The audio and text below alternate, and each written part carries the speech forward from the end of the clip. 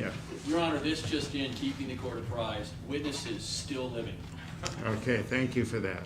Okay. You may bring in the witness.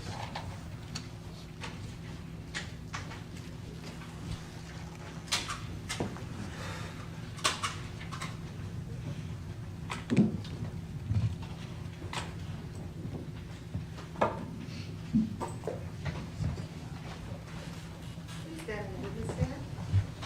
Raise your right hand and be sworn. Do solemnly state that the testimony you may give in the cause now pending before this court shall be the truth, the whole truth, and nothing but the truth, so help you God. I do. Thank you, sir. Please be seated. Please state and spell your first and last name. Okay, we need that screen on, I guess.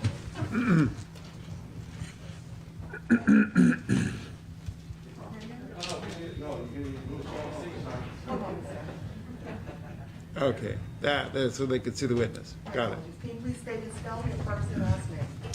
First name is John, John. Last name is Ross, Ross. Thank you.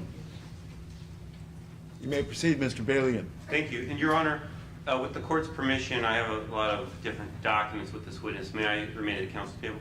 Yes. Thank you. But keep your voice up so you can be heard. I will. Behind you. Yes. Thank you. Good morning. Good morning. What is your occupation? I'm a supervisory special agent with the U.S. Department of Justice. Okay, and if you could please try to keep your voice up. It's a large courtroom. Sure. That microphone you can pull up as far forward as you can, and you can speak into it. I think they'll be able to hear you. So, where do you work?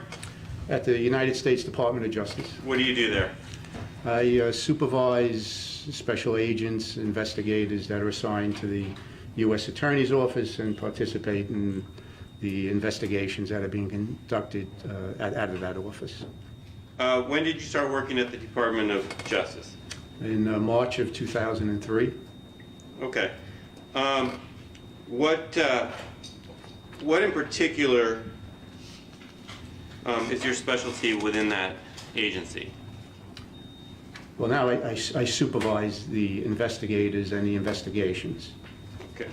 Well, let's take a step back. Do you have any background training and experience in examining and interpreting telephone records? Yes, prior to being an employee of the U.S. Department of Justice for 20 years, I was a New York City Police Department detective assigned to a unit that conducted the technical aspects of major investigations being conducted by the New York City Police Department. Let's take a step even further back. What was your occupation before you entered law enforcement? Before joining the NYPD in January of 1983, I worked for a contractor of New York Telephone, installing large telephone systems in commercial establishments in Manhattan. And can you explain to the jury what New York Telephone was back in the 1980s? Back prior to January, I believe in 1984, the local provider of landline telephone service in the New York City metropolitan area was a company called New York Telephone Company. And did they provide all telephone services for the entire New York City area? Yes, the New York City metropolitan area. Would that So include? extended outside of the New York City proper. So would it include the 5 boroughs of New York? Yes, the 5 boroughs and the many adjoining counties. Was Westchester County serviced by New York Telephone? It was. Okay. And what was the mother company of New York Telephone? It was AT&T Okay. at the time. For how many years did you work as at New York Telephone? It was a subcontractor of New York Telephone, but approximately 4 years. What in particular did you do?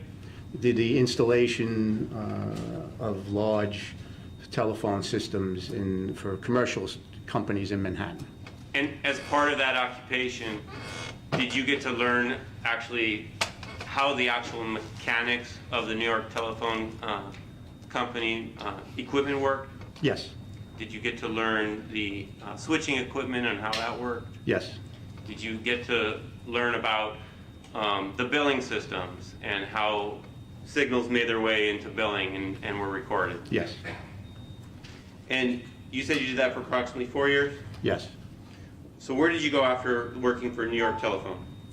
Well, after I started at the NYPD, I started as a uniformed police officer, and then made my way into investigative tract, basically investigative unit. Initially, investigating robberies and crimes out of one of the precincts in New York City. Your Honor, can we get a year? Yeah, what year did you go in to the New York Police Department? January of 1983. Okay. And for how many years were you with the New York Police Department? 20 years, a little over 20 years. All right. Did you ever, in your career at the New York Police Department, progress to an area that dealt specifically with more technical aspects of investigations, including the analyzing of telephone records? Yes, in approximately, say, 1987, I was assigned to a unit that's handled the technical aspects of all the major investigations. Did you, were you involved in investigations involving wiretaps, Yes, pen registers, yes, cell phone tracking systems, yes, the analyzation of telephone landline records? yes. For how many years were you in that assignment? The entire career in the NYPD. Did you receive specialized training from the New York Telephone Company in the operation of their system? Yes, New York Telephone and all the other operating companies as they came online. Were you involved in tracing telephone calls? Yes, Were you involved in determining where calls were made from, yes, where they were made to? yes, Were you trained by the vendors that made all the equipment as Yes. well for New York Telephone Company? yes, So you have an intimate knowledge, or I shouldn't use the word intimate, you have a knowledge of how the equipment that the New York Telephone Company operated in 1982, yes, in 81, in the 80s. yes, Were you trained and are you familiar with, in the 1980s, how the New York Telephone Company created and maintained their records? yes,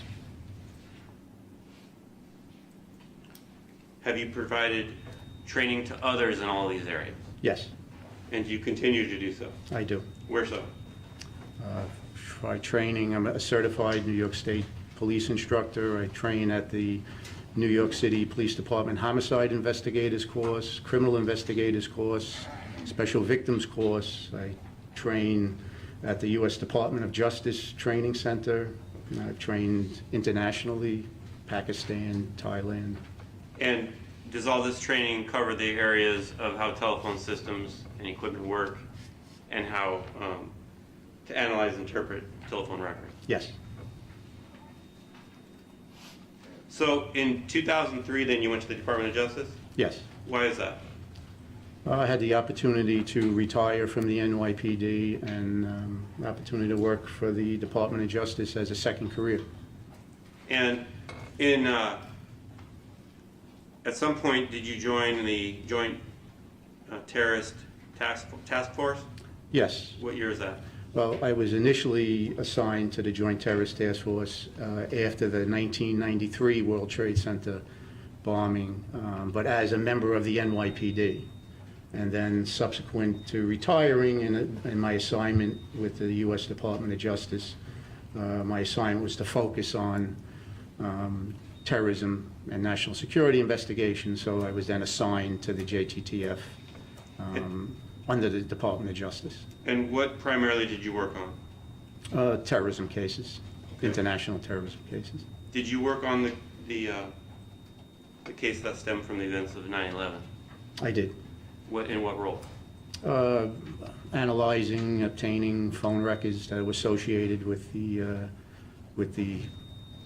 act on 9/11. Okay.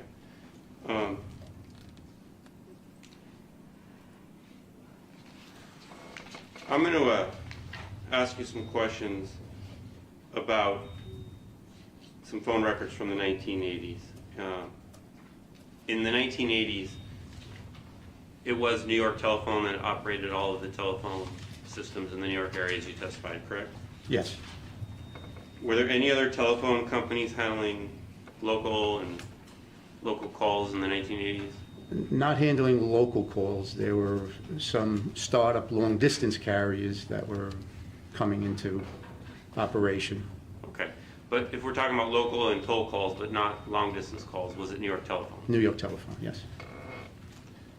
Do you know what New York Telephone Security is? Yes. What is that?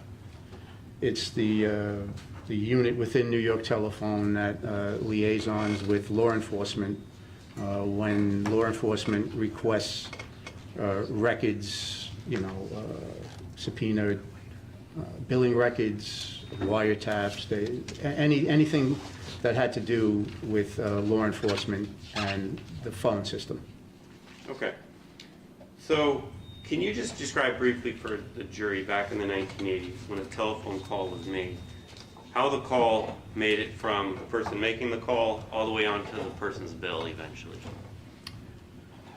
So the telephone service in a particular area is handled by something called the central office. It'll be the same out here. The telephone, I think, was maybe Pac Bell out here. You'll see buildings spread around areas. So that building, within that building would be the telephone equipment or the brains of the telephone system.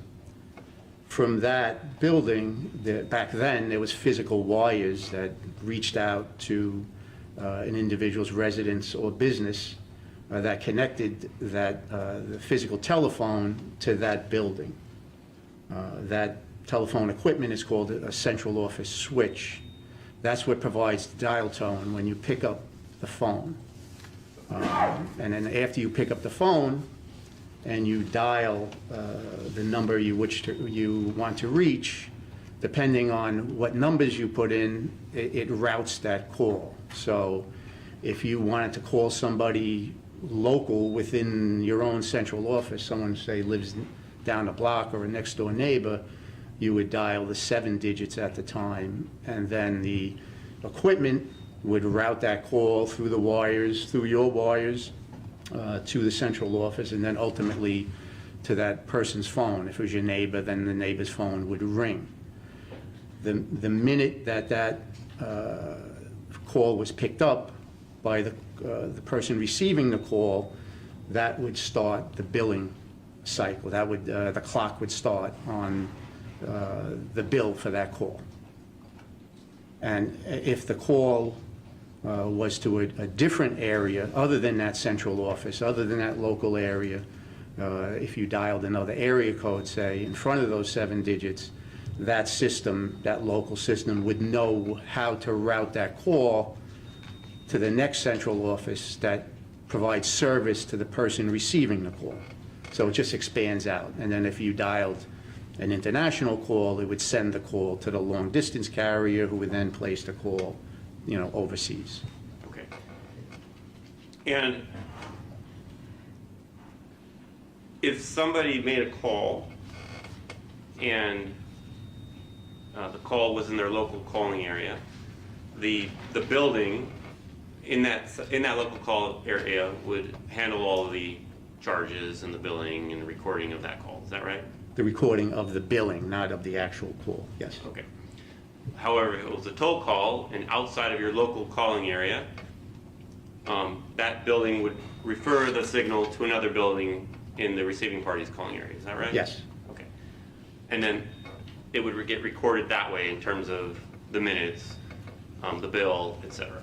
Right. The billing system would know by the digits that you dialed of where that call needed to go, and then subsequently when they processed that data, they would know, what to charge you. Would you be charged for a local call, or would you be charged for a long-distance call? And it would calculate the actual amount depending on, what your plan was with the phone company.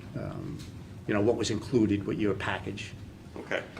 I have a pack of a stapled set of papers, telephone records for line 763-5022. It is 7 pages. May I mark this as people's next in order? 69. People 69, Your Honor? 69. And there's been a stipulation to the authenticity of all phone records in this case previously, Your Honor. Thank That's correct, Your Honor. you. Thank you. All right. I'm going to show you what's been marked as People's 69. Can you see that? I can through the fog of my glasses. Yeah.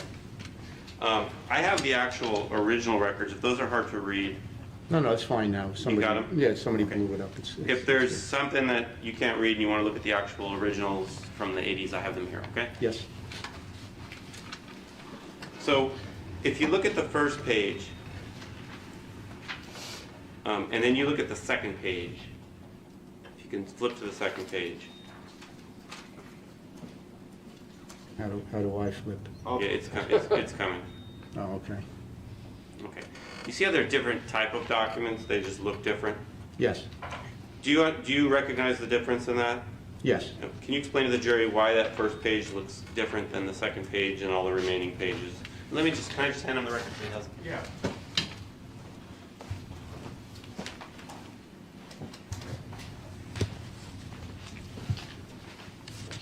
This is a composite. This is like my book. Yeah. This is-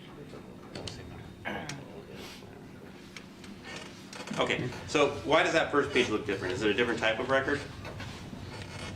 Yes, so back in the early 1980s, the retrieval of billing records was not as instantaneous as it is now with, computers.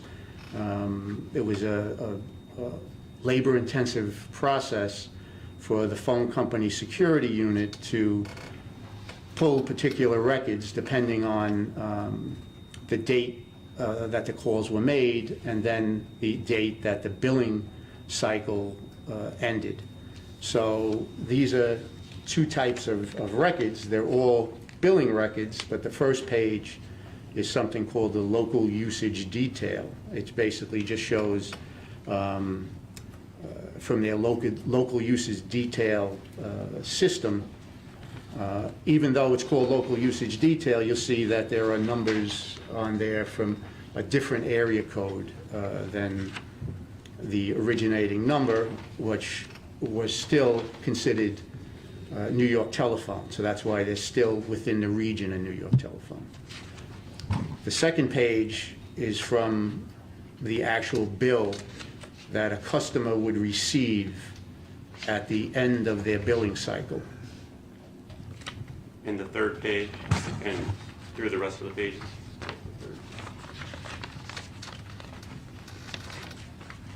Yeah, so all those are part of the actual bill.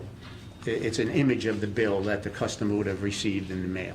So back in the 1980s in investigations that you've been involved in, when records were sought by law enforcement or someone else pursuant to subpoena, would it be typical that you would get these local usage detail records, like the first page, as well as billing records?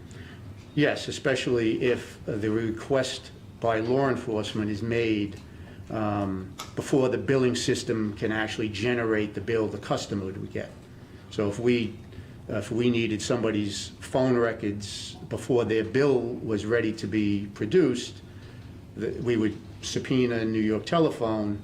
They would provide what they had available from the actual billing system, and then if the records were not, if the calls were so new that they didn't make it to that billing system, they would go into the local usage detail system, which is what you see on the first page. Okay.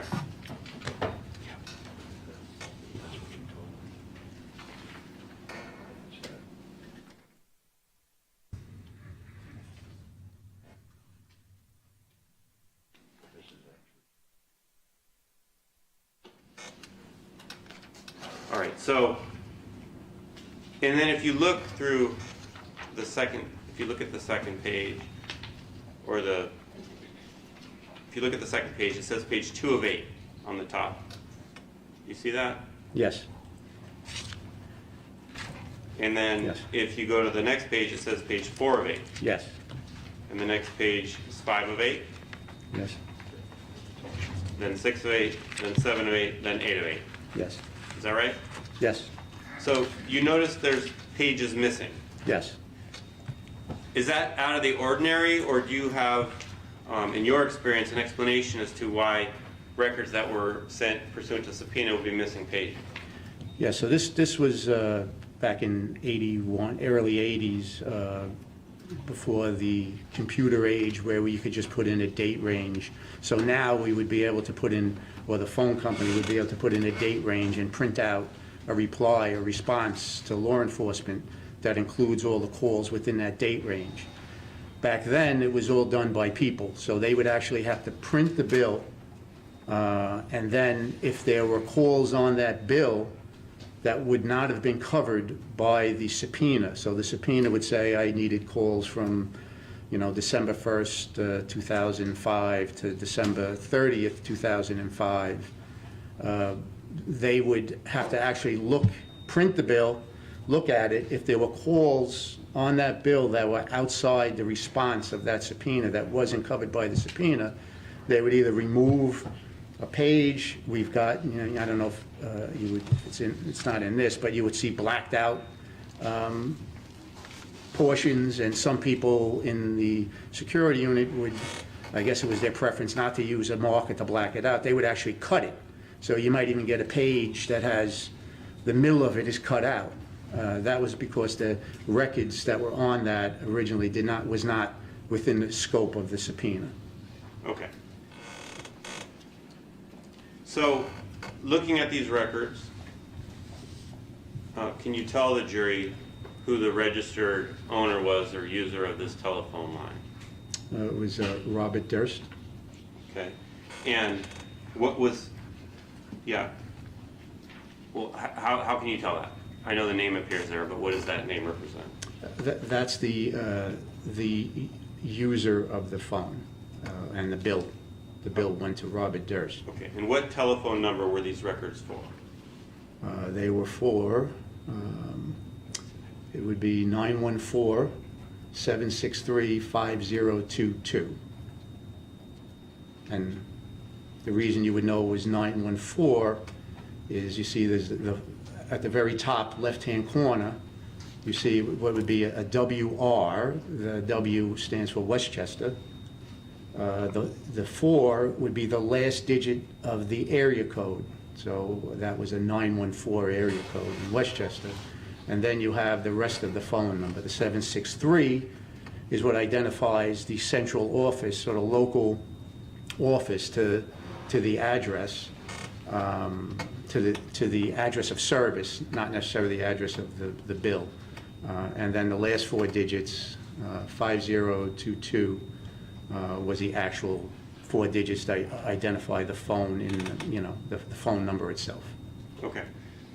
So this landline, I'm sorry, this is a landline? Yes, Okay. And this landline was located in Westchester County, is that right? yes. Okay.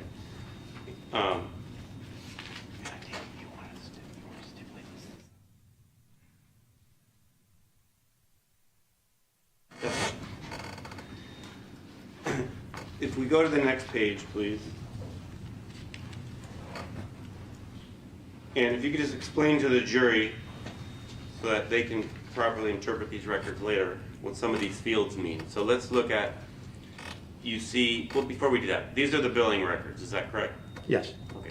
Are the billing records for the time period response to the subpoena fully inclusive and accurate of all the calls that were made from this telephone line? In other words, you have the LUDs and then you have the billing records. Would the billing records be a full and complete set of all the calls? yes, All right, so let's look at the billing records. The first column, it says NO. What does that column represent? that's just a call number on the bill. That's all the, Okay, and if you look at each page, it starts over at 1 and goes to 15. So is that just a sequential numbering of the calls per page? yes, Does it have any significance really? no, Okay. So then the next column says calling date. yes. What does that column represent? That's the month and the day, so it'd be January 31st, and then you would have to look up at the at the very top center where it says BDT, bill date, so then you would see that it's 1982. So that would be January 31st of 1982. So all of these records for this phone line on people's, is it 69? Yes. Are for 1982?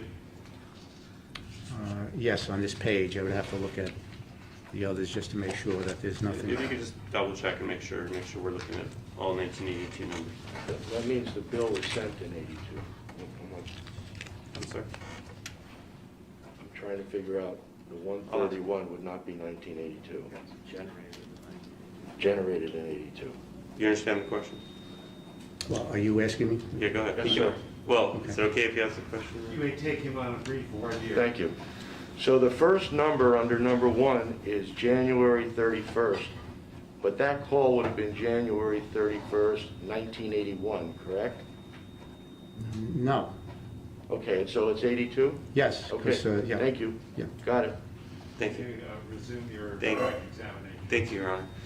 So, are these all from 1982, these calls? This page, yes. Let me just,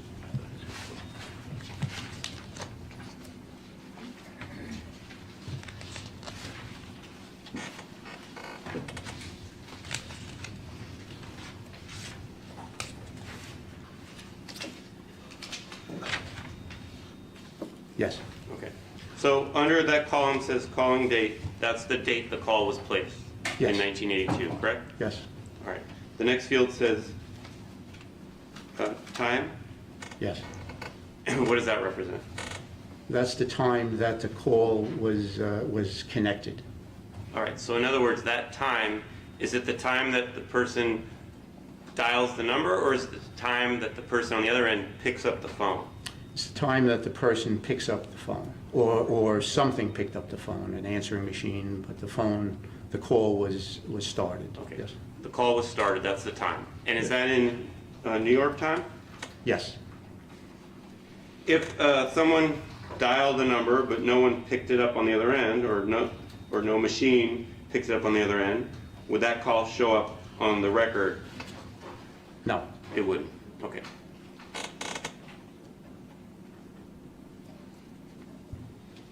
All right, and then place, the column that says place, what does that represent? That's the location where the receiving party telephone was, the geographical area. All right, so for instance, on January 31st at 2:12 p.m., somebody received a call and picked it up. The call was made to Newtown, Connecticut. Yes.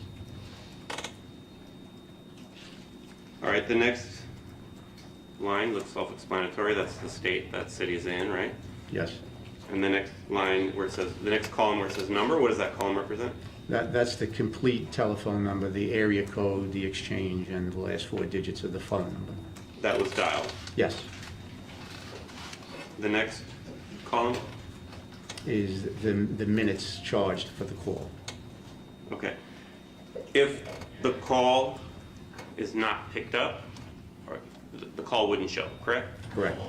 If the call is picked up and it's less than a minute, what number would show that? If the call was picked up, they round up, right? So if a call was picked up and it was 34 seconds, you would see 1 minute. Okay. Then you have a column that says charge. Yep, yes. Is that important for analyzing records from a law enforcement point of view? Not really, it's the amount the person was charged for that call. Okay. And then the next column says RTS. What does that represent? The rest of the columns, the RTS, the ID, and the M column are all associated with how the telephone company rates the call to bill. It's just internal, how they figure out how much they charged for the call. Okay. So I want you to assume that this telephone number is for a number in South Salem, Westchester County, okay? Yes. If someone called this South Salem number on a particular day, based solely on these records, would we have any way of knowing that that call came into this line? No, Okay, so in other words, these records only show outgoing calls. correct. Is there a way to figure out incoming calls today for calls made in 1982? No, Okay. That would have had to been figured out in 1982, right? Yes. And how quickly in 1982? within 18 months to maybe 3 years, but probably I would say 18 months would be the safest bet. Okay. Are all outgoing calls reflected in these records? No. No. Okay. So, can you explain what you mean by that? So if a call was made locally within the subscriber's local calling area, depending on their plan, if it was a local call that was under 3 minutes or possibly 5 minutes, depending on the plan and the equipment that the phone company had in place, you would not see the call. Okay.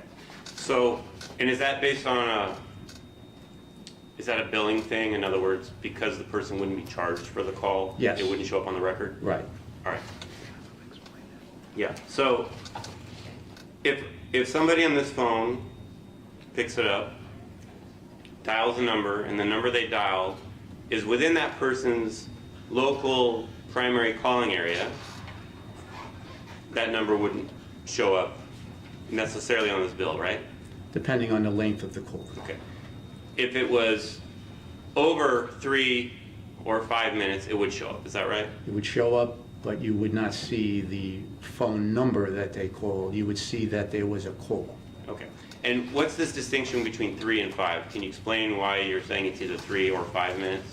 Because at the time, the New York Telephone was upgrading their equipment to newer versions of equipment, and depending on where they were in the process, some of that equipment, that central office equipment, would register a call only after 5 minutes, and then others after 3. Okay. Well, let's assume the equipment in place, either one, 3 or 5 minutes. Let's just assume 5 minutes, okay? So let's assume it's the equipment in place at that time is the 5-minute equipment, okay? Yes. If somebody picks up the phone, dials someone in their local calling area. Your Honor, I'm going to object without establishing a foundation that this is one of the phone numbers that falls within the 3 to 5 as opposed to the hypothetical. I think some foundation should be laid that this one applies, especially since we see calls that were charged that have 1 minute on them. So, Your Honor, there's previously been a stipulation regarding the phone numbers in this case. I can clarify, actually, Your Honor. Sure. Yeah. Clarify. Thank you. Can you tell from looking at these records whether the equipment in place was the 3-minute versus the 5-minute? I can't, but what I can tell is the numbers that you see on this page that's displayed are not calls that fall within what would be the free local calling area. So it's not 3 or 5, it's 1. 1 is the threshold. So let's just take a step back before we talk about the 3 versus 5-minute issue. The numbers that will show up on here are, number 1, calls within your local calling area that are over this 3 or 5-minute threshold, correct? Correct. Other numbers that will show up will be toll calls outside of the local calling area. Yes, they're regional calls, but they're billed as toll calls and toll calls. Okay, so for instance, you're in Westchester County and you're calling Long Island, or you're calling Newtown, Connecticut. Those are outside of your local calling area, right? Yes, Those are considered toll calls. yes, Those toll calls always show up on these records, Yes. no matter what, right? yes. Okay. So the only calls that might not show up are calls within your same calling area that are under either 3 minutes or 5 minutes, depending on the equipment in place. Correct.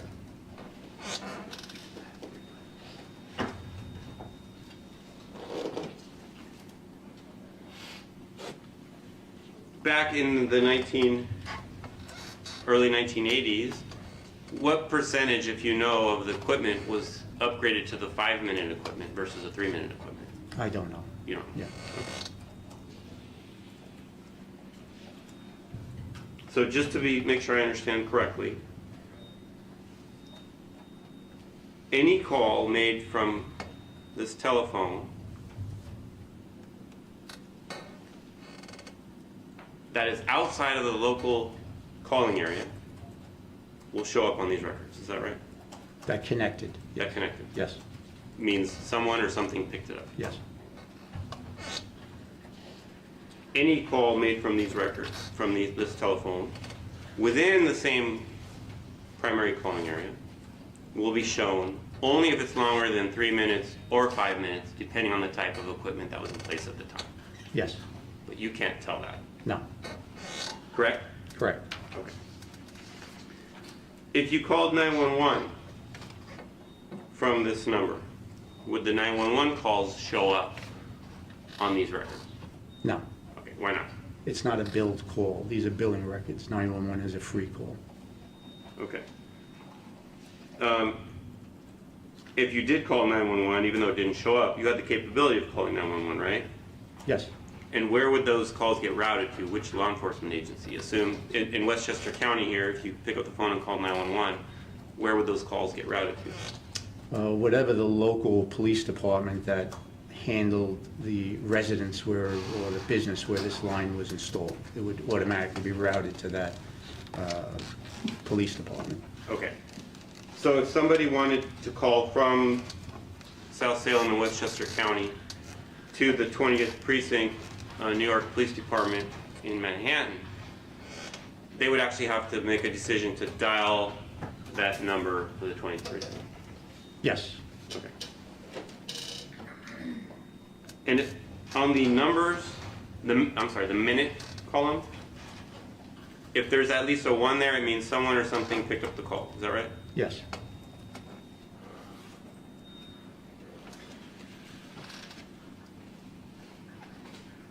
If a call was made from this number in Westchester County to a phone line on Riverside Drive in Manhattan, would that call show up? And it was connected. Yes. If it was answered, it would show up. So if someone picks up this phone line in Westchester County, calls the phone number in Riverside Drive in Manhattan, and someone or something picks up that call would show up on these records. Yes.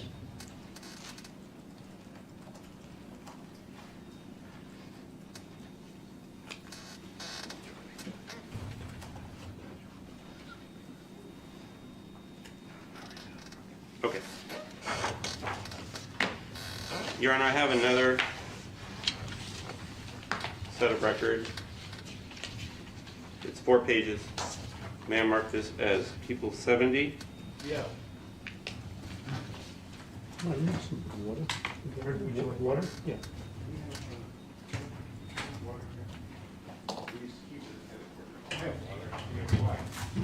You're all right?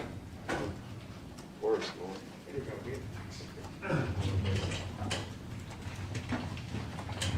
Thank you.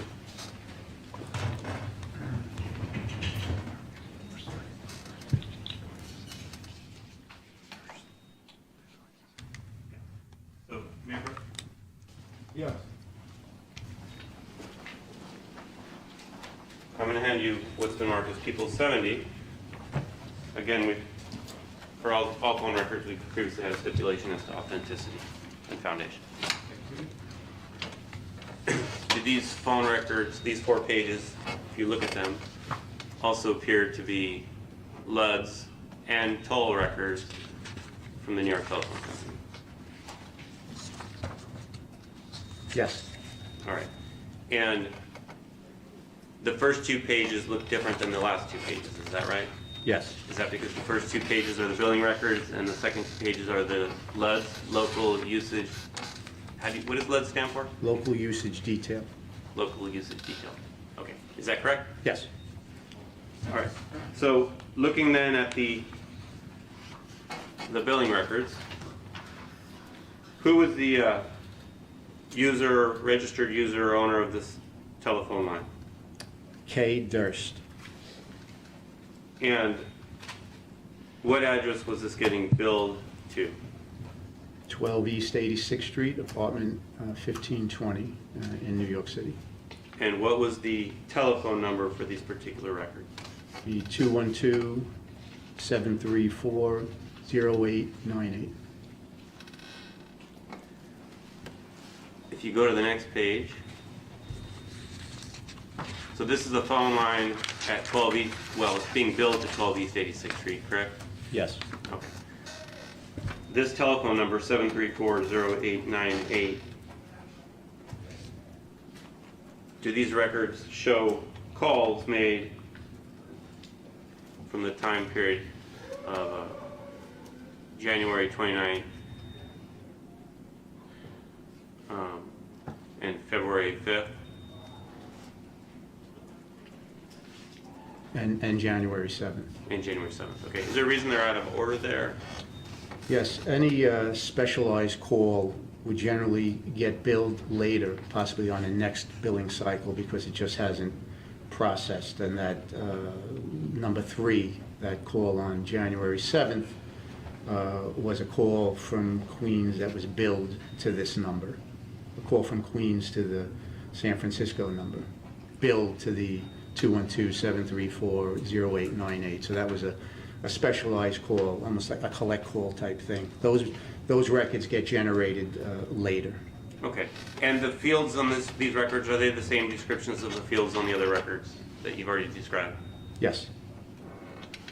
So on January 29th, at approximately 8:34 p.m., somebody picked up the phone from this telephone line, dialed someone who lived in Newtown, Connecticut. The number is 203-426-6994, and spoke to, and that call connected for 8 minutes. Just approximately 8 minutes, yeah. And there's no other calls made from that line, toll calls at least, until February 5th at 2:53 p.m. Yes.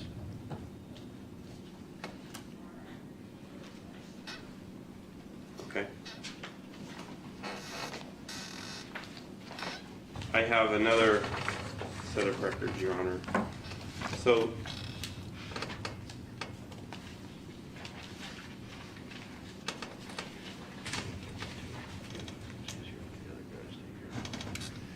this is 7 pages, this packet. May I mark this as People's 71? Yeah.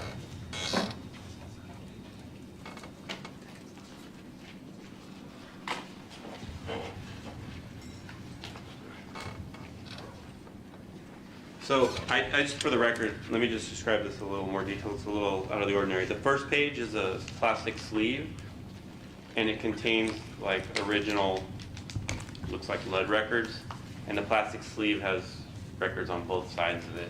What kind of records? The local usage detail. Oh, LUD. LUD. Local usage detail. Yes. Got it. So those two are in the plastic sleeve. And the rest of the records, the second page is the second page has a square cut out of the middle of it. Okay. And then the third through the remaining pages are all just normal records. May I approach the witness with these? Yes. I'm going to show you what we've marked here as People 71. Do you recognize those types of records? Yes. Okay, the plastic sleeve, those first 2 pages, it's the front and back of the plastic sleeve. What are those? Those are local usage detail records. Okay, and the copy you have, the original, is much better than what's on the screen because it's hard to photocopy that kind of paper. But those are the local usage detail records. Yes. Okay, and then the remaining pages, those are the billing records. Yes. And on these particular records, does it appear from looking at them that the local usage detail records, strike that. the time period that these records were requested for, does it appear that they needed to pull more local usage detail records because the billing cycle hadn't completed yet? Right, the previous bill had generated, that's what you see here, Yeah. and that's probably why you see the hole cut out. So why, can you explain to the jury why, in your experience, there would be a hole cut out of these records? Because they were outside the range of the subpoena, so whoever subpoenaed these records asked for a particular date, and these calls from November didn't fall within that subpoena, so somebody physically had to redact it. Yeah, so back in the 1980s, there wasn't a computer to do this. Someone actually sat there in telephone security department and took scissors and cut Right. out records that were non-responsive, used a black pen sometimes. Yeah, depended on the person, yes. Okay. And that's because these phone records that don't pertain to this would be private. Yes, correct, they're outside the scope of the law enforcement request. So it's to protect privacy of things that aren't related to this. Yes, correct. Okay. Okay. So, since we're going to be looking at the local usage detail records, the LUD, I guess, can you just explain some of the fields on this LUD? And can we put the original on the Elmo? I think it'll be easier for him to read. Of course.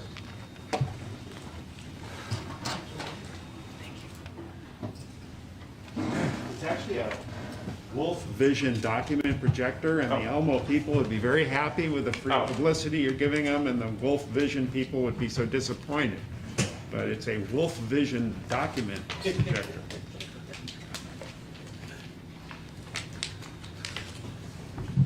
Like to buy stock.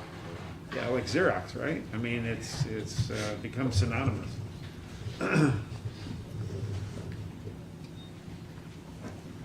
So I'm putting on the first page out of the sleeve.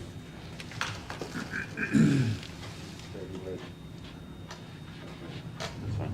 No, it's fine. Okay. All right, can you see those? Yes, A little bit easier to read than the photocopy? yes. All right, can you then explain for the jury that first column, it says Yeah, OCC line?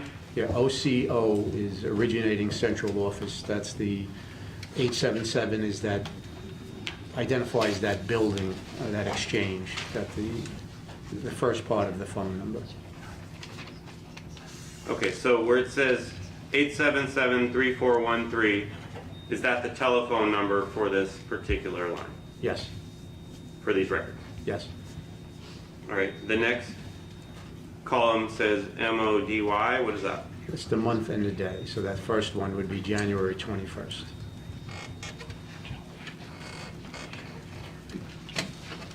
All right. So I'm sorry, right here where it says MODY, that's month, Month, day, day. Okay, so this would be, the first call would be January 21st? yes, the first line, January 21st. And again, is this the call, the date that this call is made? The date that the call was made and something picked up on the far end of the number dialed. Okay. The next column says WR/M. It's hours and minutes, HR/N, hour, minute, so it's And the clock, P- clock time, so. And there's either a P or A after that. Is that for PM or AM? Yes, correct. All right. So is that the time that that call was picked up by either a machine or a person? Yes, All right. Then you have TNPA, CL line. What is that?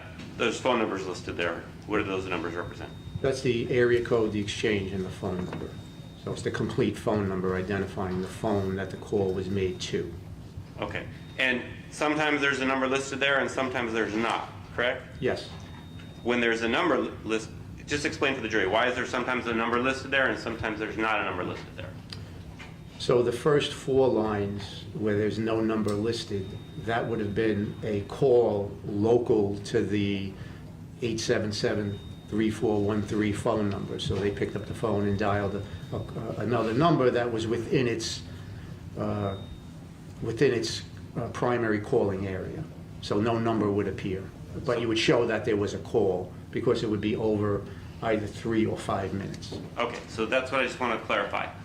If there's no number listed, it means that that call you made, that person you called was within your local primary calling area, right? Yes,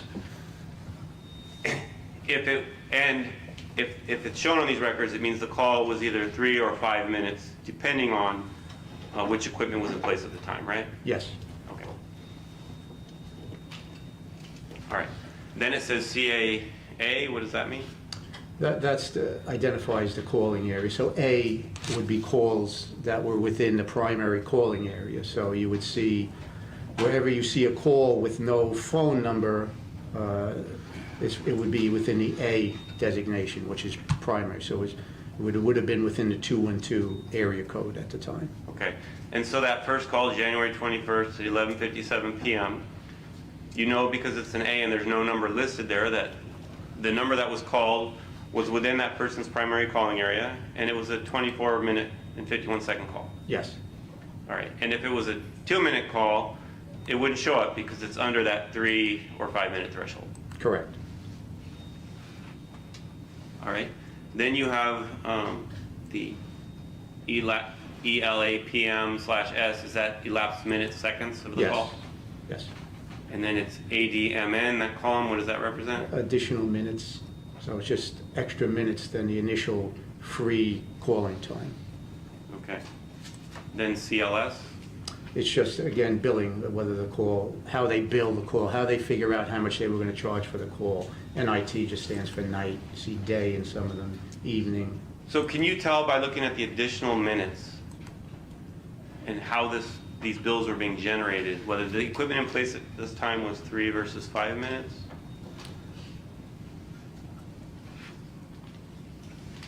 You can scan up a little so I can see the rest of the page.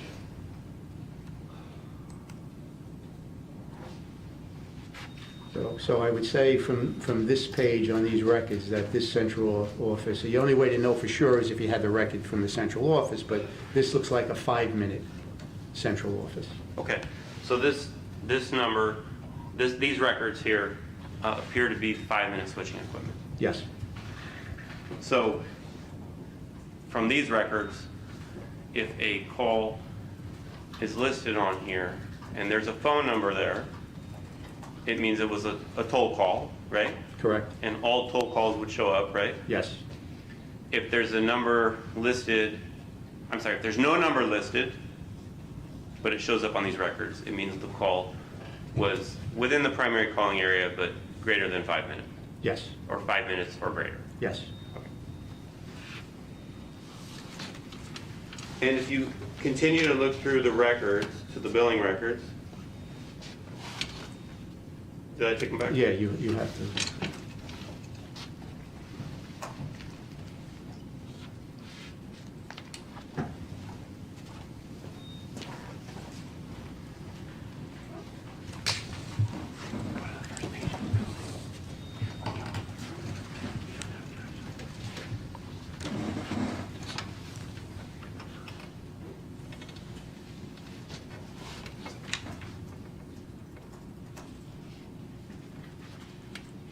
So who is the registered owner or user of this particular phone line? Robert Durst? And this is for telephone number 877-3413? Correct. If the, okay, we covered that, thank you. So as just by way of an example, on January 23rd at 12:29 a.m., a call was dialed from these records within the local primary calling area, because you don't see a phone number, right?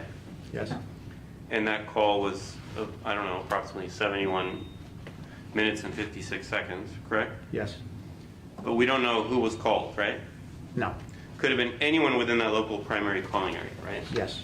How many people in 1981 and 1982 were registered phone numbers in that local primary calling area? Millions, Okay, so any one of millions of people could have been called. yes. this exchange again is, where is the building and where's the phone exchange for 877? That would be in Manhattan. That's a Manhattan phone. It's a Manhattan phone number, and the local calling area would have been anything in the 212 area code. So that would cover the 5 boroughs of New York City at that time. Okay. And if you look at the LUDs,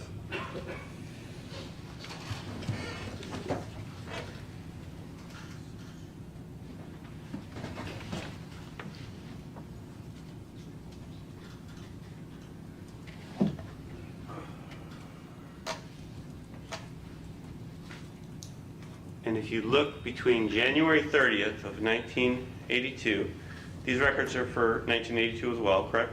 Yes, If you look at the LUDs between January 30th, 1982 at 9:01 a.m.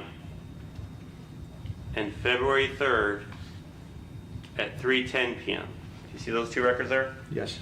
Are there any telephone calls registered in this line on these records that were made between those 2 days?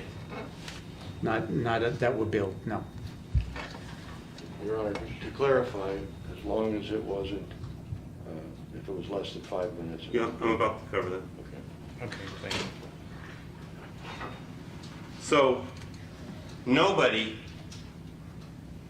assuming this number's in Manhattan, assume it's at Riverside Drive, nobody picked up the phone between January 30th at 4:05 in the morning, I'm sorry, January 30th at 9:01 a.m. and February 3rd at 3:10 p.m. Nobody picked up that phone and made a toll call, correct? Objection, Your Honor. It assumes it's contrary to the fact that if it was less than 5 minutes, it wouldn't show up. Oh, okay, the question was toll call, so. Let me be more specific with The you. objection's overruled, he can answer and explain if it's Okay. not correct. No toll call was made and connected between January 30th at 9:01 a.m. and February 3rd at 3:10 p.m. That's correct. So if somebody was at this number in Riverside Drive between January 30th at 9:01 a.m. and February 3rd at 3:10 p.m. and called a friend in Connecticut, that number would show up, right? Yes, That didn't show up, correct? there's no call connected in. If showing- somebody was at this apartment or this phone number between January 30th at 9:01 a.m. and February 3rd at 3:10 p.m. and called, I don't know, a relative in Long Island, that would show up, right? Yes, and it connected, And it connected. yes. No such record exists, correct? No, That's correct. that's correct, No toll records, no toll calls connected between those dates and times, correct? correct. If somebody picked up the phone and called someone local within the primary calling area, and the call was 5 minutes or longer, that would have shown up. Yes, There's no such call, no, correct? correct. Okay. There could be a local call to any one of the millions of people registered with phone lines in New York City at that time that's under 5 minutes, and that wouldn't show up, correct? That's correct. Was Albert Einstein Medical School in the Bronx in the same primary calling area at that time as Riverside Drive in Manhattan? The Bronx was in the local calling at that time. Okay. So if somebody was at this number in Riverside Drive and made a call to the Bronx and the call was 5 minutes or longer, it would show up on these records. That's correct. And no call between January 30th at 9:01 a.m. and February 3rd at 3:10 p.m. No such call connected, correct? Correct.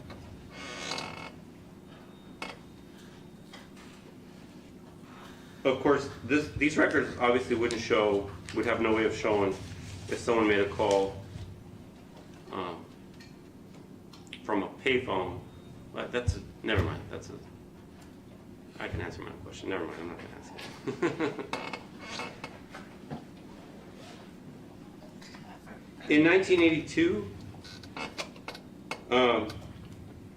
is there a way for someone who receives a call from being able to determine whether the call was made from a payphone, the person who answers the call? In other words, I'm sitting at my desk and I pick up the phone and I speak to someone on the phone. Is there any way for me to know as the listener whether the person who called me is calling from a payphone? Yes, if you knew that when you drop, back then, you had to put coins in the pay, if you were paying with cash, you had to drop coins into the payphone. The way the payphone and the telephone company determine how much you put in were like clicks, the best described as clicks. So if you put a quarter in, there would be a different sound if you put a dime or a nickel. So the person you're calling can hear that. You can hear the money being dropped into the phone. Okay, so let's assume that the receiving party of a call picks up the phone, speaks to someone who called that person, and says that during the call, they heard a signal interruption on the telephone call. Would that be an indication the call was being made to that person from a payphone? Well, if describing a signal interruption, I'm assuming it's a sound. So you would hear a sound as money was going in. Okay, and that would be an interruption in the signal? Yes, could be described as that.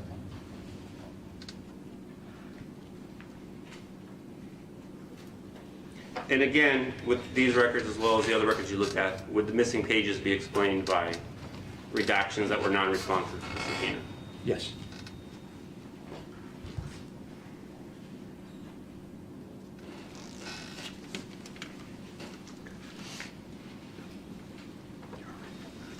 Okay.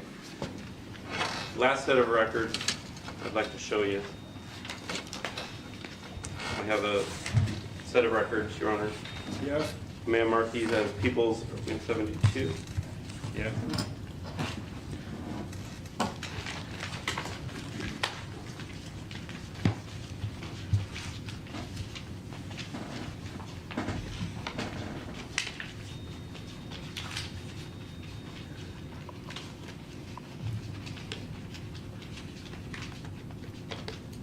Pages.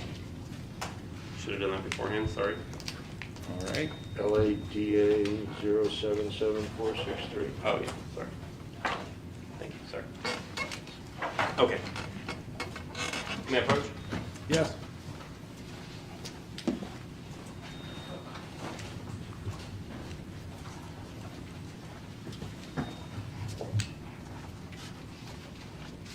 Okay. Are these also, again, these are pursuant to stipulation, Your Honor, as to authenticity and foundation. These records, again, are they from New York Telephone Company? Yes. Are they records from 1982? Yes. And who is the registered owner of this telephone number? Van Dorn Realty Corp. Okay, and was it for telephone number? What's the telephone number? It would be 212-586-3131. Okay, and again, the missing pages, are those explained by redactions made by the telephone company? Yes.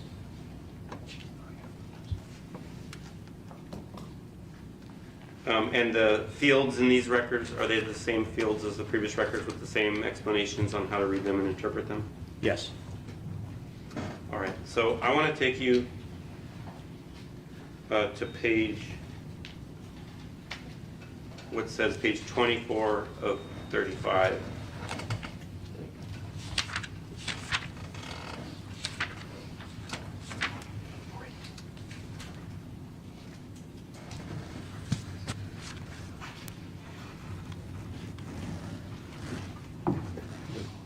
Twenty-four or 34? 24 of 35. Are you there? On the screen, though, I think you have No, 30. yeah, you've got the paper in front of you. We're pulling it up on the screen. Oh, okay, sorry. 482. Okay.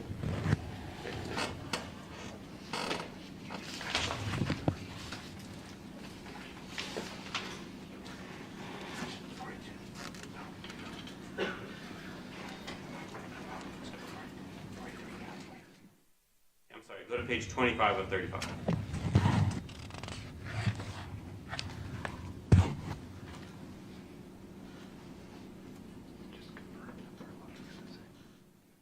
Okay, are you looking at the same thing that's on the screen here? Yes. All right. Do you see how in the number field, instead of the area code, it says COL? Yes. What does that mean? It's a collect call. So can you explain, I think it's the same as it is today, but in case it was a little different, can you explain what a collect call means for those of us who've never made a collect call? So you could pick up a phone, whether it be a pay phone or somebody's residential phone or an office phone. I'm sorry. You could call the operator and ask her to place a call, a collect call, to whatever number you're trying to reach. The operator would then call the number you're trying to bill it to. So in this case, they billed the number to the 212-586-3131. The person at that 586-3131 number would have to say, yes, I would allow the collect call, and then the operator would connect the call for the person trying to make the call. Okay, and the person making the call, would they be calling the number listed in the number column next Yes. to COL? Yes. And the place, where it lists place, would that be the place that they were standing when they picked up the phone and made a collect call? Yes. So, just to make sure everyone understands, if there's a COL, that means it was a collect call, is that right? Yes. And a collect call means that someone was standing anywhere, basically in the world, and where they were standing is where it's listed in place, right? Correct. And that person picked up the phone and dialed the number listed under the number column, is that right? Yes. And they said, I'd like to make a collect call. Well, they actually dialed called the operator. Yes, they dialed the operator first and Yeah. said, I'd like to make a collect call to a particular number, billed to the number that they want to. In this case, it would have been the 212-586-3131. So as an example, on February 1st, if you look at the first number there, Yes. someone was standing in Katona, New York Yes. at 10:35 a.m. Yes. They called the operator and said, I'd like to make a collect call to the number 232-5523, and I'd like to charge it to Van Dorn Realty. Correct. The operator called Van Dorn Realty, and whoever answered the phone agreed to pay for this call. Yes. Then the call was connected, and it lasted for 6 minutes. Yes. And it was connected at 10:35 a.m. Yes. All right. Anything I said inaccurate?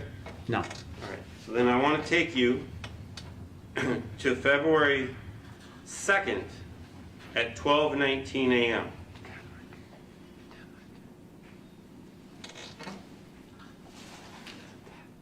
I'm sorry. February 2nd at 12:19 a.m. Or 10:19 a.m. You have the originals in front of you? Yes. What can you tell in the originals? Is that 10:19 or It's 12? 10:19. It's 10:19, okay. So on February 2nd at 10:19 a.m., somebody was standing in Beach Haven, New Jersey. They called Van Dorn Realty, they called the operator and asked Van Dorn Realty to pay for a call. To Van Dorn Realty. So they called collect. They called collect. Right. So they picked up the phone. They didn't have coins, or it wasn't. They had no way of paying for the call, so they just picked up the phone, dialed the operator, said, connect me to, I want to make a collect call to 212-586-3131.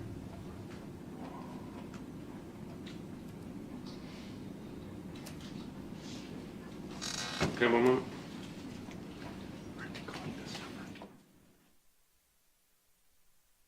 Are they calling 494-8913 or are they calling Van Dorn Realty? No, they were at in Beach Haven Yeah. at, it would be area code 201-494-8913. Okay. They picked up a phone, whether, I'm not sure if that would be a pay phone or it was somebody's phone. They just said, hey, can I make a call I'll make a collect call. They called the operator and said, please connect me to 212-586-3131, collect. The operator would call, would connect to 212-586-3131, and the person who answers the phone would have to accept that collect call. Okay, so I misunderstood or I misspoke earlier. I'm glad you clarified. All these collect calls are to Van Dorn Realty, and Van Dorn Realty is paying for the call. Yes, Okay, and they're calling from that number 494-8913 in Beach Haven, New Jersey. yes, All right. So the next call is made connected at 11:56 a.m. Again, the person standing in Beach Haven, New Jersey, calling Van Dorn Realty. correct. The next call is on February 2nd at 12:23 p.m. Again, the person is standing in Beach Haven, New Jersey, calling Van Dorn Realty, asking Van Dorn to pay for the call. Yes, The next call is at February 2nd at 4:55 p.m. Over 4 hours later, and now they're in Barnegat, New Jersey.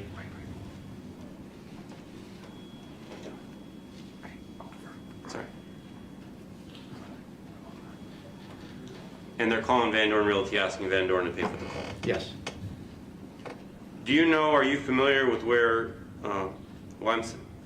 BCHVN, is that an abbreviation for Beach Haven? yes, And BARNGT, is that an abbreviation for Barnegat? yes, Are you familiar with where Beach Haven and Barnegat, New Jersey are? yes. Where are those? They're on on Long Beach Island, in the Pine Barrens of New Jersey, the coast, Jersey And- Shore. Can you describe the Pine Barrens, what that is? Pine Barrens is a very large rural area that has a lot of pine trees, hence the Pine Barrens. It's just very sandy soil. It's a lot of state parks. It's just a big, not a lot of people live, or there's not a lot of businesses there. Is this a vast remote area? Yes, And you say it has sandy soil? yes, Are there a lot of back roads and dirt roads into this area? yes, Is it a lit area? Is this an extremely dark area? extremely dark. And have you, as part of your career, had investigations or been aware of investigations involving that area? Yes, How so? Your Honor, I'm going to object at this point beyond the scope of his expertise and also irrelevant and speculative. Perhaps additional foundation as to expertise. He did work in law enforcement. Sure. But I think the ultimate questions will lead to speculation, Your Honor, and also more prejudicial than probative. Okay, thank you. We'll see what the questions are. So, as part of your background in law enforcement, did you investigate homicides? yes, For how many years were you investigating homicides? still 39 years. Did you investigate homicides where bodies had been disposed of? Yes, And were you also involved in other investigations and speak to other investigators where bodies were disposed of in the New York area? yes, And as part of your terrorism task force, were you involved in cases perhaps where bodies were disposed of, or no? not really. Okay, so this would be more local New York crime. Yes, And did you ever, as part of your background training and experience that you had, ever have become aware of bodies that were disposed of in the Pine Barrens near Beach Haven, New Jersey? I'll sustain the objection. Okay. Were you familiar with the soil in Beach Haven, New Jersey as part of your background and experience? Your Honor, I'm going to object. yes, Okay, and is there something about the soil in Beach Haven, or I'm sorry, the Pine Barrens in that area? Strike that. Beach Haven and Barnegat, these are adjacent to the Pine Barrens? yes, All right.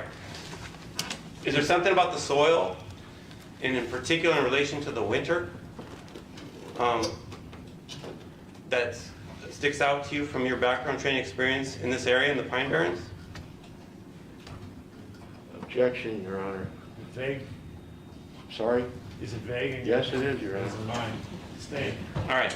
Your Honor, could Mr. Chesnoff in the future give his own grounds before the What? court I don't like- I don't helps him like out? this. There's an echo here. I can be more specific, Your Honor. No, I mean, we got a preview.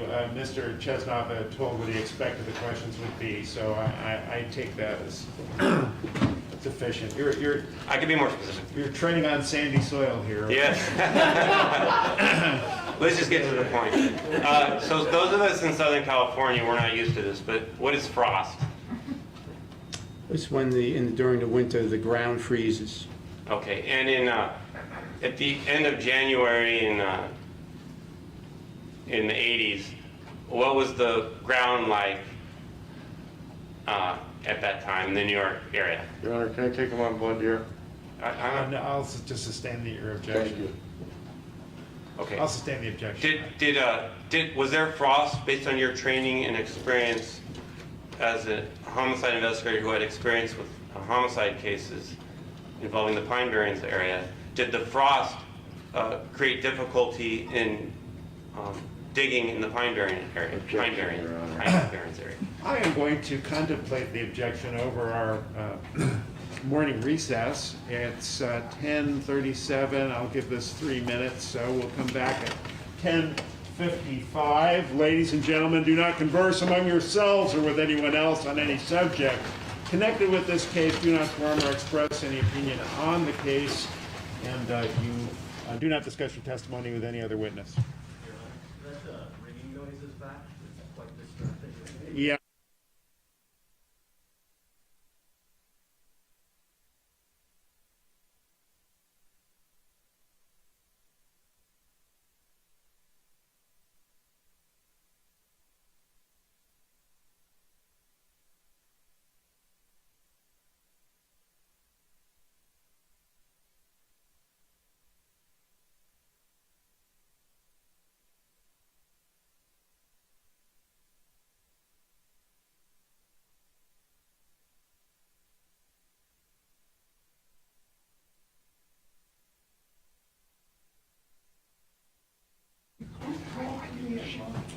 Just a couple minutes. So our jurors have left the courtroom. A couple of points. First of all, Mr. Durst was here for the objection before. Mr. Chesnoff's not living here, he went in there. He doesn't need to hear this. The record will reflect that Mr. Durst was here during the litigation of the objection earlier, and of course he had the benefit of the court reporter.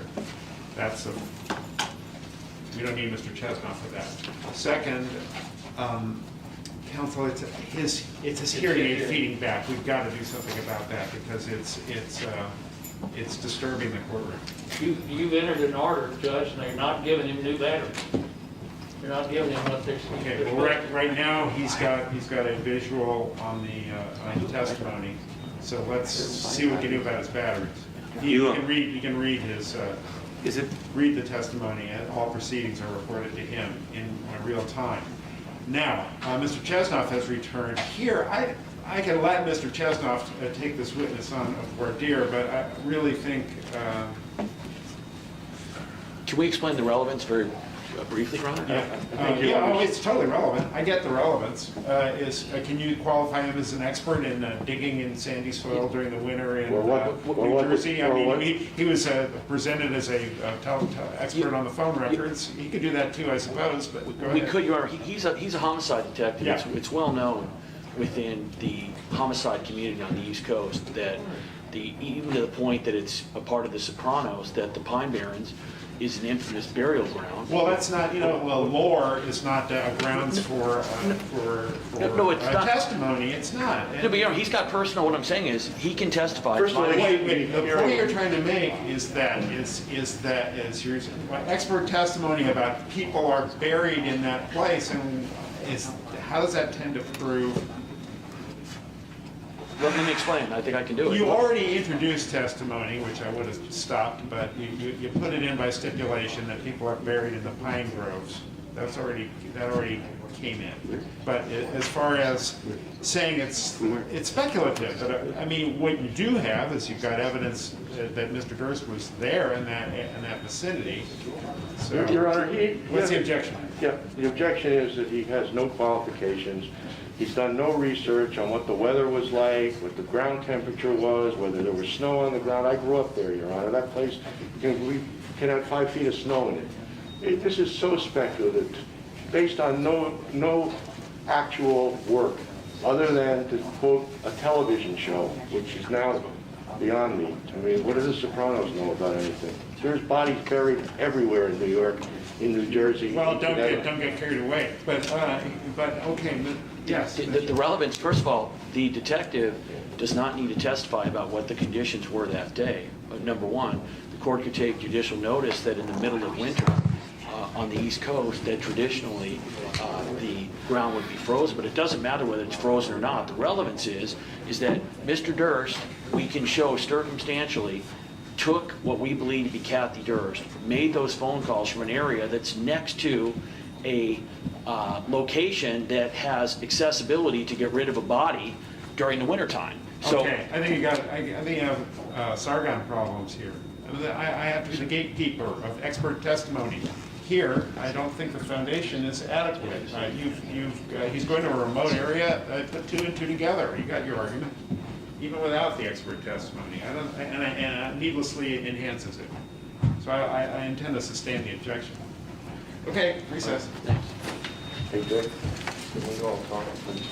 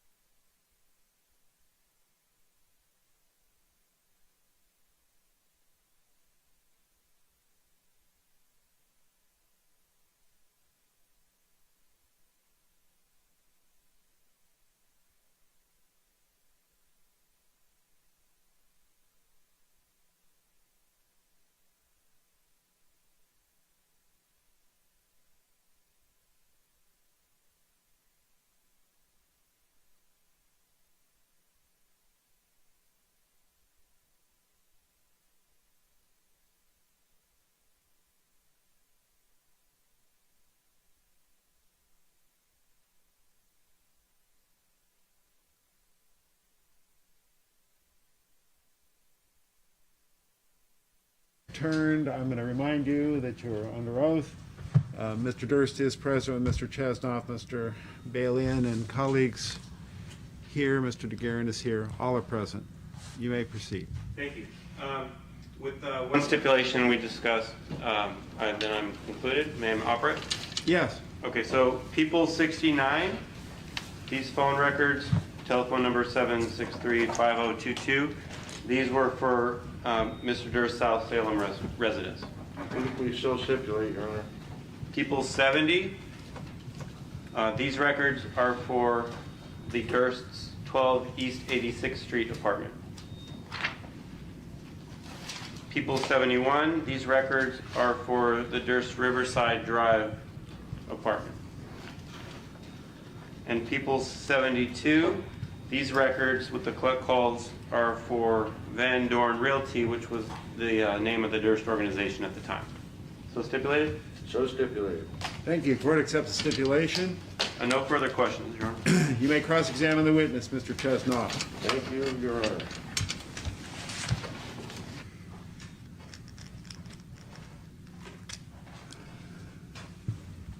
Special Agent Ross, first of all, thanks for your service with the anti-terrorism work. We all Thank you. appreciate it. Thank you. Sir, do you remember being showed an exhibit, which was People 69, which was the phone number from the South Salem house? Yes. I'm going to put up on the screen a portion of that record. It was multiple pages. In 1 second. Or I can use the Elmo if it's easier. It's actually a Wolf Vision document projector. Oh, I'm sorry. Gosh. My age, Your Honor, forget it.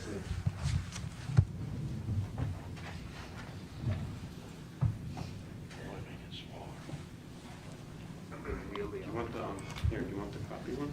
Yeah. No, I want this one, actually.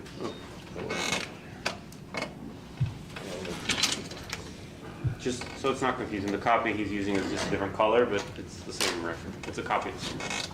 Thank you. Sir, will you take a look at that? And that's part of the record in People 69, is that correct? It's not on my screen. There it is. Here it is. Sir, we've highlighted a number, which was 212-935-8964. Please remind ladies and gentlemen of the jury, this is a phone record from Mr. Durst's home in South Salem, is that correct? Yes. And on it, it has a list of calls numbered in a column, correct? Correct. And it also has the dates, correct? Yes. And so if we look at call number 9, that's a call to 212-935-8964, which is a number which the state and Mr. Durst agreed belonged to a woman named Susan Berman, correct? Understand? I don't know that, but If we tell you that. yes. Okay. Looking at this list of calls, are there any calls on the 31st or the morning of the 1st to Susan Berman's number? No. So the only call reflected on Mr. Durst's phone record from his South Salem residence to a number that's been identified as Susan Berman occurs on February 3rd, correct? Yes. There are no calls from Mr. Durst the afternoon, the evening of the 31st of January, are there? No. And there are no calls from Mr. Durst on the morning of February 1st to Susan Berman's number in New York City, are there? No.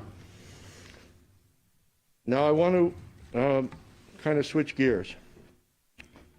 Assume that Kathy Durst called her dean at her medical school, a gentleman named Cooperman, Dean Cooperman, and assume that you've had the access to the phone records, correct, of her phone at Riverside, Yes. Go which ahead. you have, correct? Yes. Okay. And during your testimony, you indicated that phone calls that would be between 3 and 5 minutes between a location in Manhattan to the Einstein Medical School in the Bronx would not appear on the bill if they didn't last beyond that duration, correct? Correct. So I'm going to ask you if Kathy Durst called from Manhattan from that phone number to the medical school and said the following: "Hello, Dean Cooperman." Objection. This is a hypothetical, Your Honor, Relevance? to show the time. Thank you. "Hello, Dean Cooperman. This is Kathy Durst. I need your help. I'm going to miss my rotation this morning because I'm vomiting, having diarrhea, and a terrible headache, and I'm sick. Would you please let them know? And by the way, other people are not having to make up their rotations. Will I? Also, Dean Cook told me that you might be calling me." Objection. To which Dr. Cooperman responds, "I'll take care of it. I hope you feel better." If that took less than 3 minutes, it wouldn't show up on her bill, would it? Objection assumes facts, not an evidence. Improper hypothetical. Well, sustained. The problem is the content. I don't think we have the content. Well, the context's been testified to, Your Honor, by Dr. Cooperman, so it's an appropriate hypothetical. That's exactly what Dr. Cooperman testified Okay, the conversation was. Mr. Bailey? Certain parts of that were not in there, like, I don't want to make up classes that I don't, others don't have to. Well, that makes less time then, Your Honor. We'll withdraw that part. Okay, do it again. Thank you. "Hi, Dr. Cooperman. This is Kathy Durst. I'm not feeling well. I'm vomiting. I have diarrhea. I have a headache. I can't make my rotation. Would you please help me?" Dr. Cooperman: "Yes, I will. I hope you feel better. Oh, and by the way, Dr. Cooperman, I understand from Dean Cook that you might call me." Is that less than 3 minutes, Special Agent? The way you said it was, yes. Okay. And the way Dean Cooperman said it was also, but let me ask you this. No, wait, I'll withdraw that. Well, this to complete your hypothetical, so that wouldn't register here, being a local call less than 3 minutes. All I could say is if whatever was said was under 3 minutes, it would not register. Okay. Your next question? Yes. Sir, you're from New York, correct? Yes. And you have what some people might call a distinctive New York accent, is that fair? I don't think so, but, We're the ones with accent. yes, exactly. You would agree with me, Special Agent, in your years of work, that people from different regions speak differently, correct? Correct. So if Kathy Durst was from Queens, she might have an accent that was typical of somebody that grew up in either Long Island or Queens, Objection. correct? Speculation, lack of foundation. Overruled. You may answer. Yes. Okay. And if Susan Berman grew up in Las Vegas and California mostly, her accent would be consistent with what people talk like in Las Vegas or California, correct? It could, yes. Okay. I have nothing further. Redirect. Assume in your life you've heard people copying accents or mimicking accents. Yes. This call, that hypothetical call that Mr. Chesnoff gave you, you have no knowledge of the exact contents of the conversation that occurred in 1982. Is that right? I do not have any knowledge. The hypothetical he gave you does not include the fact that perhaps the call was first made to a different dean and then had to go through a secretary and then transfer the call to another secretary and then another dean to pick up. Is that right? Correct. Okay. You have no idea, as you sit here today, how long a call such as that would actually take? No idea. Okay. I'm assuming that if such a call was made from a payphone and not from Riverside Drive, that obviously wouldn't show up on the Riverside Drive records. Is that right? That's correct. And you said that if the call had a signal interrupted, that would be consistent with being made from a payphone. Is that right? Yes. And let's go to this call to Susan Berman to Susan Berman. That's on People 69 on February 3rd of 1982. I'm assuming that if somebody who lived at that residence called Susan Berman from a payphone on any particular date, that call would not show up on these records. Is that right? That's correct. Thank you. I have nothing further. Additional? Yes, in your work on this, did anybody ask you to go back and check payphone records for areas close to South Salem or in Manhattan? Or were you strictly working off the records that have been provided to you? Just working off the records that were provided. And so as long as the conversation was connected, no matter how many times it took to connect, if it was less than 3 to 5 minutes, it would not appear on the bill, correct? That's correct. Which means that it was less than 3 to 5 minutes if it happened, correct? If Dr. Cooperman is accurate that a phone call came in from from Kathy Durst? If there was a call under 3 to 5 minutes, it would not appear. Thank you. More? Very briefly. You were just asked to look at the records that were obtained in 1982. Is that right? Yes. Do you have any way of going back and getting payphone records from 1982? No, Do they even exist anymore? most likely not. That would have had to been done by a detective who was interested in doing that in 1982, correct? Correct. Thank you. Mr. Chestnut, one more? Yeah. The detective, you were a homicide detective in New York, correct? Yes. And people who work in homicide in New York are dedicated police officers, are they not? You'd like to think so, yes. And you worked there for how many years? 20 years in the New York City Police. Right, and the police that worked in homicide in New York work diligently to solve their cases, do they not? Yes. Really? He is now channeling Mr. Lewin. Okay. I mean, it's talking about diligent detectives. All right, that's fine. Right, it's a funnel, okay? It gets Yeah, that's shorter fine. and That's shorter fine. and shorter. We're at the, That's fine. We'll leave the diligence of the investigation. That's Yeah. another question for another person. very good. So may this witness be excused? Yes, thank you, Your Honor. People- Thank you, thank you. They're excused, thank you. Thank you, Judge. Do the people have a live witness, or are we going to tape? We have a live witness who's on tape. We have a conditional examination. Very well, and is this the one, you may proceed with it. Thank you. All right, may I mark the people are calling Karen Minatello by way of stipulated video. May I mark the DVD as People's, we're on 73, Yes, and the transcript is People's 73A. yes.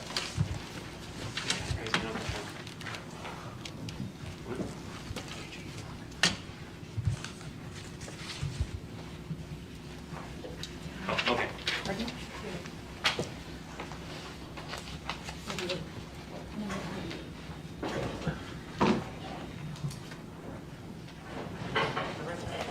This one is much shorter. I think it's 45 minutes.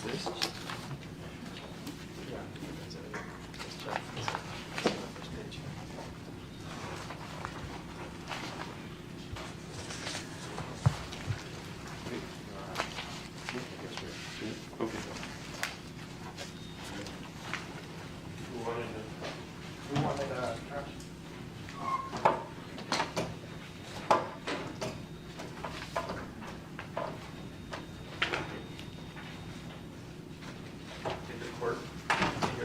I have one. Court reporter's phone? One more?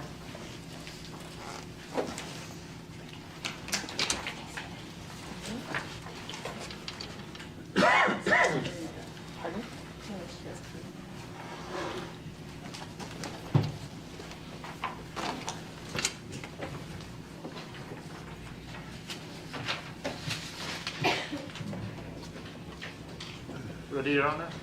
Ready.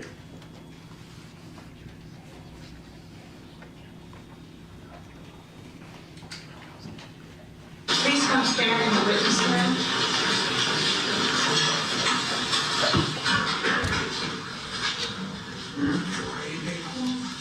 raise your right hand. Please stand and raise your right hand. Do you solemnly state that the testimony you're about to give in the cause not pending before this court shall be the truth, the whole truth, and nothing but the truth, so help you God? Yes. Please be seated.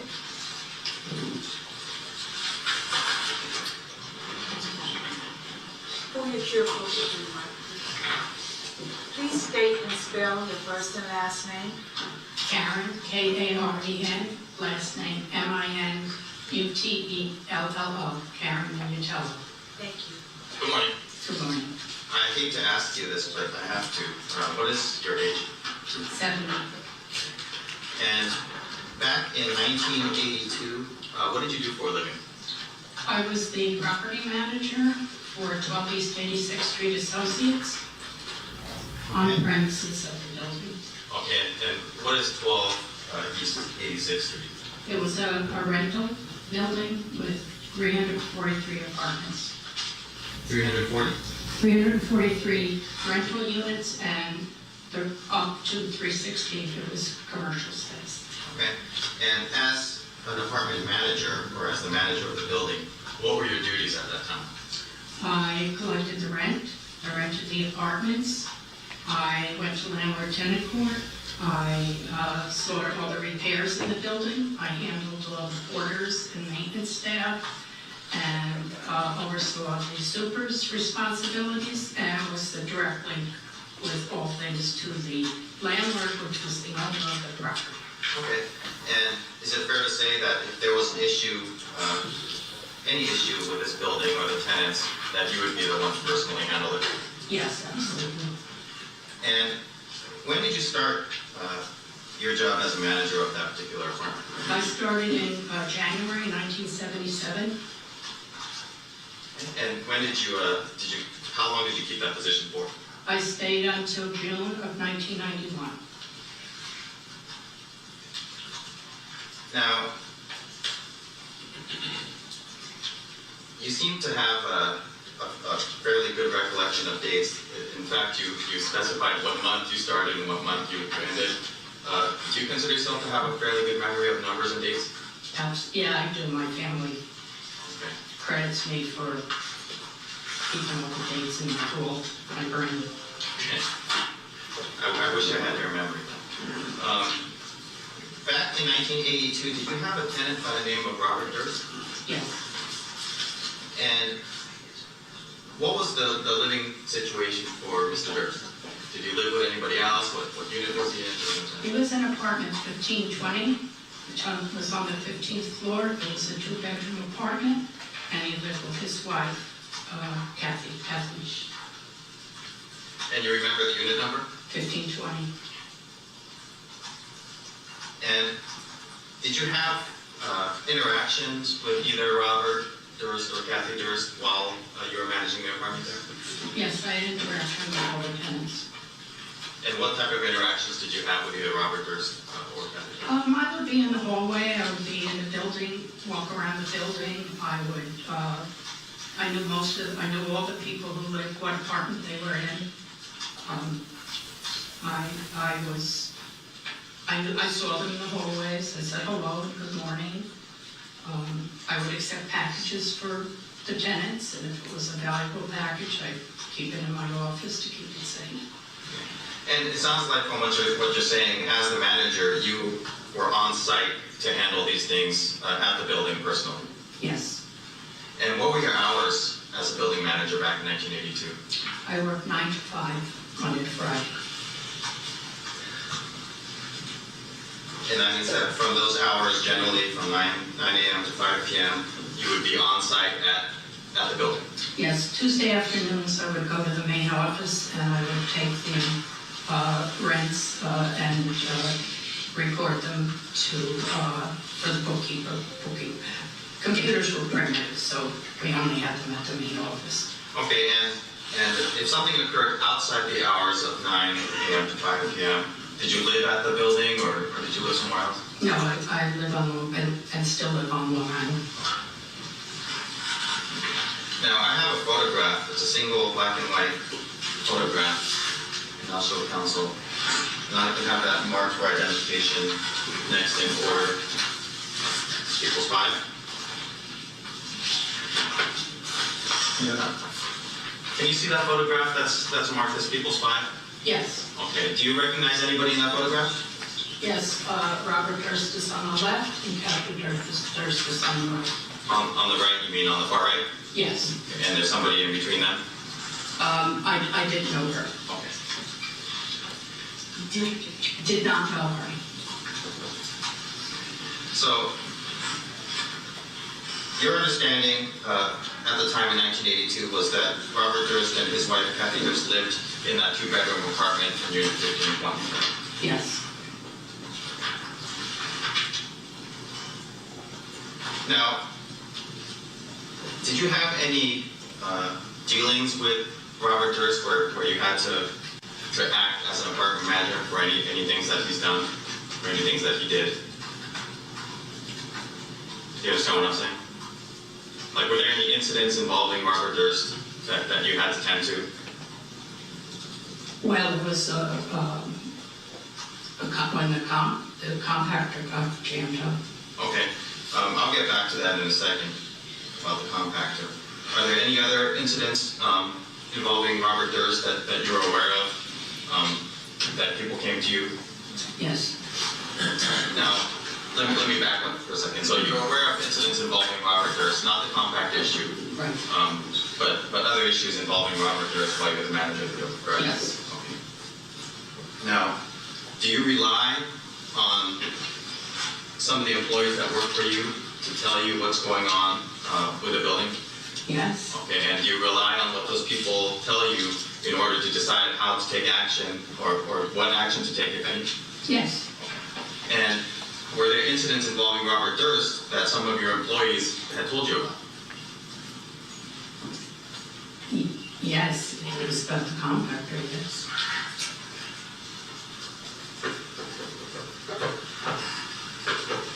So, I want to ask you, did you have regular contact with either Robert Durst or Kathy Durst? Did you talk to them over the phone or in person, anything like that, regularly? I spoke with Kathy a few times. Okay. And how were those? What was the nature of those conversations? Was it like, "Hi, how are you?" kind of conversation, or? Yes, in passing. Passing. And I would receive phone calls, as I did with all the tenants. Okay. Is there one phone call in particular that has stuck in your memory all these years? Yes. Okay. Now, before I get to that phone call, were you managing the apartment when you became aware that Kathy Durst had disappeared? Yes. And how is it that you became aware that Kathy Durst had disappeared? From her sister and a friend, also tenants in the building. And do you recall what year it was when you first learned that Kathy Durst had disappeared? Late January 1982.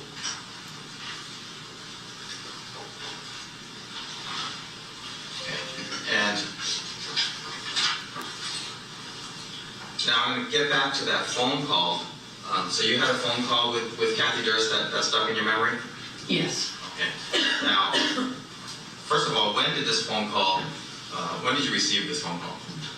It was about a week or two before she disappeared. It was January 25th, 1982. You did say you were good with dates. Now, was it a phone call where Kathy had called you, or was it a phone call where you had called Kathy? Kathy called me. And what was the nature of this particular phone call? It was significant because she was asking if there was a vacant apartment in the building.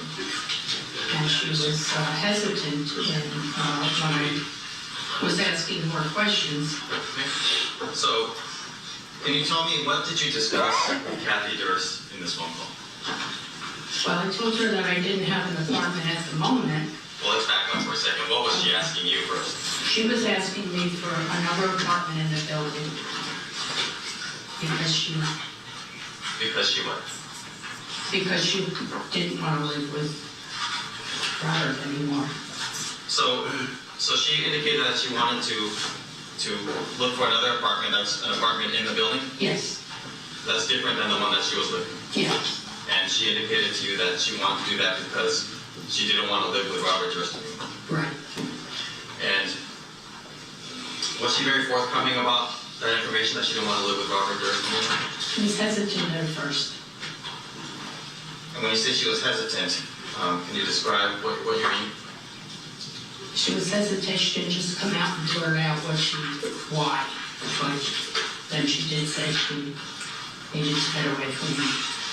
Did she indicate to you why she wanted to get away from Robert Durst? Yeah, she was afraid of me. What was her demeanor during this phone call? Do you remember? Hesitant, quiet, not speaking in complete, clear sentences. She just was hesitant in her explanation. And was she also hesitant in having you reveal any of this information to anybody else?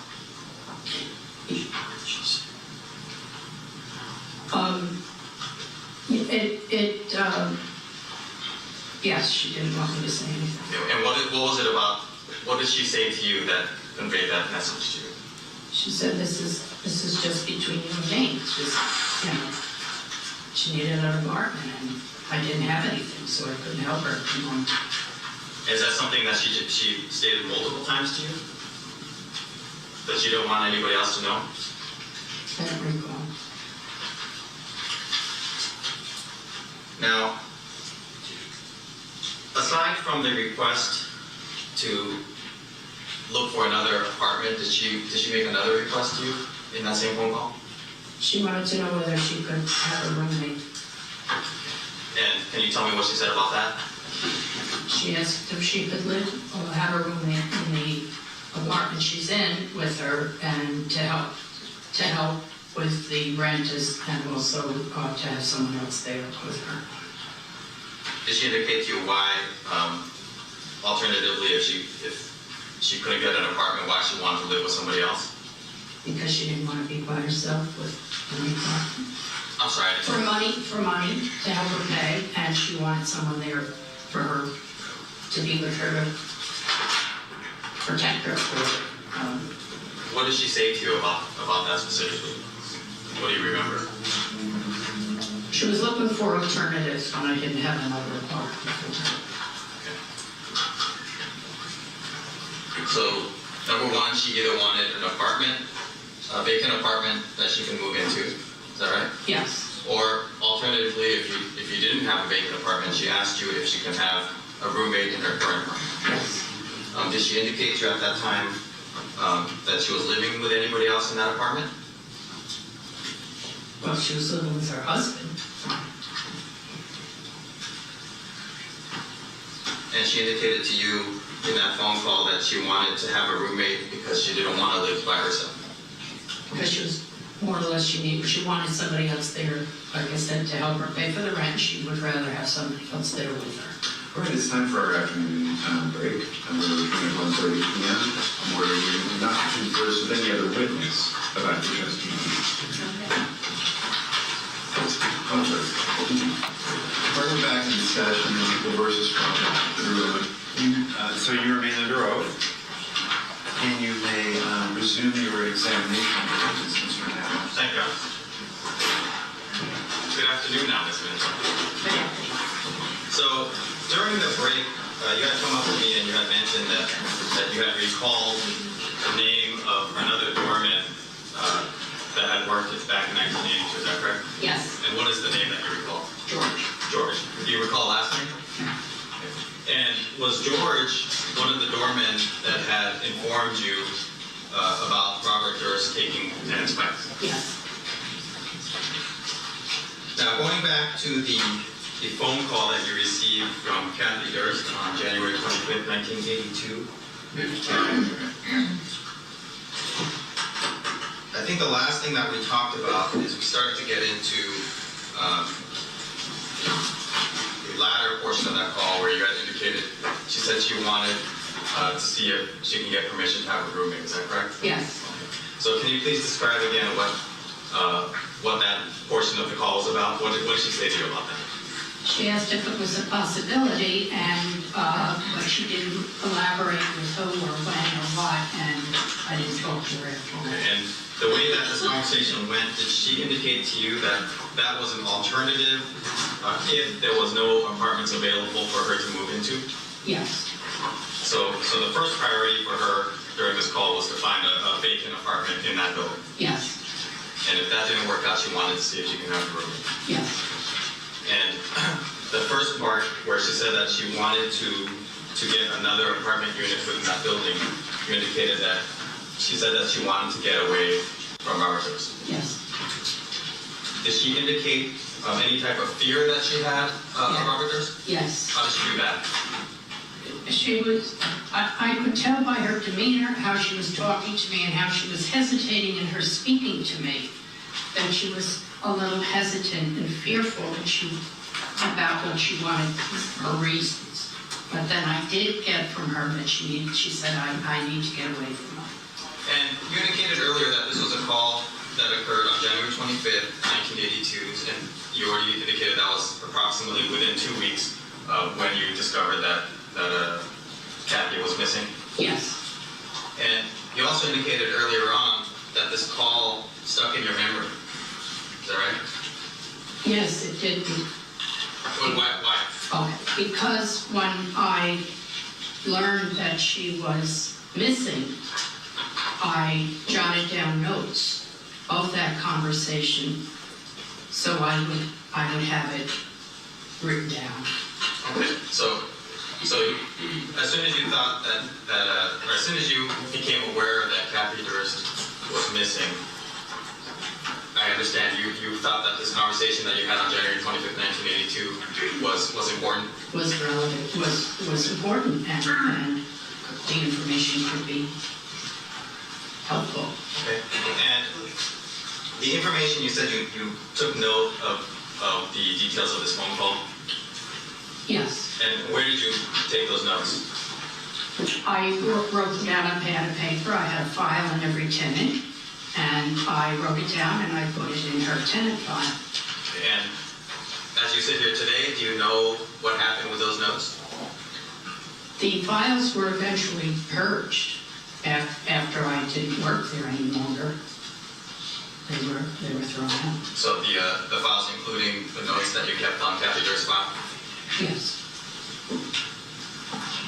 Now, you also earlier in your testimony explained and mentioned people by the name of Mary and also Geraldine, I believe. Yes. Are those people familiar to you?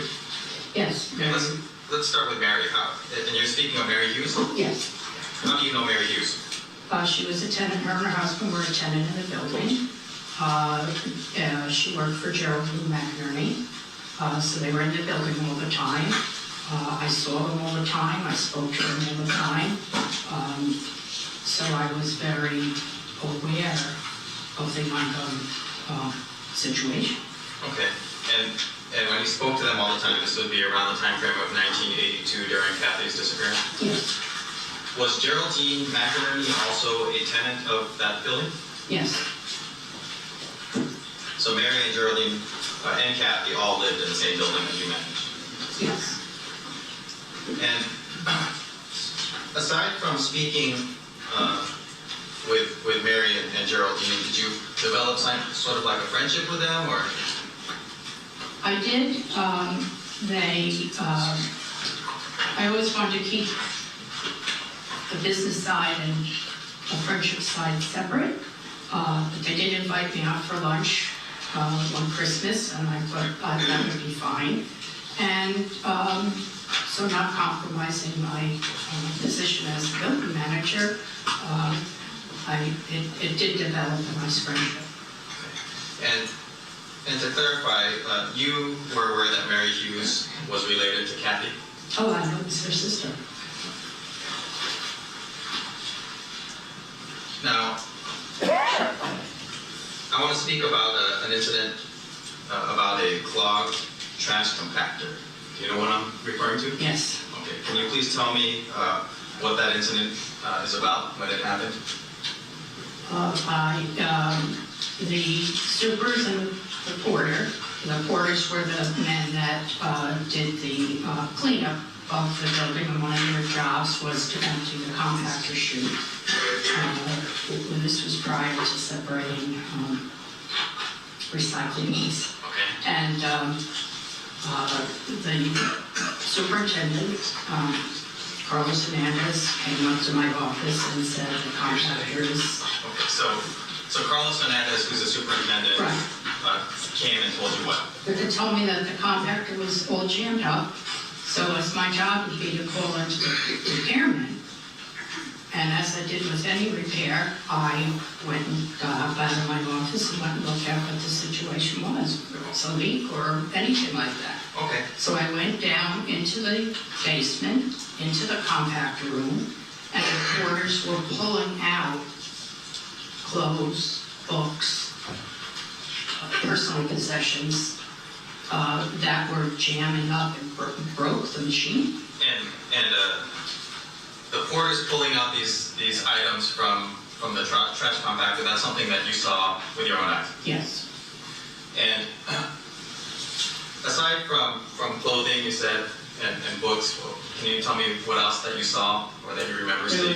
There was notebooks, there was, personal items, hair dryers, makeup, clothing.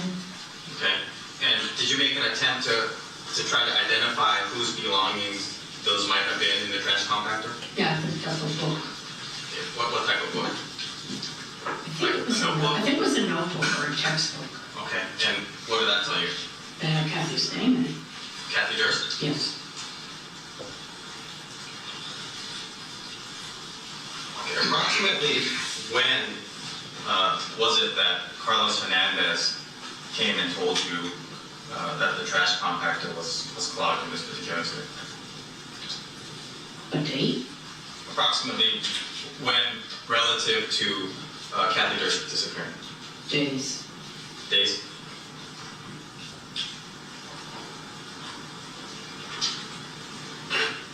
That's after? Yeah. Days after. Days after? Days after. And now, going back to some of the duties that you had as an apartment manager, now, for example, this trash compactor situation, when an employee tells you that the trash compactor is clogged, you indicated in this instance that you went personally to go look to see what the problem was. Is that Yes. correct? Okay, is that something that you do pretty much in every instance where there's a problem that needs your attention? Yes. If it was a pipe break or a leak or anything I would go and check and see what needed to be done. Let the tenant know if it was something in their apartment or that we had to go in. Call in the necessary people for the repair. And I always took it as a learning opportunity. Did you find out at some point who it was that was clogging the trash compactor? Because it was items from the Durst apartment, I sent the porter up to the 15th floor to see if stuff was still being put down in the chute. Okay, and do you remember who that porter was? No. And do you recall if that porter, after you told him to do these things, did that porter come back and report to you? I don't remember specifically if it coincided, but the stuff was up on the 15th floor. No, I'm sorry, can you The explain? compactor room was on the 15th floor. The compactor room? Each floor had a compactor chute that would go down to the basement. Okay. And he went up there and saw that the stuff was from there. I don't remember if he came and talked to me or not. And as you sit here today, how sure are you that the items that were jamming the compactor were Kathy Durst's items? 100%. And Is it fair to say, earlier we stated that your hours were 9 a.m. to 5 p.m.? Yes, And so is it fair to say that the jamming of this trash compactor occurred sometime within your working hours? yes, And that's because you were present at the site to be able to observe this? yes.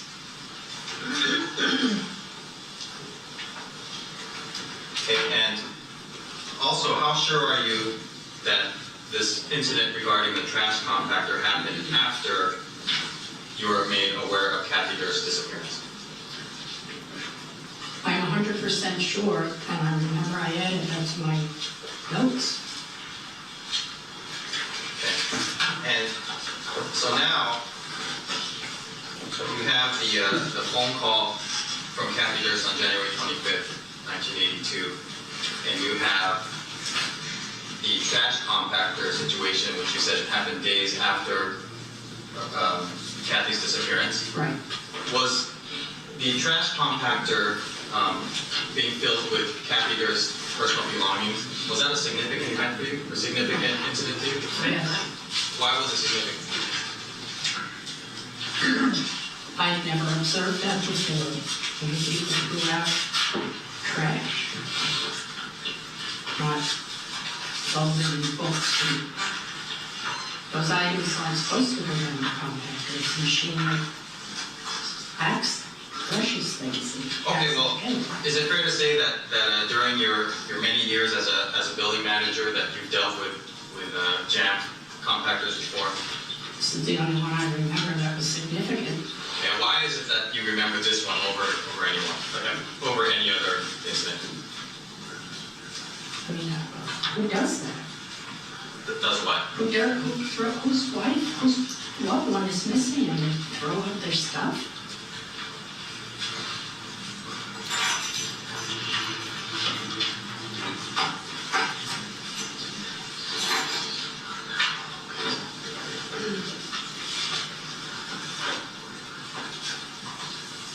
Excuse me 1 second.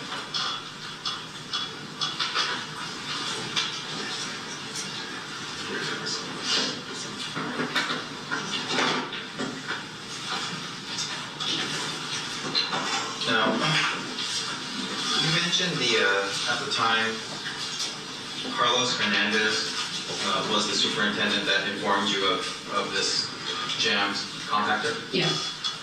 And is the name Nelson Mendez also someone that you know? Yes. And how do you know Mr. Mendez? He was a maintenance worker, and he worked, I think he went on to replace Carlos as the superintendent. Okay. So Nelson Mendez was somebody who worked for you back in 1982 as well? Yes. And at the time he was a maintenance worker? Yes.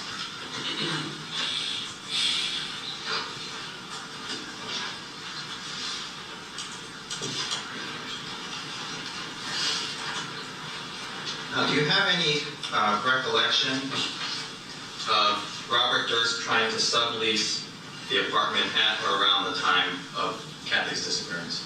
Yes. And what recollection do you have? I received a letter. Okay. And who was the letter from? Robert Durst, Okay. And what did the letter state? that he was interested in subleasing the apartment. Now, I have a 2-page letter, Your Honor, that I'd like marked for identification. At this point, as People 6. Yes.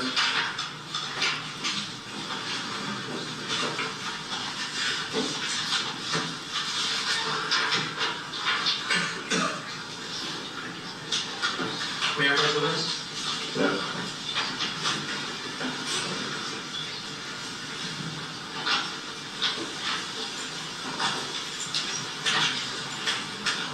Now, I'm going to show you the 2-page document which we just identified as People 6.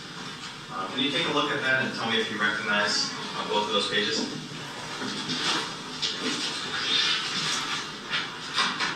Yes. Okay, and how do you recognize People 6? Because it was me that he addressed it to, and it was a request to sublet the apartment, and it's my signature. Okay, and this is a letter that's dated February 4th, 1982? Yes. Okay, and you indicated that it's addressed to you. The name on this letter says Miss Karen Hogan. Yes. That was my first marriage last name. Okay. And just going to page 2 of People 6, there's a signature which you indicated was yours. That's the signature that's signed Karen E. Hogan? Yes. And that signature indicates that you were in receipt of this particular letter, correct? Yes. Do you recall, from your memory today, if Mr. Durst ultimately sublet that apartment after Kathy Durst's disappearance? No. You know what happened to the apartment? It was rented out to another. He left and it was rented out to another, separate person. Okay. Do you recall approximately when it was that he left that apartment? No. But I do remember the name of the person that moved in after him. Okay.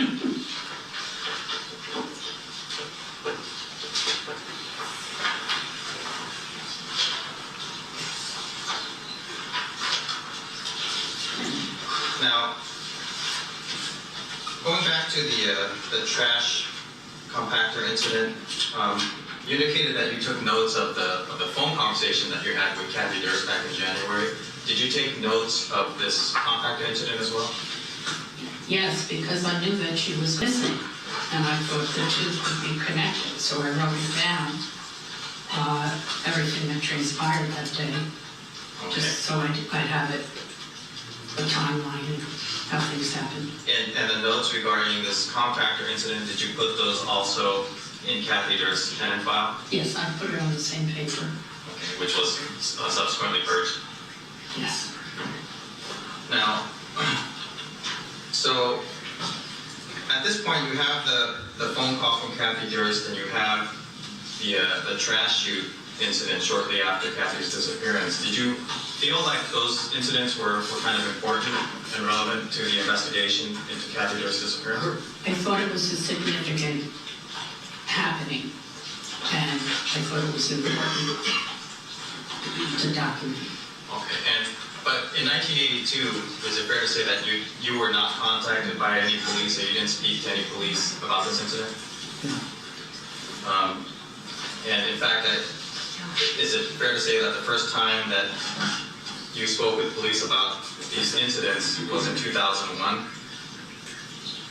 Yes. Now, why is it that you felt like you had important information, but you did not go to the police yourself to let them know about what you knew? I expected them to come and question me. So I thought what I had to say was important.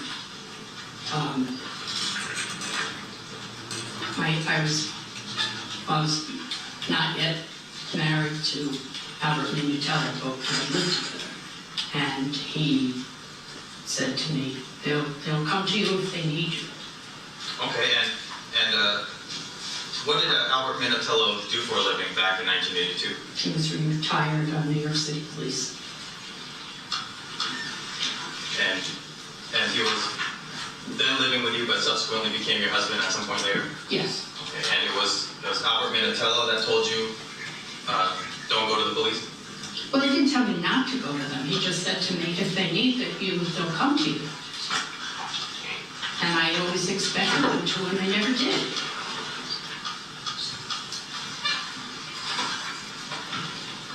And Albert Minutello, he's currently deceased, correct? Yes.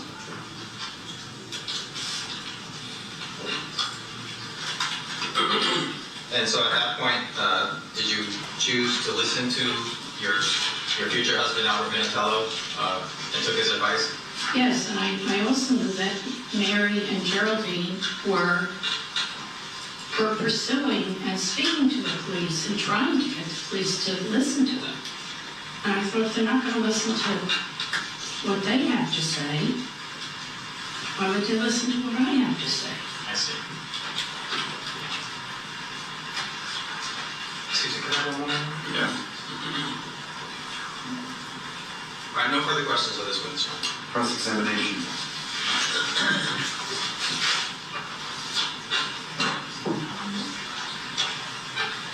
What was your husband's, Mr. Minatello's assignment in the NYPD?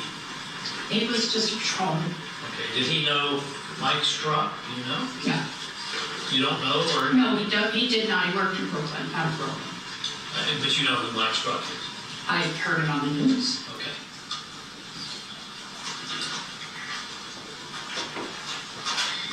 Okay, thank you, that's all.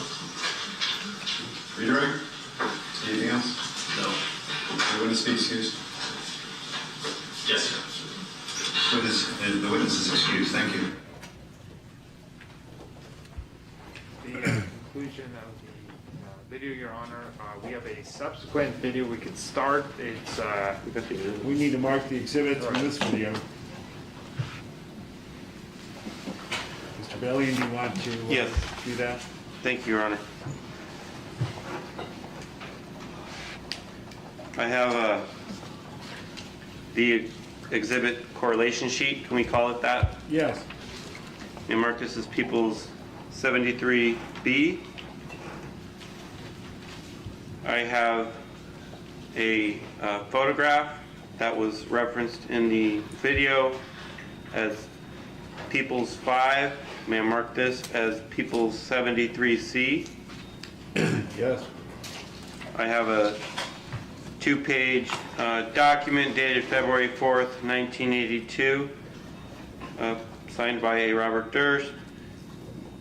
This is referenced in the video as People 6. May I mark this as People 73D? Yes.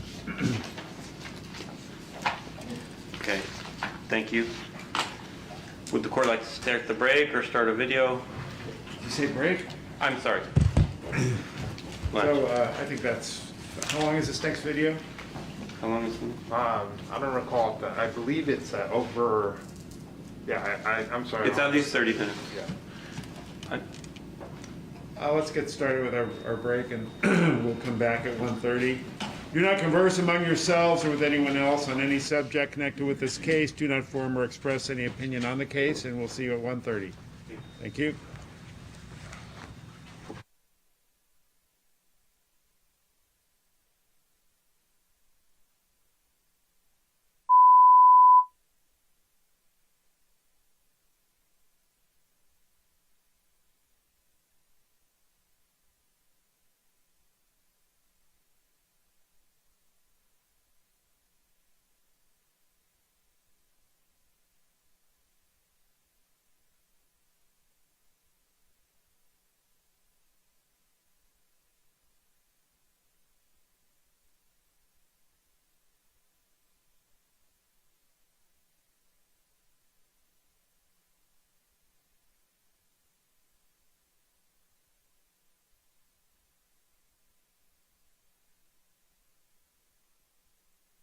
Just to supplement the record, it's another witness who touches on the failure of the New York police to contact her, but our position, as you know, Your Honor, is that's because they had identified her in the city at that point in time.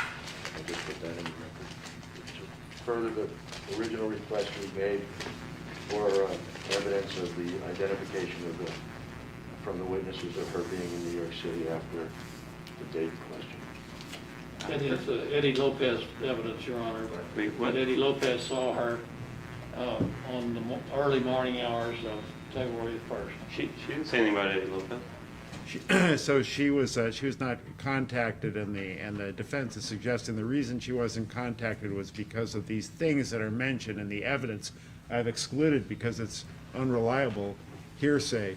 But perhaps you would, Mr. Bailey, and I wonder if, well, first of all, again, in case it's not clear, if there is a reasonable doubt as to whether or not Mr. Durst killed Kathy Durst, the people could concede that. I mean, the point is whether or not he's a suspect, rightly or wrongly accused, and she's a witness to this imbroglio he faced.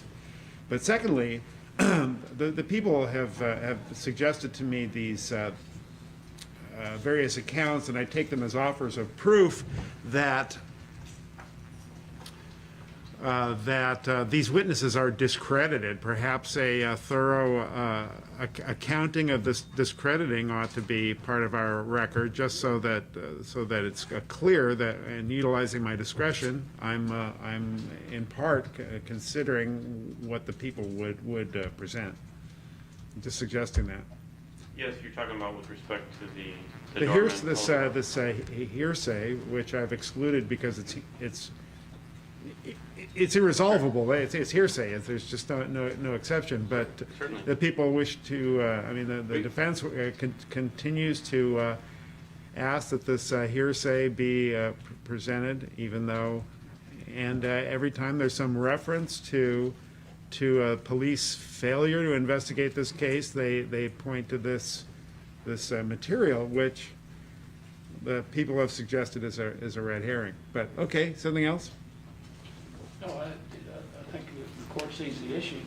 The people continue to criticize Strzok's investigation when Strzok, in fact, personally and other detectives interviewed Eddie Lopez, put him through the ringer, hypnotized him, and used, I'm not supposed to use the P word, but Well, that's kind of silly too. That rule is that the evidence of can't be admitted of such procedures. I understand that. But as we told you, Your Honor, we're not trying to admit that for any other purpose than your evidentiary ruling that it is not discredited. The court can take notice, the police used an investigative tool of doing that with him, and he successfully passed it, which defeats this constant harangue that we hear that somehow it wasn't credible. Right. It was always credible, and we've briefed this for you, Your Honor. We've told you why it was credible. Yeah. No, I don't agree it's credible. But in any event, There's evidence of Eddie Lopez's alcohol problems. The court heard that through Rafael Prado, who testified at a conditional examination. There was evidence of when Eddie Lopez did or didn't show up for work, and could have seen things. You heard that from Rafael Prado at the conditional examination. There was testimony of Rafael Prado of his relationship with Eddie Lopez and how Eddie Lopez didn't say anything to him, as one would expect. You heard that. There's evidence of Eddie Lopez being interviewed by other detectives and investigators post-2000 and 2001, where he recanted and changed his story. There's all kinds of stuff, Your Honor. right. I mean, inferentially, also, it would appear to be fabricated. Let me answer that. Let me answer that right when it's in the record. Yes, there is contradictory evidence to Eddie Lopez, but that's a jury issue. It should be a jury issue. It's not. Not in this context, because here reliability may bear upon the admission of something otherwise excluded as hearsay. But Your Honor, And by the way, well, let me say also, these things that you complain about, you stipulated to and have waived your objection. You did it for some strategic purpose. So. well, we stipulated to the conditionals, Your Honor, after you had told us that you weren't going to allow this in. And the most important thing to focus on here, Your Honor, is there was an investigation. It occurred. It's the reason why the police didn't do certain things. That's a fact. Whether they were flawed in their investigation, whether years later what they knew at the time is somehow impeached, doesn't impact the fact that at the time the investigation was occurring, these seasoned police officers in New York City believed that she was in the city. And that's a fact, Your Honor. That's Okay, so, but I'm still going to limit us to the relevant facts, and I don't find that really is an I mean. Well, then, but it is in the context. It's Your Honor, remote. It's remote to the issue of whether or not Mr. Durst is a suspect. This goes to whether or not this is hearsay regarding whether or not. If he were put on trial for this, could this raise a reasonable doubt as his guilt as to the killing of Kathy Durst, which is not an element in this case, not in the special circumstance, not in the charged offense, but only as a matter of motive? Then why have we been listening to a prosecution of him for murder, of Kathy Durst, which the court asked Mr. Bailey and perhaps I mean, that, unfortunately, Your Honor, we didn't choose to present this case the way they chose to produce it, prove it. All they had to do was establish that at some point in time, as you've said, he was a suspect. Instead, they have spent all of their time trying to prove that he actually killed her, and Mr. Lewin must have said that 5 times. He killed her in the house, he killed her in the house, he killed her in the house. And we're just trying to show this jury that they're not as inept at that time as they're trying to suggest they are. And in fact, she may have been in New York City. She may have had a gentleman call her. She may have been killed by somebody else. And we wouldn't be doing it if they weren't trying to prove over and over again that Bob killed her. Okay, but... And that the police investigation was flawed. That's their theory, that the police investigation was flawed, and this goes directly to that. Yes, unfortunately, there is this prohibition against hearsay. So, of course, you're only making a record. You weren't actually relitigating this. So, all right, thank you. Before counsel leaves, Your Honor, Yes? we were missing People 69, the original. I think he had it last for... Okay. I'll help them find it. All right, thank you. Recess. I don't think I have it.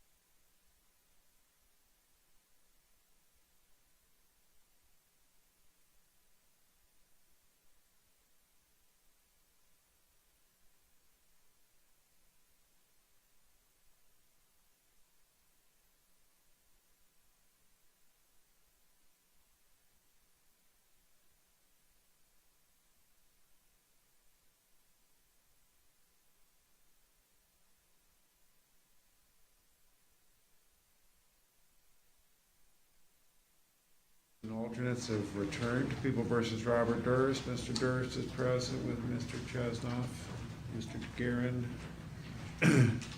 People are represented by Mr. Bailey and Mr. Henderson, Mr. Miata, Mr. Milius, and we have transcripts, Mr. Henderson, and videotaped presentations.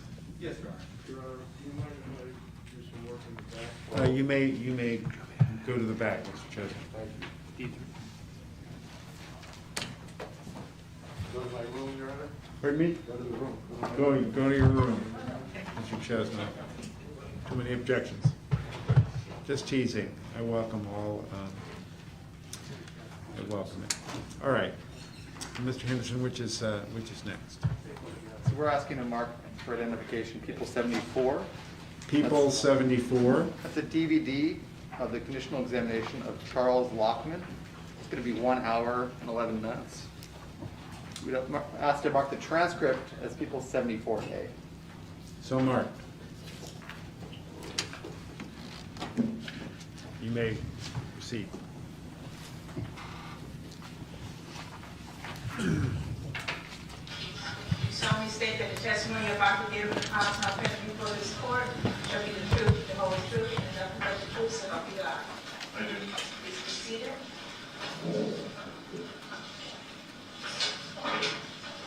Please state and spell your first and last name. Charles Lockman, C-H-A-R-L-E-S, L-A-C-H-M-A-N. Thank you. You may proceed, Mr. Lewin. Your Honor, Yeah. Mr. Lockwood, can you tell me what is your age? 66.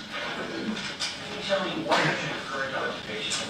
I'm the executive producer of the TV show Inside Edition. And how long have you had that position? Oh, 25 years or so. And previous to that, at some point in your career, were you a reporter for the New York Post? Yes. And when were you a reporter for that entity?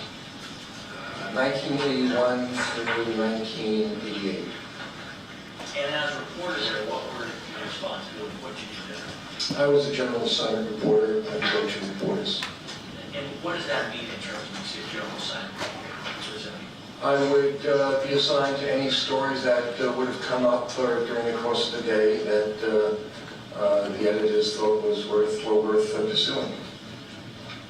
And your education, can you tell me what kind of education you have when you went to school? I'm a graduate of Berkeley College, 1974.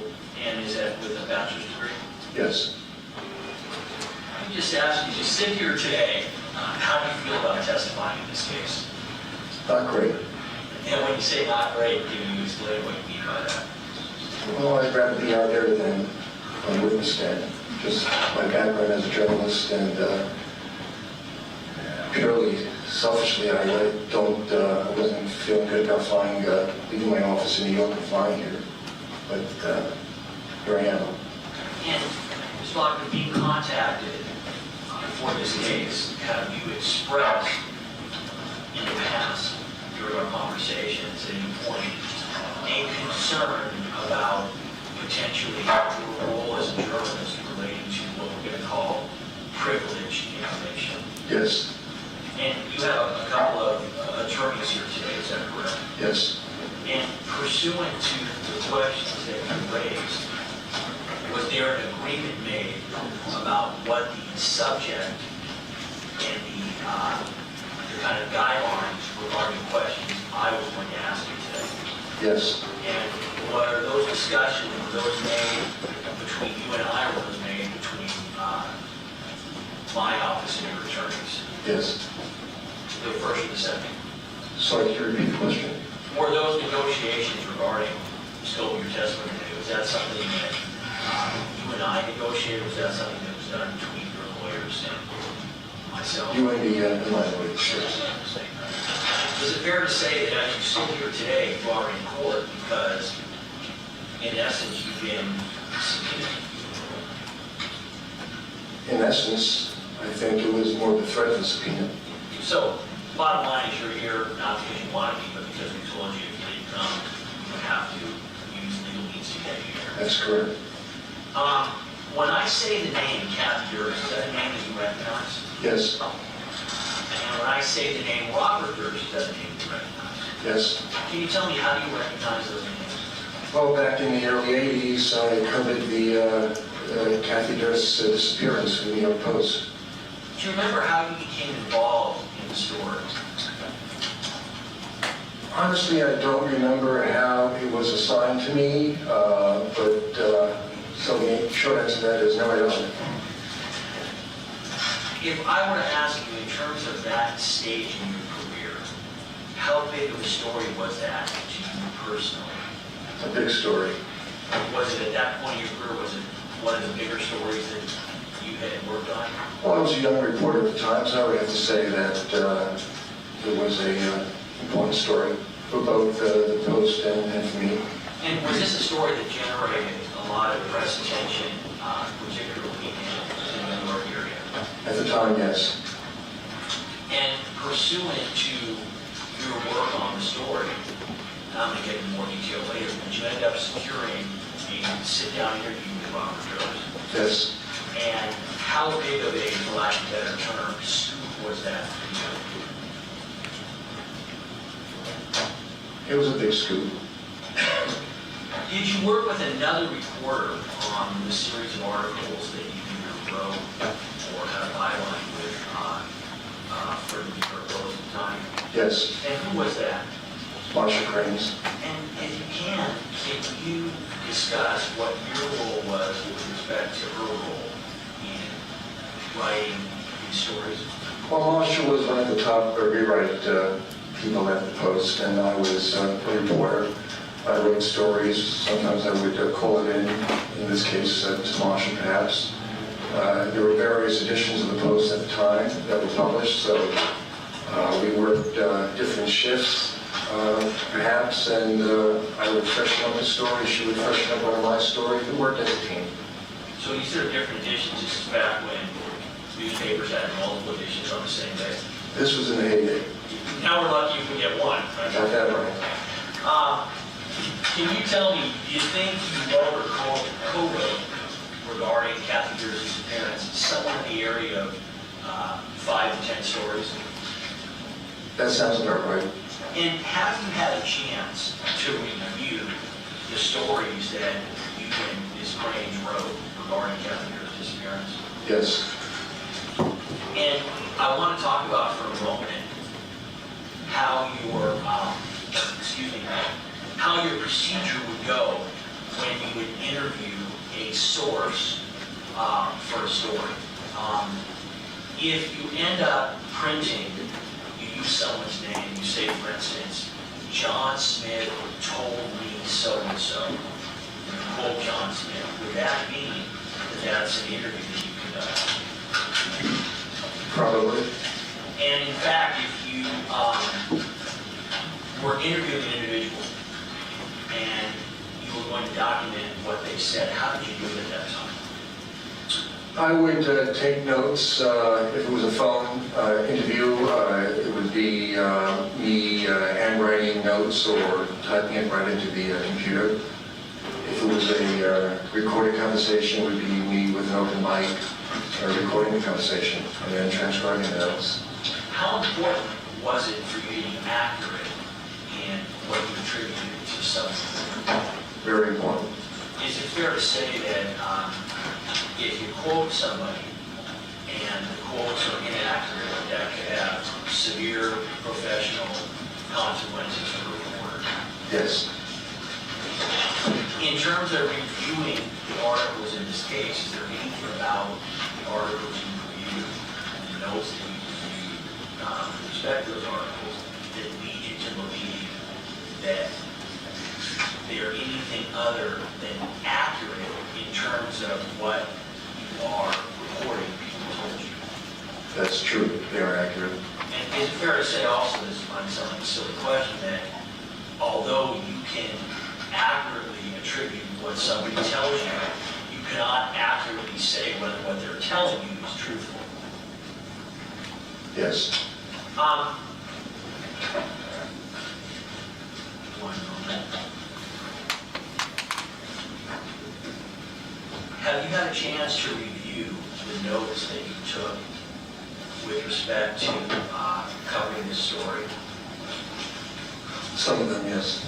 And in looking at the notes and the articles that you or Marcia Crane put on the story, is it fair to say that they demonstrated that you conducted interviews with Susan Berman and Robert Durst in relation to the stories? I think it's fair to say that, yes. And is it also fair to say that you had contact with Kathy's friends and family, Kathy Durst's friends and family, while you were working on the story? Yes. I want to talk about an article that I would like to mark your honor as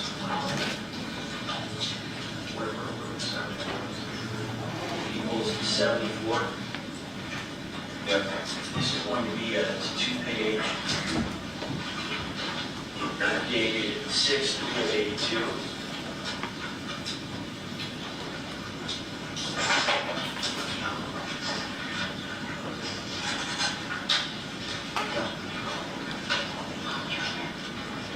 Yes. I'll see you. Get your order. Thank you. Have you been shown? I'm sorry, please wait. Giving him an apartment, 81 souvenir water. Just take that with you as a memento.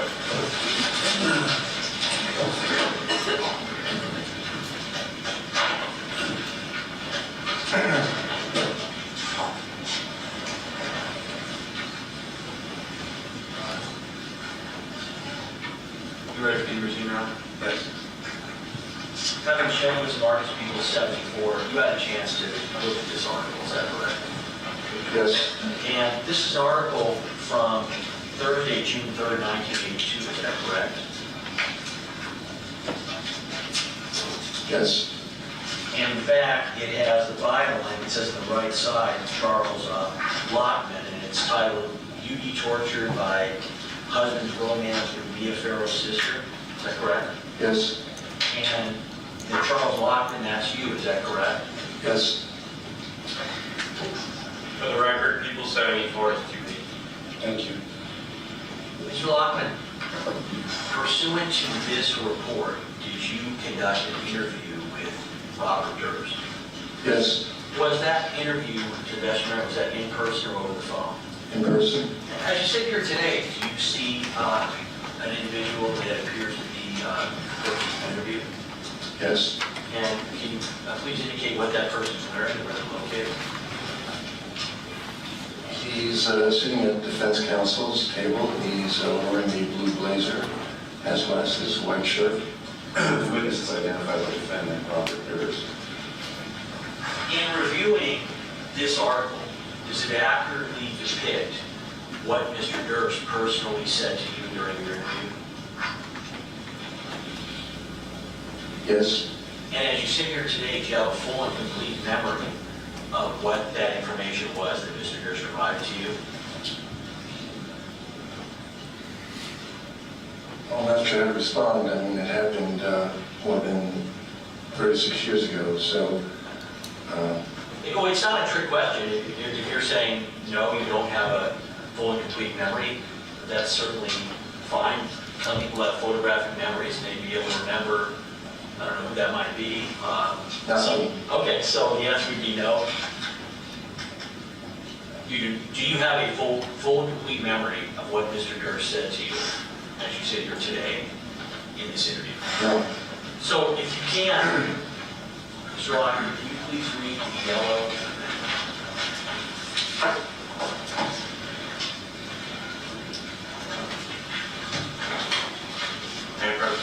Yes. It's on the screen, whatever it is you're from. I'll go with the screen, it's a little bigger. The Post also spoke with Robert Durst, who was offering an unspecified reward for information leading to his wife's whereabouts. Durst said, quote, "I think Kathy is alive," close quote. He suggested his wife ran away because she suffered, quote, "some sort of quasi-breakdown," close quote. Quote, Kathy was doing badly in medical school, and she was doing badly in our life. She was unhappy.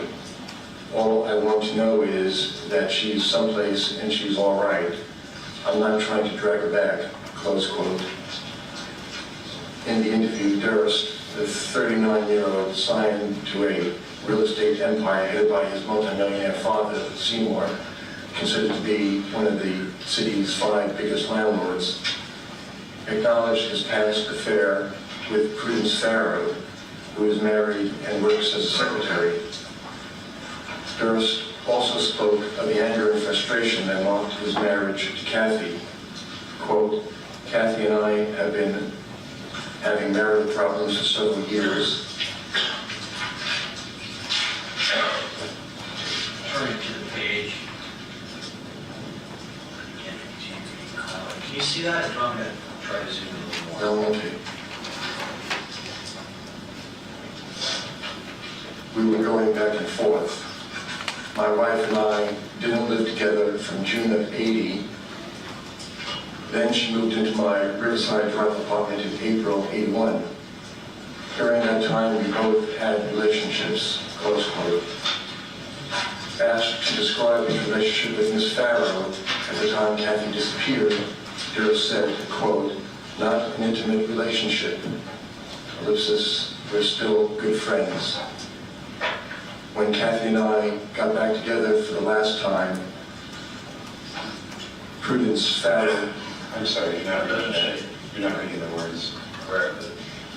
So, after when Kathy and I got back together, I think you misspoke.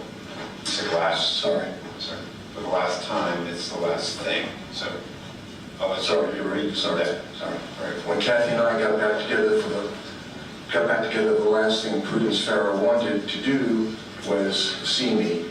Kathy knew about Prudence Farrow from the very beginning, close quote. He then declared, quote, Kathy had become, whatever word you want to use, ellipsis, she did cocaine, close quote.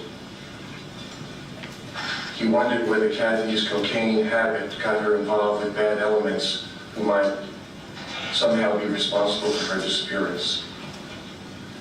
Durst informed Kathy's family and the police Thursday night that his wife was gone. The Post found that Kathy's lawyers were negotiating a financial agreement with her husband's attorneys.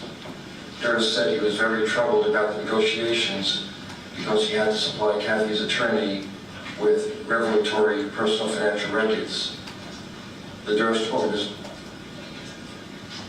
organization is privately held, and Durst said, quote, it's very, very unpleasant making a disclosure of your family's assets and trusts.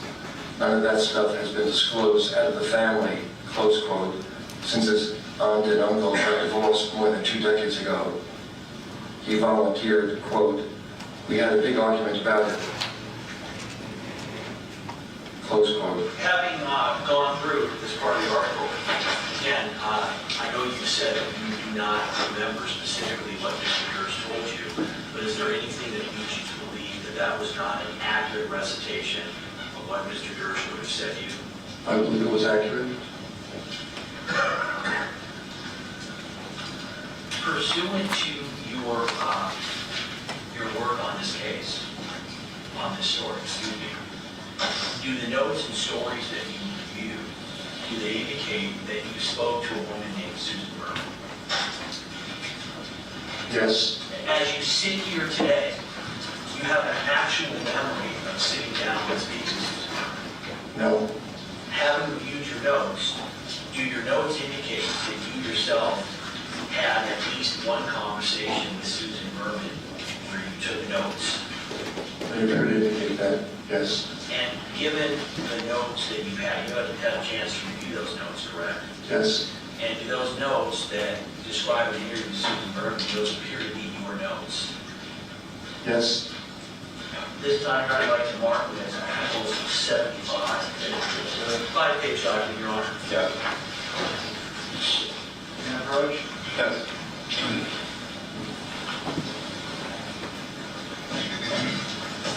You've had a chance to reviewed these 5 pages, these notes previously, is that correct? Yes, And can you tell me, do you recognize the format of those notes? yes, And can you tell me what you recognize? I believe they were notes taken, printed out from the New York Post computer. And can you tell me how it is that you come to that conclusion? Well, I recognize the font. I also recognize the old-fashioned sprockets on the side. Back in the day, the paper used to come out in a kind of a mass roll of paper. I'm old enough to remember that. And by the way, reviewing those notes, were you aware of what your habit and custom was as to how you would interview individuals and how your notes would end up on a document like that? Yes. Can you please describe that process, please? Well, if it would be a phone interview, I would probably be writing the quotes and the information directly into the computer that I was using. If it was an interview that was done out of house, I would come back with either notes or a tape recording and put them into the computer. And by the way, whether you are typing directly in the computer or you are transferring things with notes, are you writing down the information contemporaneously with your interview? In most cases, yes. And when you say in most cases, can you explain what you mean by that? Well, I would imagine there would be circumstances where they wouldn't be necessarily contemporaneous. I would find some information and put it in the ongoing file that I would have on the story. When you have looked at these notes, specifically, these notes appear to be notes of an interview or interviews you had with Ms. Berman. Yes. And given that foundation, does it appear to you that these notes would have been taken, either written down at the time you interviewed her, and then transferred from that onto this New York Post system, or that they would have been directly put into the computer as you were conducting the interview?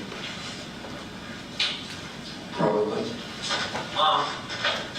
As you sit here today, do you have a full and complete memory of specifically what Susan Berman told you? No. Brother, can I make a witness someone here? Yeah, thank you. I'll let Mr. Chesnoff take the witness on board here.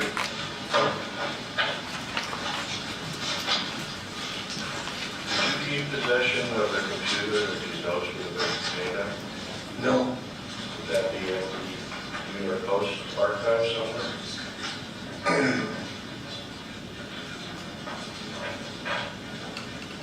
I don't know, sir.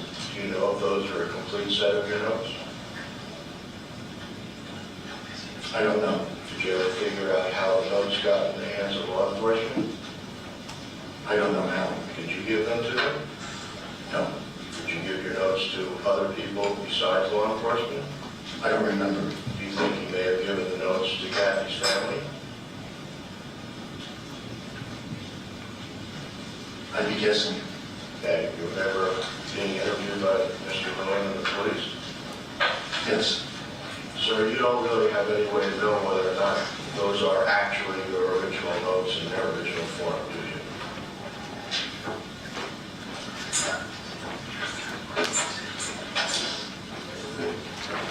They appear to be my original notes. Blackman, I'm not trying to be argumentative, and I know you, they send you prior answers.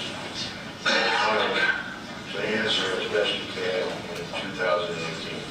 As you sit there, you cannot tell His Honor that you know that those are actually the notes that were created by you in 1982 January. Can I review the notes for a moment? Please.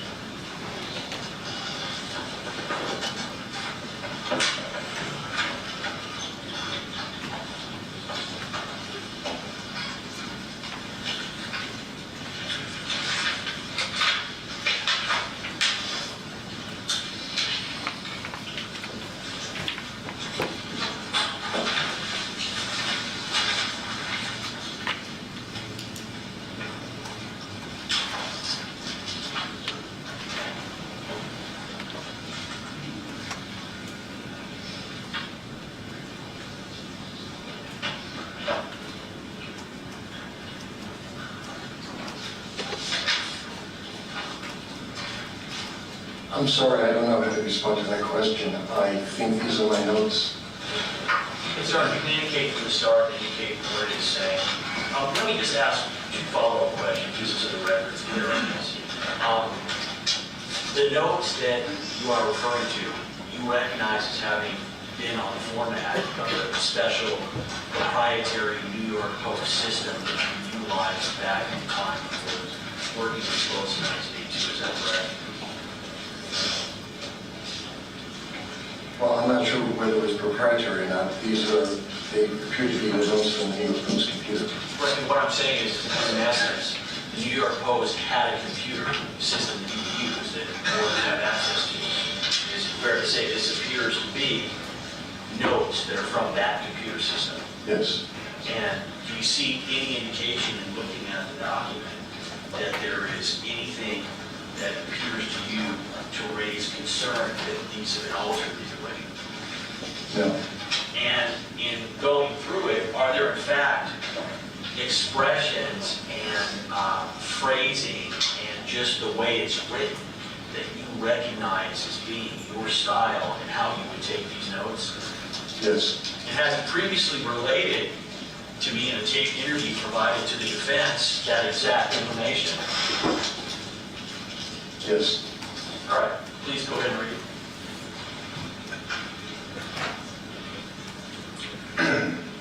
Susan Berman, colon. Let me stop you. When it says Susan Berman, colon, what does that mean to you? Well, based on the fact that there are quotation marks in the subsequent sentence, I am presuming that means it's a direct quote from Susan Berman. Okay, please continue.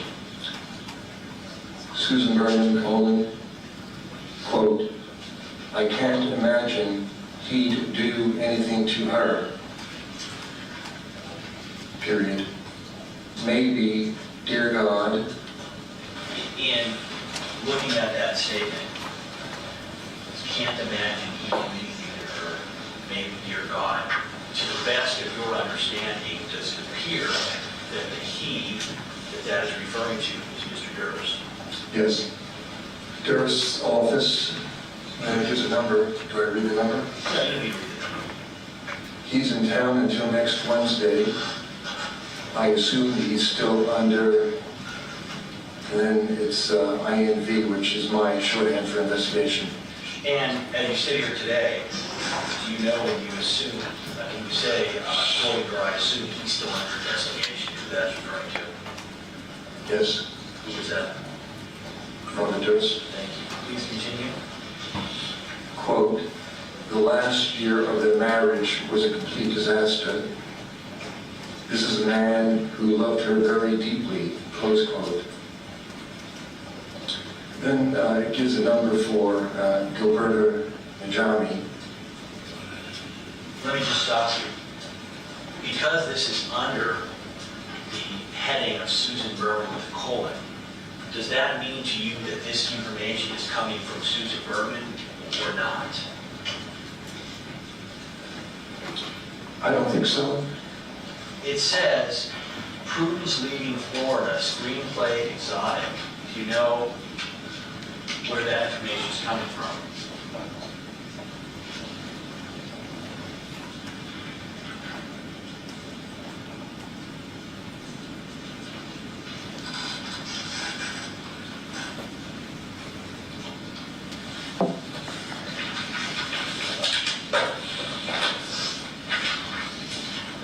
Not really. Okay.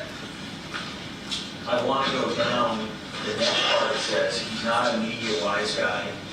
He was a hippie. And it says a PROF. What does that mean? I believe that's my shorthand for professional. And do you know that information? Do you know who that is describing and where it's coming from? Do you know, first of all, who is making that statement? Is that something Susan Berman is telling you? Is that something you're just noting? Do you know where that's coming from? I don't know. I can guess, but I don't know. Well, I don't want you to guess. What I want you to do is, based on, is there any indication if you see Susan Berman on top, and then then you see we're going to head down, and it's going to be Sue Berman with a colon. Does that tell you anything about where this statement, he's not a media-wise guy, he was a hippie, a prof, where that would have been coming from? It definitely gives me a clue. Okay, and what would your clue be based on how you wrote in your habit of justice? Susan Berman. Okay. I want you to go then to below that. Oh, I'm sorry, and do you know who that would have been describing? Robert Durst. All right, I want you to go to the next part that says, it starts with page 003 and it has a time.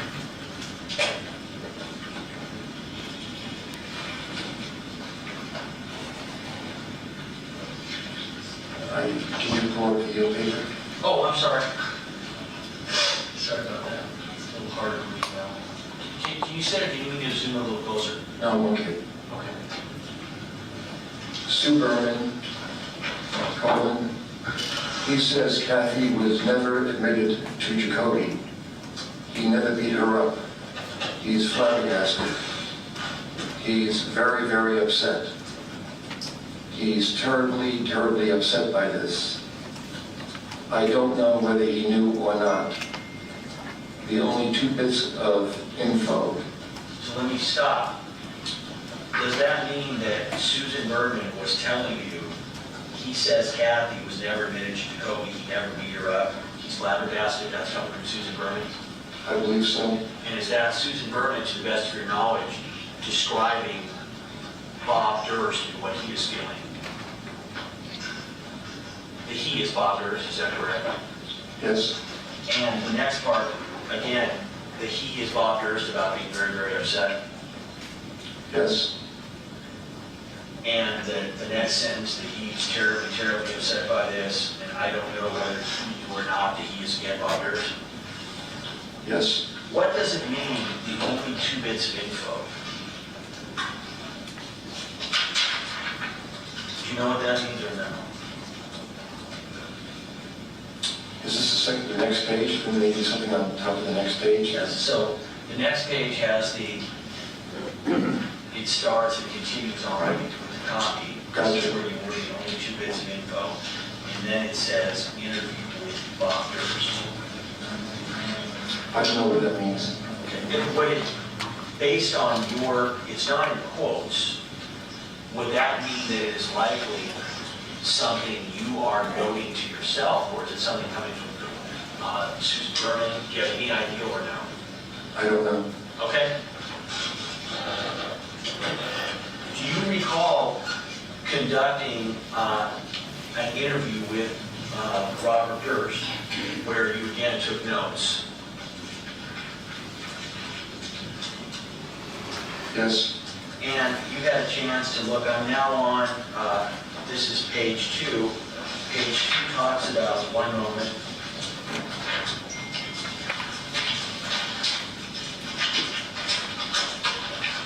You know, I think the way that we mark this, which is minor, I thought we had to do, but the thing we marked, as I said, this was a 5-page document that involved the notes of the interview with Susan Berman. It should have been marked as a 5-page document that has the notes of Susan Berman, then it has the notes of the interview with Robert Durst. Let's go at that. Thank you. With respect to, I want to talk about your interview with Mr. Durst. With respect to the process, is it the same, in other words, of how you would either record at the time, take notes at the time, and then transcribe, as you previously discussed with respect to Susan Berman? Yes. And having reviewed these notes, is there anything about these notes that lead you to believe that they are inaccurate in terms of what Mr. Durst said to you? No. And as you sit here today, do you have a full and complete memory of what Mr. Durst said to you during this interview? No. Right, well, you can start with, it says, the interview with Bob Durst. Is it close enough? Do you want me to? It's a little better. Asked about new developments in the case, quote, nothing meaningful. Periodically reports of a woman in a morgue or a woman in a mental institution, which I checked out. Police, colon. I feel they've gone above and beyond the call of duty. Gut feeling, whether she is alive or dead. Quotation, quote, it depends on how I feel.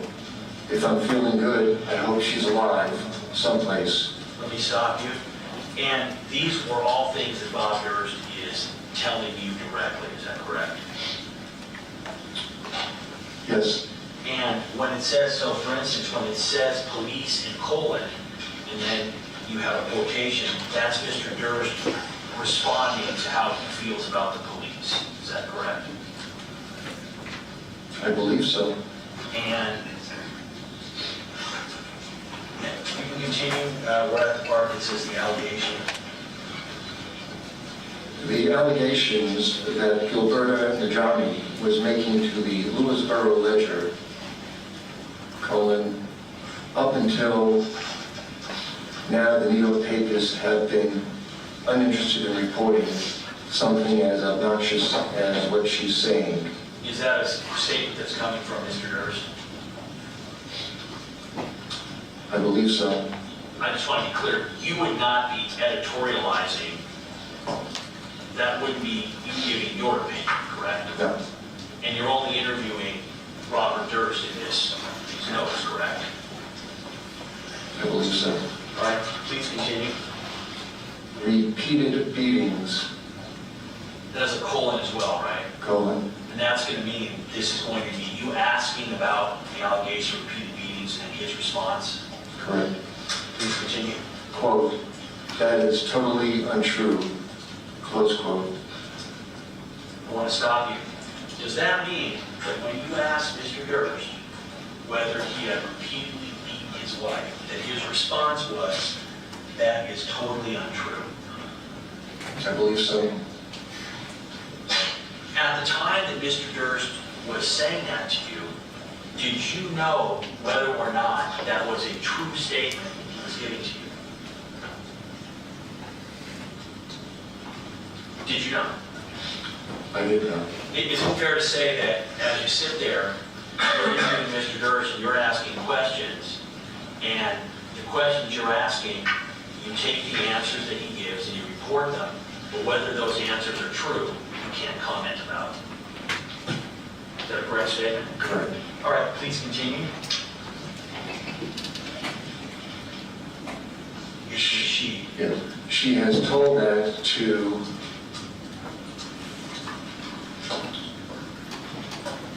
there seems to be a typo here, I don't know. Let me try again. She has told that to, and I don't know what that means, never got the exact date. She has said, to the best of my knowledge, she was never admitted any place. I never beat her. Gilberta Najami from the very beginning has been trying to get us to break.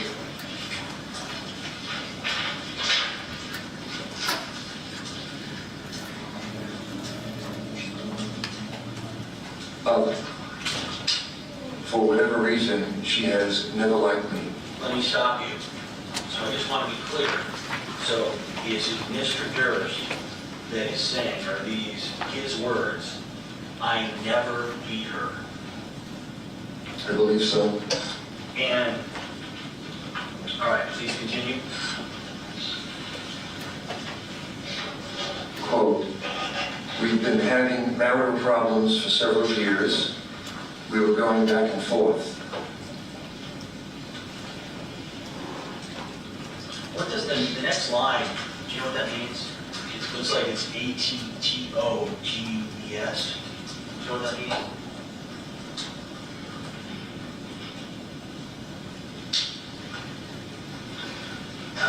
I believe it's a typo. I believe it means attorneys.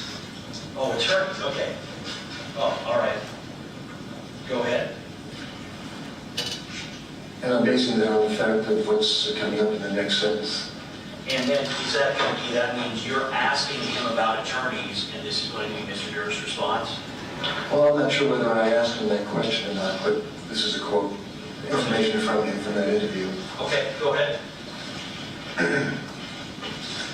Having lawyers involved in something, having lawyers counsel makes it very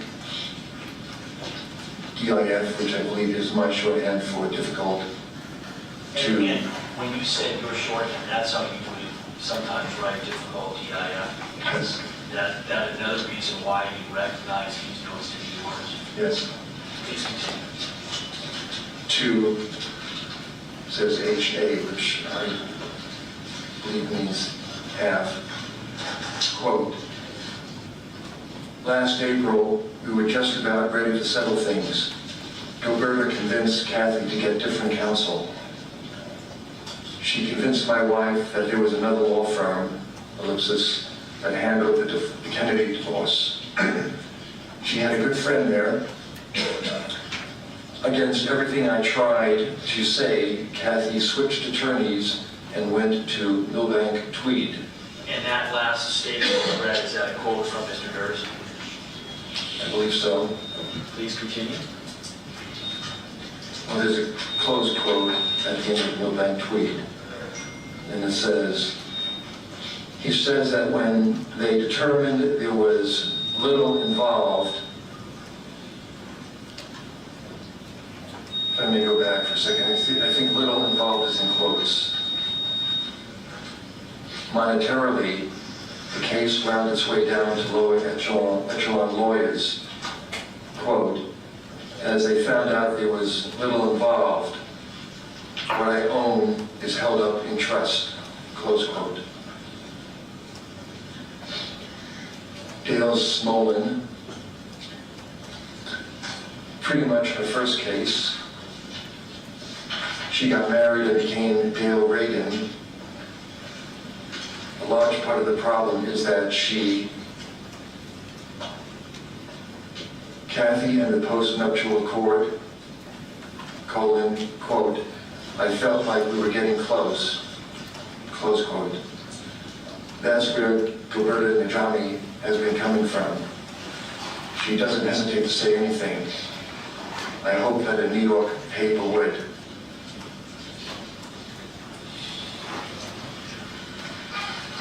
That was again Mr. Durst speaking. I believe so. Please continue. Can you hold the paper? Oh, I'm sorry. That's what you're looking for. I'll get better as you get next page, I promise. Jan 16, I don't remember what happened. Saturday, parentheses, MO dash, presumably meaning January 16th, close parentheses, we were in Denver. January 16 is a Sat. If she checked into Jacoby Hospital, we were never in Denver at cousin's wedding, Friday afternoon, and went Sunday. Yes, as we were in Denver. Sorry, my apologies, sorry, sir, sorry. That's absurd, totally absurd. A weekend there are a dozen, parentheses, of witnesses, close parentheses. Kathy hurt her knees. She fell down and hurt her knees out jogging, ellipsis, parentheses, or walking the dog, close parentheses. That is only time she could have been hospitalized. That was Mr. Durst speaking. I believe so. At the time, having reviewed this, does it appear, Mr. Lockman, that you were aware or had information about an alleged hospitalization involving Kathy Durst on January 16th at Jacoby Hospital? Yes? And in terms of that January 16th date, then Mr. Durst is responding that could not have been the date, could not have been hospitalized because they were dead, or is that correct? I believe so, yes. Is there any indication that you asked him about a hospitalization at Jacoby Hospital on January 6th?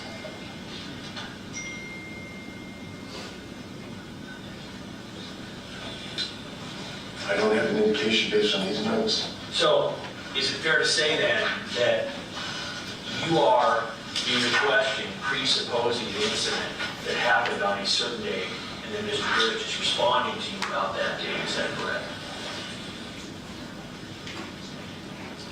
I believe so. All right, please continue. Did you get to the end of this page? Did you read the hospitalized part? Yes? Yes. Okay.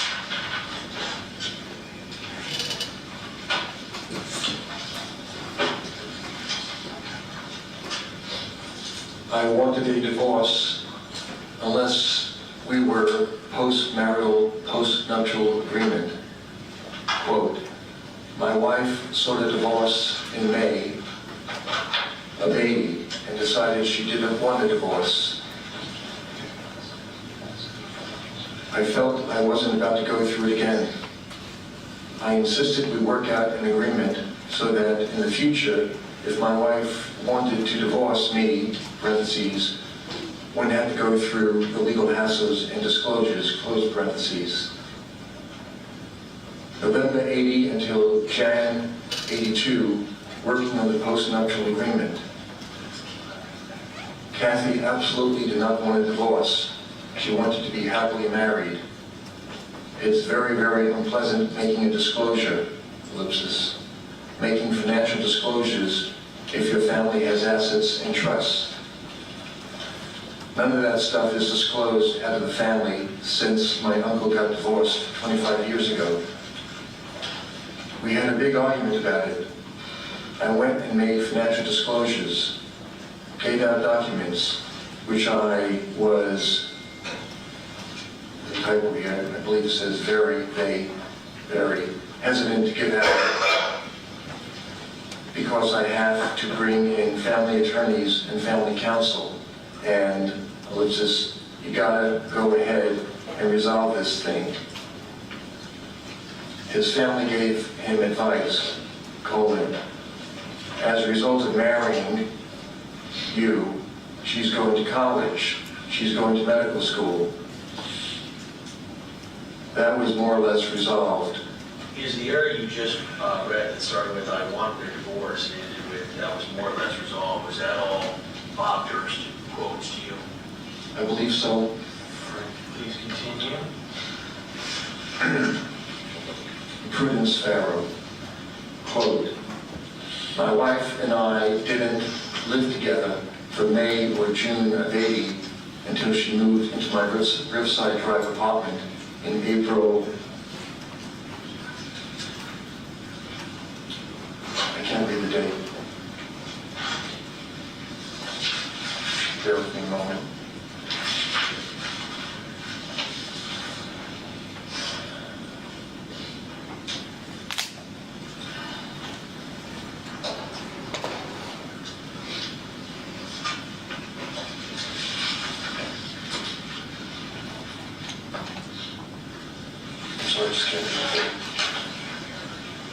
During that time, we both had relationships, close quote. What was relationship with Prudence when Kathy disappeared, colon, quote, not an intimate relationship, period, close quote. Kathy was going out with some interesting people too. March '81, November '81. I didn't see anybody else. Prudence, colon, quote, she doesn't really like me very much anymore, especially after Mary Hughes and Gilberta, close quote, called her. Can you stop you? All of those comments about Prudence Farrow, were those Bob Durst? Were those his quotes? I believe so. Good, we've gone to the last page now. Payphone, ellipsis. The call was from a payphone. me stop you. This means, again, payphone ellipsis, that's your shorthand for you're now going to be asking him about issues with the payphone. It's going to be his response, Mr. Durst. I believe so. Please continue. The phone was at a restaurant, Tata's Rest, which is my shorthand for restaurant. I went to Tata's. Kathy already had dinner that night, 11-11:30 p.m. Quote, she'd come back from Gilberta angry as hell at me, close quote. Let me stop you. Does that mean that Mr. Durst told you that when she got home, the night she disappeared, that she was, quote, angry as hell at me? That's coming from Mr. Durst. I believe so. When you say you believe so, you would not have given your opinion about Kathy's mood the night she came home, correct?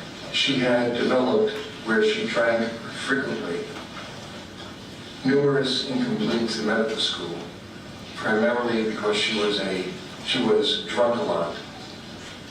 Kathy got back from Gilberta's house very, very drunk. She wanted to go right to the city. She couldn't drive. That's why I took her to the station. We had planned on staying the week. Geraldine. And what you just were quoting from where it said payphone, and you said the call was from a payphone all the way down to Geraldine, was that information that was provided by Mr. Durst? I believe so.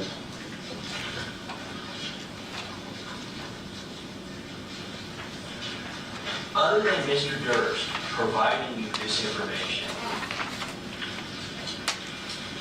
at the time you were interviewing him, or afterwards, did you in any way attempt to verify the information he provided?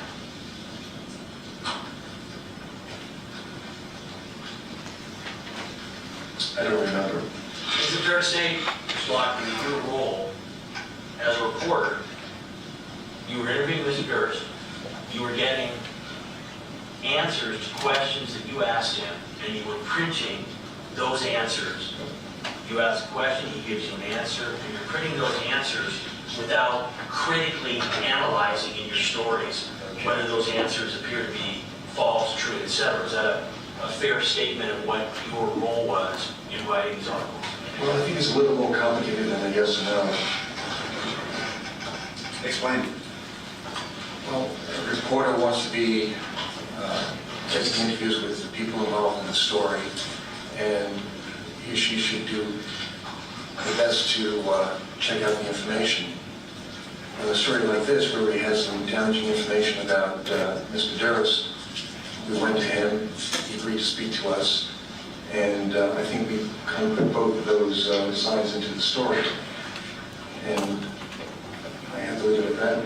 My final question is, what I'm asking you is in conducting the interview with Mr. Durst, was it your role, as you believe, in the middle of the interview, for you to say to him, as an example, Mr. Durst, you say you haven't beaten your wife. What about blah, blah, blah? Was that what you viewed your role at the time you conducted the interview with Mr. Durst?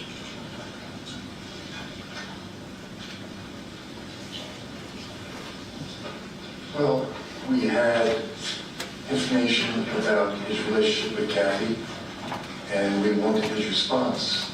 So we had that back and forth going. Right, and so what I'm basically asking you, Mr. Black, was in the end, you're asking Mr. Durst questions, you're getting his responses. You're not there to go after his responses in any greater detail than simply question and answer. I think we put both sides of the story into this article. Thank you. I'm not further. And now the cross-examination.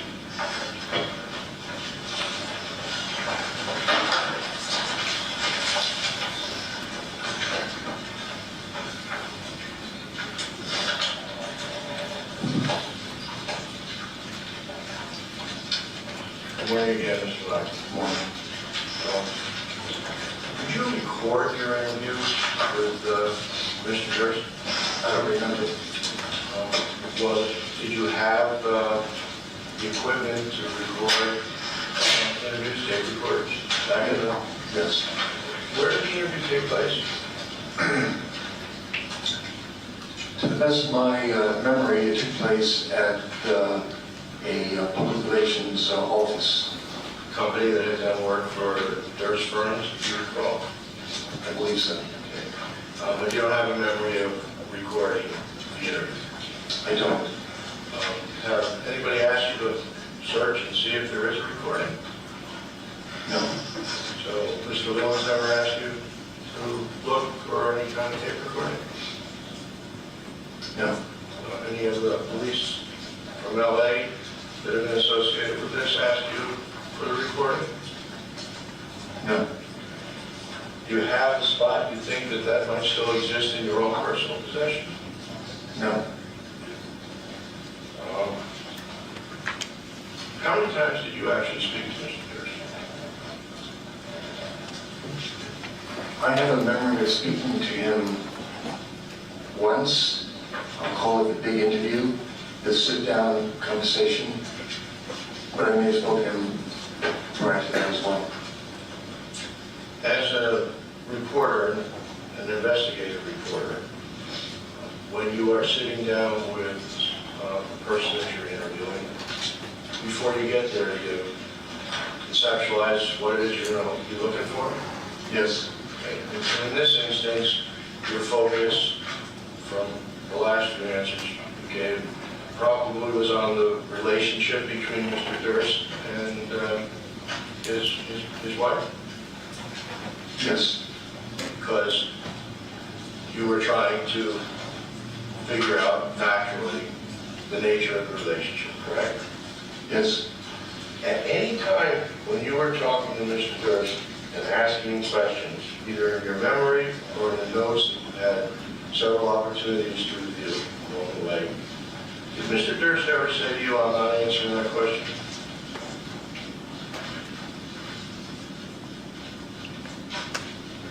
I don't recall. And do you have, from the review of the notes, is there anything in your notes that you've reviewed up till now that suggests to you that Mr. Durst ever refused to answer one of your questions? Based on these notes, there's nothing to indicate that. And of course, if in the course of interviewing somebody for a story, you ask a question to which the person either refuses to respond or says no comment, that's something that an experienced reporter like yourself would know, correct? I think that's fair to say. In the interview, was anybody else present when you interviewed him? If you remember.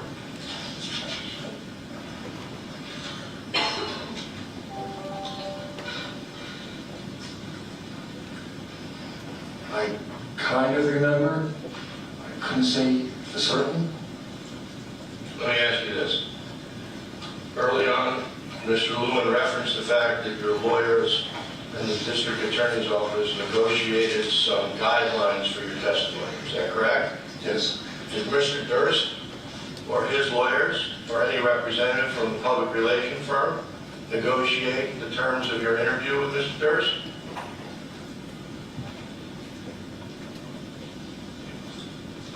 Back in the 80s. Yes.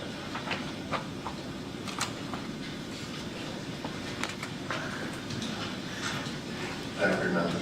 Do you have any record anywhere that anybody told you these are the ground rules, these questions are okay, these questions are off base, anything like that? Any memory of that? No, sir. And again, that would be something that a journalist with your experience would know, correct?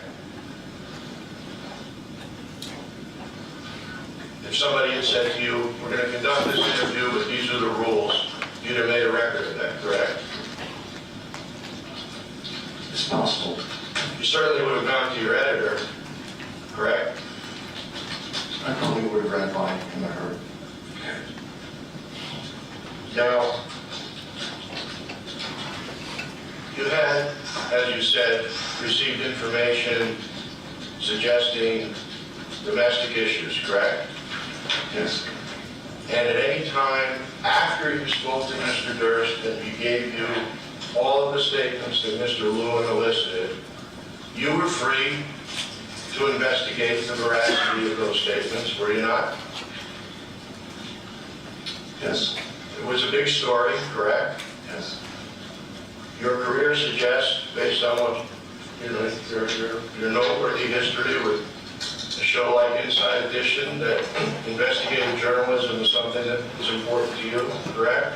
Yes. And an investigative reporter's job is to ferret out the truth, correct? Yes. So if you have a person that is a subject of a story giving you an unfettered interview, answering whatever questions you want, when you're done with that, you're free to test the credibility of what was said to you, correct? Yes. Now, you were the reporter in the street that sent your colleague factual information for some of the original stories that were written about the Durst matter, correct? Didn't use the word street. It's possible that I was door knocking various locations and calling it into Marsha. It's possible also that I was working the phones, or splitting the work. It's possible. It just happened so long ago. I couldn't tell you exactly. In preparing to testify, were you shown those previous articles? Yes. Do you recall that you, with a byline and Marcia, reported that Mr. Durst had offered a $100,000 reward for information about the disappearance of his wife? I recall reading that article. Okay, in 1982, 100,000. In 2018, 100,000 is a nice number. In 1982, that's a very large number, is it not? I think that's fair to say. He also informed you, or Marcia was in your story, that he had hired a very experienced investigator who was known for finding missing people, correct? I believe that's in one of the articles. And of course, you were reporting information in the early stories, not only to be a reporter, but there was hope that your stories might, trigger something in a reader that might provide a lead to the police, correct? I think that's fair to say. I mean, you even went as far as to publish phone numbers for the Durst headquarters and for the detective who was involved, correct? I believe so. So it was kind of a public service gesture by the Post at the time, correct? In a way, yes.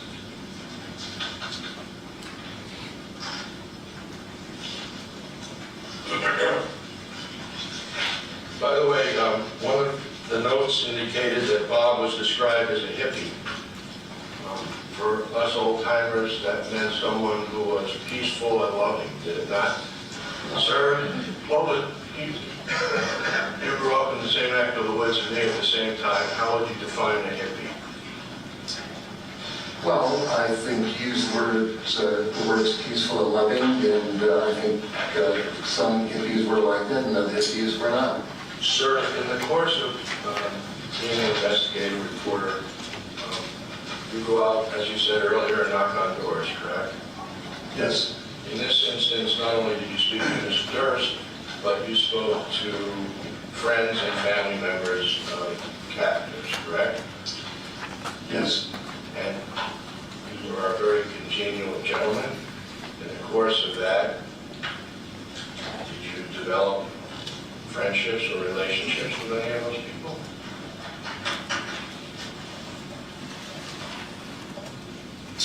I wouldn't use those words. I would say that I got to know them.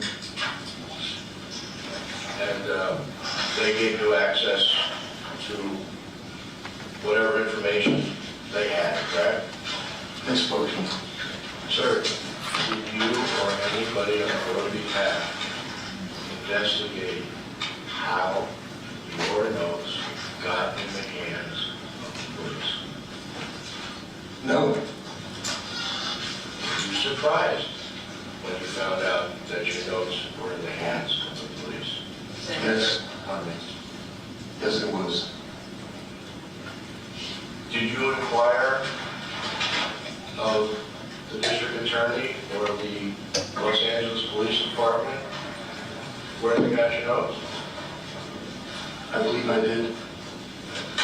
And they told you they got them from East Coast policemen, correct?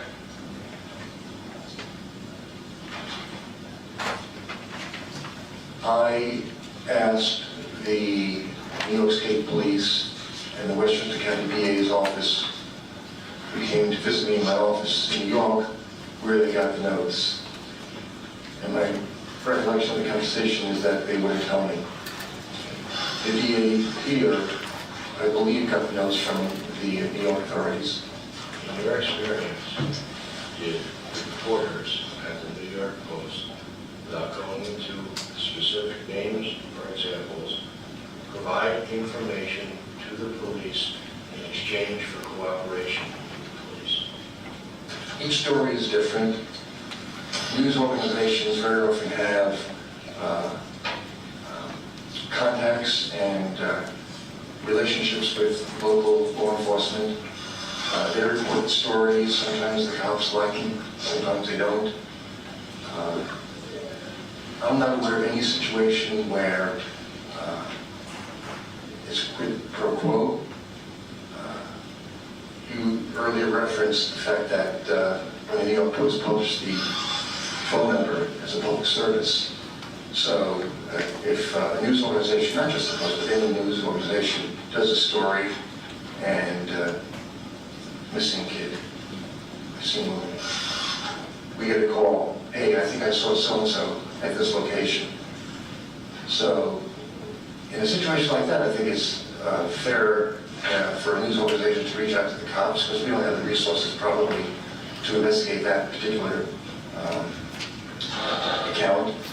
So in a sense, there is some degree of cooperation, but it's it's story specific. That's the way I have of answering that question.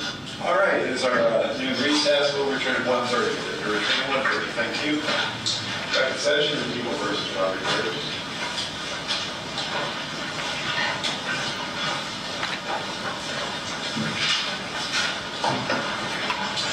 And Mr. Hoffman is resuming the witness stand. Mr. Durst is here with his lawyers. The people are represented. Mr. Blackmon, I remind you to turn the oath, and you may continue with your cross-examination. This will just be brief, sir. Just focusing on the portions of the stories that you were writing regarding problems in marriage or domestic violence, those kind of things. Did you rely on police sources for that information?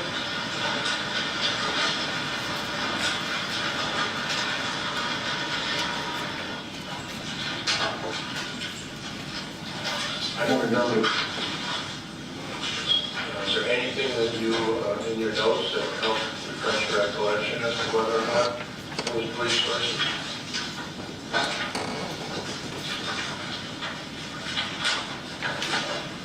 I don't think so. My reading of the notes from this morning didn't seem to quote any police officer. Thank you, Mr. Chairman. Yes, very brief. Yes. Mr. Hoffman, you were asked questions by defense counsel about materials that I, the district attorney's office, specifically asked for. You were asked by counsel whether I asked for the recordings in this case you have. Do you recall those questions by Mr. Chestnut? Yes. Did you and your attorneys make it clear to me, Mr. Lockman, that you would not give me any materials that I did not already have possession of because of your journalistic shield? Yes. Have you previously related to me in a taped interview that it is your position that those notes were not wrongfully acquired, taken by the police, but were instead provided by somebody you had willingly given the notes to? I think in our previous conversation I told you that I did not give the notes to, I didn't know how the New York State Police got the notes. To this day, I still don't know. And in that conversation that we had, I indicated to you that it may be, it was speculation on my part, it may be that at some point I may have given the notes to family members for their perusal. Whether that happened or not, I still don't know. Did you also relate, though, during our conversation, that it was not your position that the police had somehow unlawfully acquired your notes, broken into the post, etc.? In other words, have you at any point alleged that the New York State Police or New York Police Department or any law enforcement agency wrongfully acquired your notes? No. Thank you. No further questions. Mr. Lewin asked questions regarding your theory as to how the police may have gotten your notes, correct? Yes. And you, at the time, both before we were in court and here in court, were willing to tell Mr. Lewin that you believe that they may have been given to the police by family members as a result of you giving the family members the notes, correct?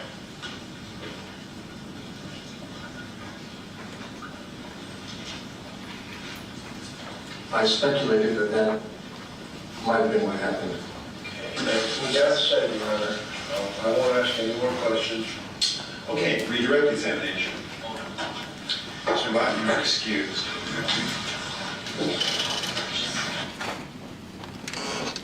Your Honor, we've completed People 74. It's the video testimony of Charles Lockman. We can mark as People 74B for identification. It's a sheet referencing the exhibits from the video, the new exhibits for trial. We'll mark as People 74C for identification. It's a 2-page article. That was People 74 in the video. We'll mark as People 74D, as in dog, a 5-page notes. That was People 75 in the video. And I believe, Your Honor, it is approximately 3 o'clock for the afternoon break. All right, it's a little early, but how long's the next video? 23 minutes. All right, let's take our break until 10 minutes after 3 p.m. Do not converse among yourselves or with anyone else on any subject connected with this case. Do not form or express an opinion on the case. We will see you at 3:10.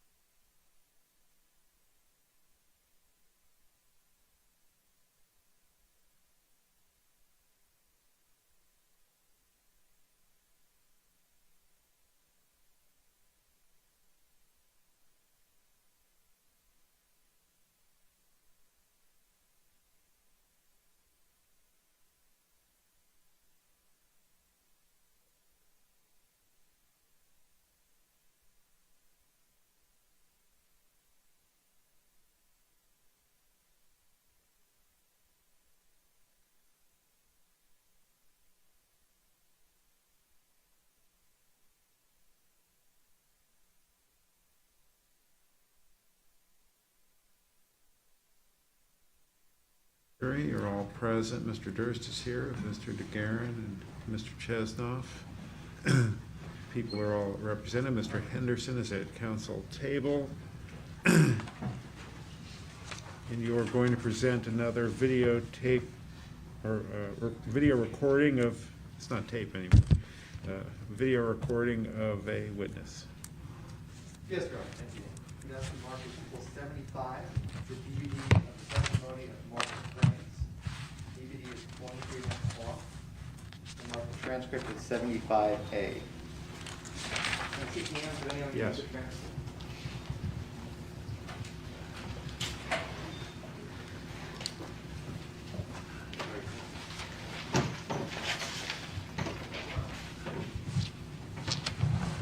Obviously, for the record, if it matters, I'm back. Pardon me? If it matters for the record, I'm back. I was gone previously. Of course it matters, Mr. Lewin. You didn't notice your, I don't know if it matters or not, but I'm here. Who is that? That's lawyer on the people's team. Your Honor, have we heard on that?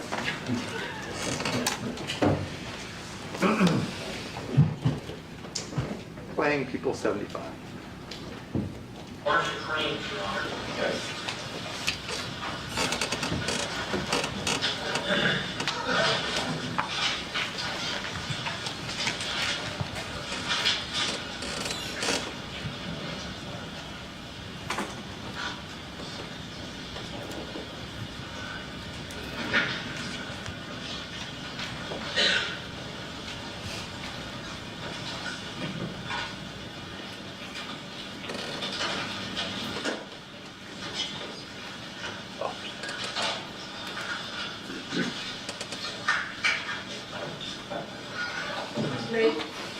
Please raise your right hand. Do you solemnly state that the testimony you're about to give the counsel pending before this court shall be the truth, the whole truth, and nothing but the truth, so help you God? I do. Please be seated.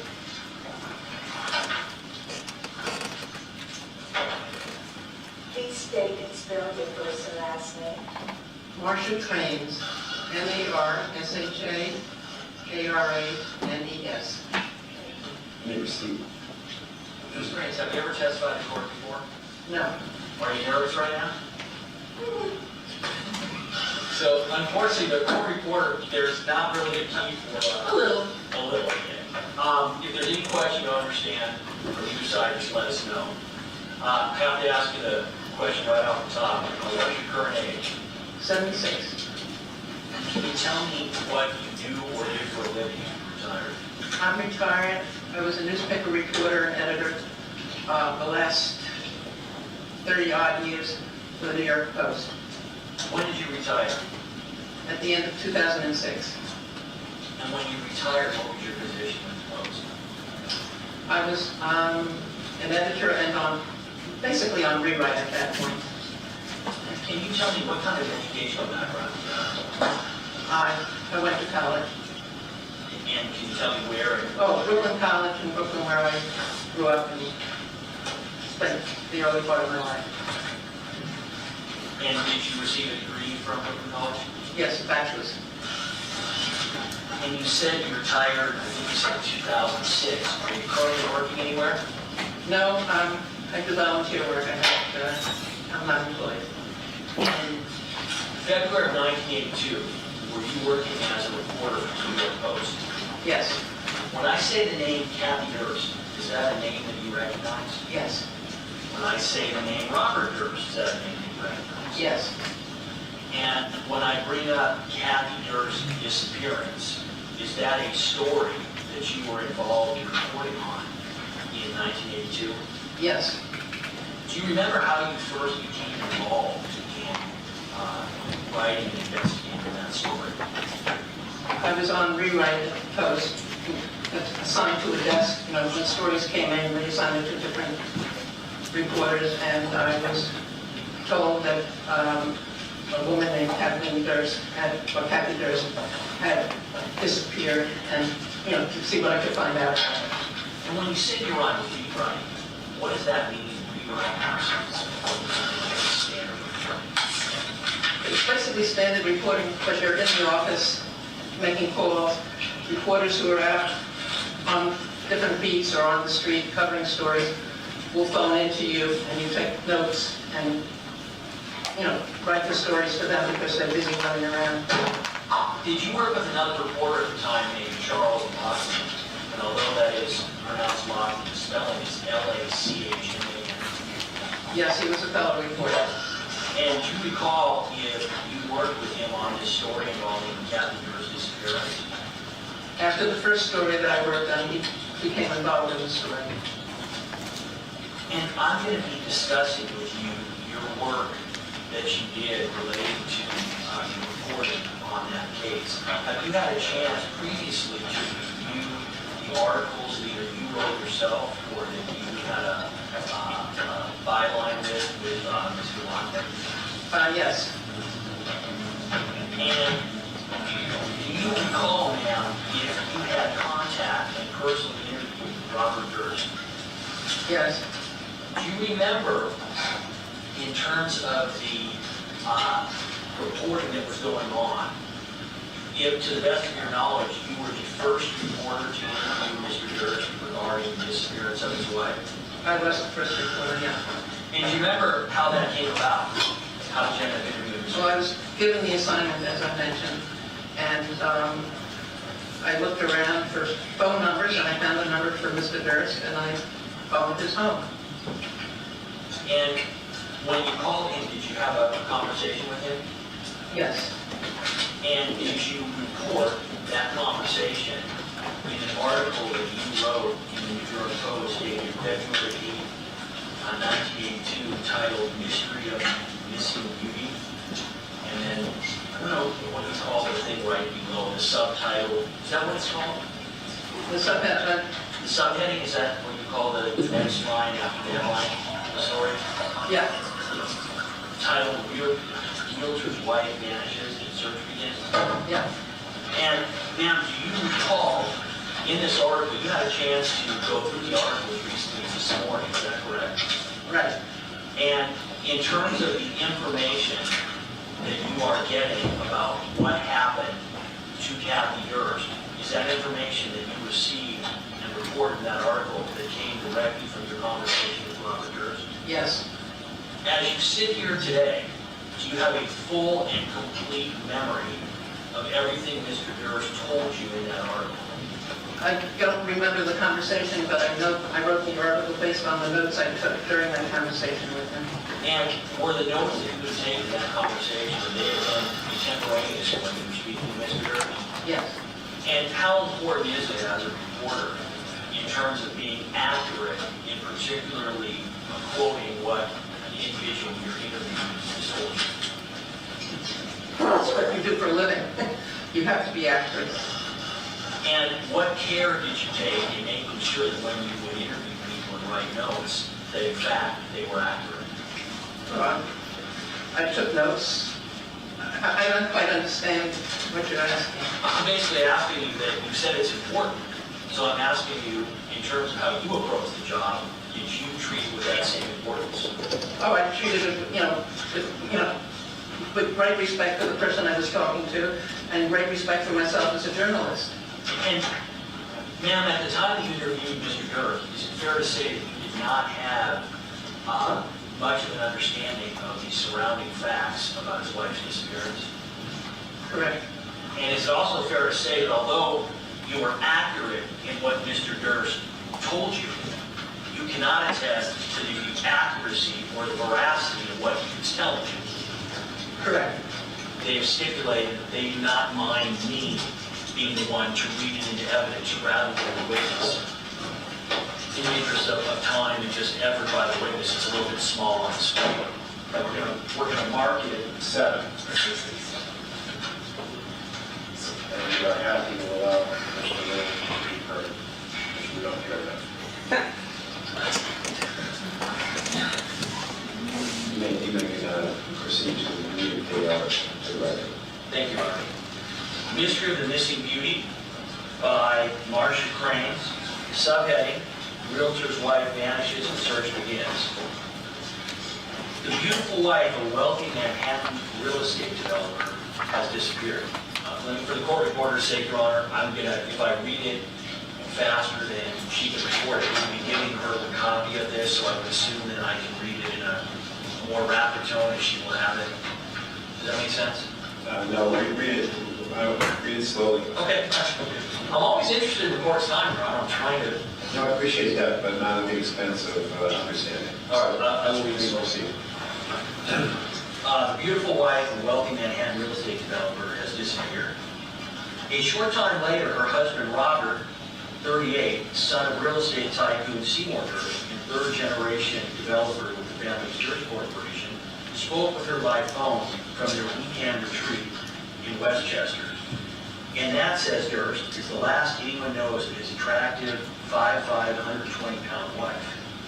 The next morning, she failed to show up for classes at the Albert Einstein College of Medicine, where she is due to graduate in May. So, ma'am, am I correct that that information that I just read to you came from Mr. Durst during that conversation? All the information in that article came from my notes from the conversation with Mr. Durst. And meaning Mr. Durst told you that? Yes, Mr. Durst told me that. Thank you, I shouldn't even interrupt you. The next morning, she failed to show up. No, her car. Oh, I'm sorry. Her car, a red Mercedes she drove to school, was still parked in its assigned spot in a nearby garage. Her clothes and jewelry were in the apartment untouched. The knapsack she traveled with and her toothbrush were still there too. No notes were found, and none of her friends or relatives has heard from her, said Durst. Even more puzzling, he noted, is no one recalls seeing her leave their building. He believes Kathy, quote, left the apartment to, quote, go to a store or to visit a friend, unquote, and that something happened. And that then something happened. Quote, I used to tell her she dressed too nicely, unquote, he said. Quote, I told her she attracted too much attention. If someone were looking for someone who looked wealthy, it would be her, unquote, said Durst. When she left their country home in posh South Salem, she was dressed in long, beige down coat, brown suede boots, blue jeans, and a blouse. She was also wearing diamond earrings and two thin gold chains. Quote, she wore the diamond earrings everywhere, even in the hospital in the Bronx. Not the safest place in the whole world, unquote, said Durst. The perplexed Durst has contacted the police and is planning to hire a private detective. He is certain his wife did not run away. Quote, we had the same problems most married people have, unquote, he said. Quote, we've had our arguments, unquote. We've had our arguments and disagreements, but nothing new or unusual, unquote. At times during their 9-year marriage, quote, she's gotten angry and stayed at a friend's house overnight, but she's never disappeared, never anything like this, unquote, he said. He urged anyone with information to contact his office, and if they give the number for Detective Struck of the 20th Precinct, they give another phone number. Ma'am, having had this article read, to the best of your memory, is that an accurate recitation of your interview with Mr. Durst? I don't remember the conversation. I just know that everything in that article came from my notes. And again, ma'am, although you do not remember it, you say you various facts. Because you indicated your responsibilities as a journalist to make sure that your articles are sourced and accurately reported, is there anything about that article which would lead you to believe that it was not, in fact, accurately reported? It's absolutely accurately reported. Now, is that the only time, to the best of your memory, that you personally spoke to Mr. Durst? Yes. Did you continue on the story after this article on February 8th? Yes, on rewrite. I wrote stories with a reporter, Charles Lockman, who was out covering it and gathering information, and he phoned it in to me, and I wrote the articles. There are other articles where the two of you share a byline, is that right? Yes. Is there any significance to the fact that on those other articles, Mr. Lockman's byline was first? Yes, because he was the source of the information, and I was the rewrite person, so my name was second. So, for the purpose of the courtroom, would it be fair to say, ma'am, that in the subsequent articles where you are reporting, as an example, John Smith said blank, you would not have spoken to John Smith. That would have been Charles Lockman speaking to John Smith and relaying to you either by notes or verbally what Mr. Smith had said. Correct. Now, other than the subsequent articles which you have the second guideline with Mr. Lockman, do you have any other involvement in this case? No. Were you ever contacted by the New York Police Department? No. Were you ever contacted by any law enforcement agency in this case prior to 2016? 2001? I'm sorry, prior to 2015. No. Now, in terms of your testimony coming to court today, was this something that you wanted to do? No. Is it fair to say that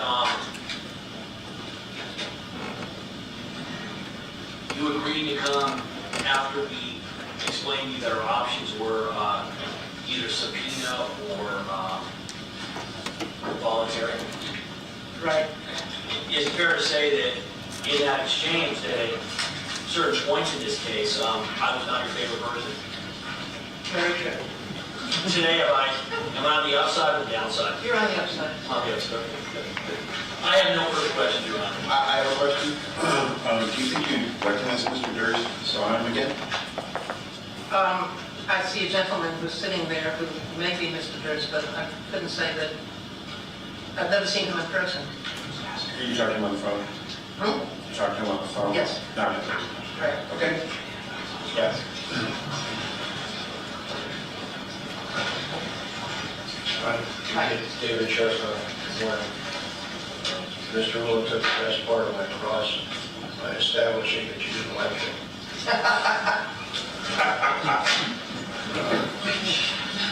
Moving forward from there. You really, when all this started and you were getting communications from the police and from Mr. Rule's office, only had a vague memory of this event. Is that fair? That's fair.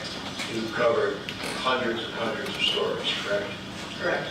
Were you a crime beat reporter at the time, or were you a real estate reporter because Mr. Durst was associated with real estate? Kind of what was the reason you were assigned this? At that point, I was on rewrite, but I've been a street reporter, I've been a court reporter, I've covered the gambit.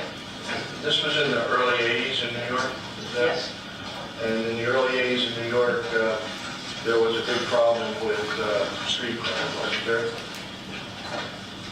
I think there's always a problem with street crime in New York. But it's gotten better over the years. Yeah. Is that a fair statement? You said that you had some memory of the Durst matter, not just from what you worked on, but you may have watched part of the Jinx. Is that correct? I did watch part of it, yeah. You commented in previous discussions with the police that a lot of your sources were people on the streets. Is that correct? For stories? You remember that? Right, not in this particular case, but yes. Okay. In this particular case, you used some old-fashioned reporting skills and actually looked in a phone book, which for the younger people here is a book that had people's phone numbers in it. You could call them, correct? Yeah, I either used the main phone book or a reverse directory, I'm not sure which. You don't remember in the case of Mr. Durst how you found his number? Well, it was either a phone book or a reverse phone directory. Okay, and you called the number that showed up for Mr. Durst, correct? Correct. And the man answered, correct? I'm not sure if I left a message or if I got him immediately, but at some point, I either spoke to him or he called me back after I left the message. And I think you may have said previously in speaking to the authorities that you were surprised to get him on the phone, correct? I think I said that, yes. Okay. If someone was anxiously waiting to hear from someone that was missing, they might stay by the phone and wait for a phone call, correct? Correct. So So it would not be surprising at the time that a man who told you he was very concerned about where his wife's whereabouts were to answer the phone in case it was either her or someone with information, correct?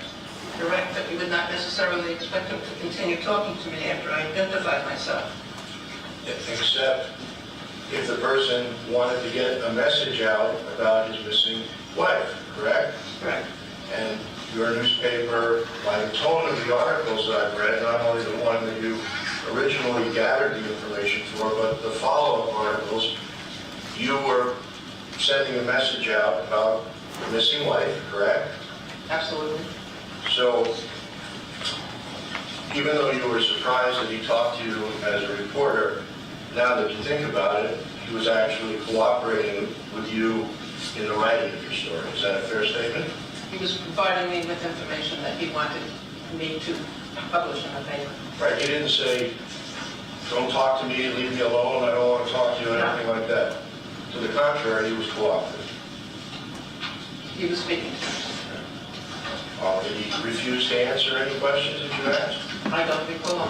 Or did you have a chance to review your notes? I don't have my notes any longer. I retired a long time ago. So your notes from these events have been destroyed, for lack of a better word. Right. But you have no reason to believe that he was uncooperative, correct? He was talking to me.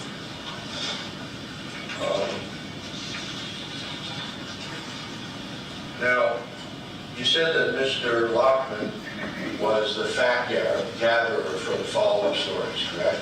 Correct. And he would relay the information that he gathered to you so that you could write the follow-up stories, correct? Correct. And do you have memory, after having reviewed those follow-up stories, of the information that was conveyed to you by Mr. Lockman? I independently don't remember. Do you have any reason to believe that what you wrote in those articles that was conveyed to you by Mr. Lockman was inaccurate? I think it fairly represented what he relayed to me. So you were writing at the time to convey the facts as they were conveyed to you, correct? Correct. Truthfully, correct? Truthfully. No fake news. No fake news. Do you remember in your conversation with Mr. Durst or Mr. Lackman being informed that there was a detective struck that was involved investigating this situation? Mr. Durst had given me that information over the phone. And he explained to you that that was the investigating police officer, correct? That was, he gave me the detective's number to call for anybody who might have information. Do you recall Mr. Durst informing you that he was concerned that his wife drew too much attention to her wealth by the way she dressed and the accessories that she wore? It was recorded in my story from my notes. And your goal in writing the story was to include as much information as you could in order to present a fair accounting of the events that were occurring at the time, based on your sources. A fair accounting of what Mr. Durst told me, which I attributed to him in my article. Nothing further.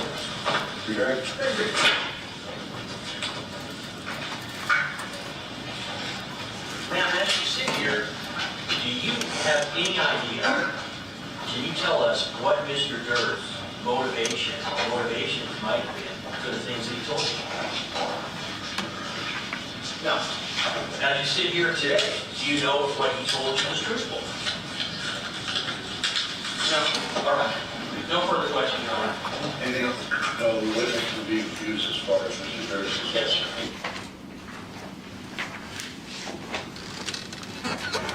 Your Honor, we completed the testimony of Marcia Cranes.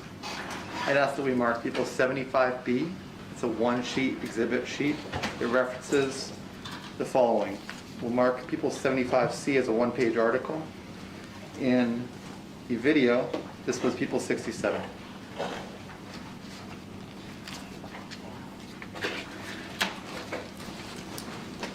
One moment.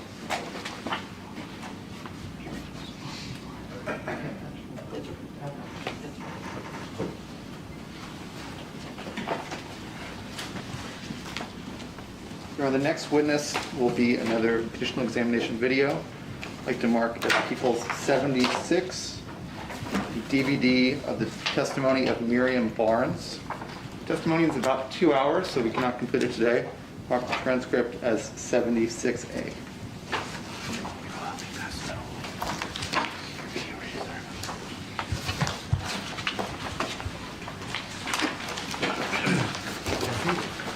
We've changed course, so I'll get a transcript to the court.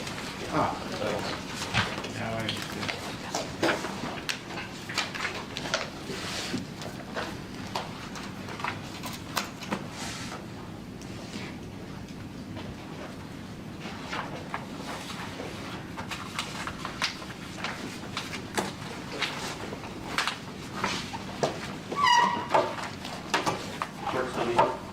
Yes, please. May I approach? Yeah.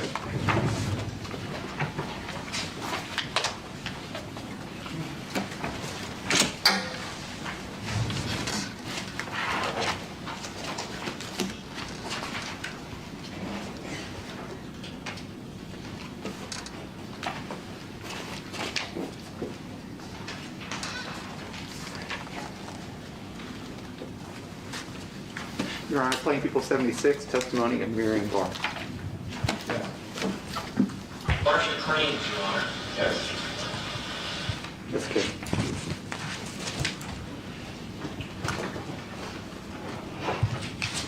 Susan Durst is present, represented by his counsel, Mr. Bailey, Mr. Lewis, the people, and Elias, and Overseer Slesky, and the next witness, please. The people call Miriam Barnes.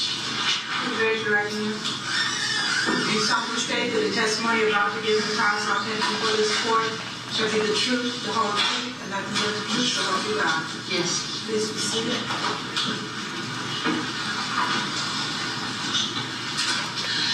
Please state and spell your first and last name. My first name is Miriam, M-I-R-I-A-M. My last name is Barnes, B-A-R-N-E-S. Can you just move your seat closer to the mic, please? Thank you. Can I make you a little noise? Yes, please move it so that you're comfortable. Mr. Bailey, you may proceed. Thank you. Good afternoon, Ms. Barnes. You seem to have a nice soft voice. If you please do your best to speak into the microphone so everybody can hear you, okay? Yes. If you don't understand something I'm asking you, or if I ask you something that's confusing, I tend to do that sometimes, just let me know, please, okay?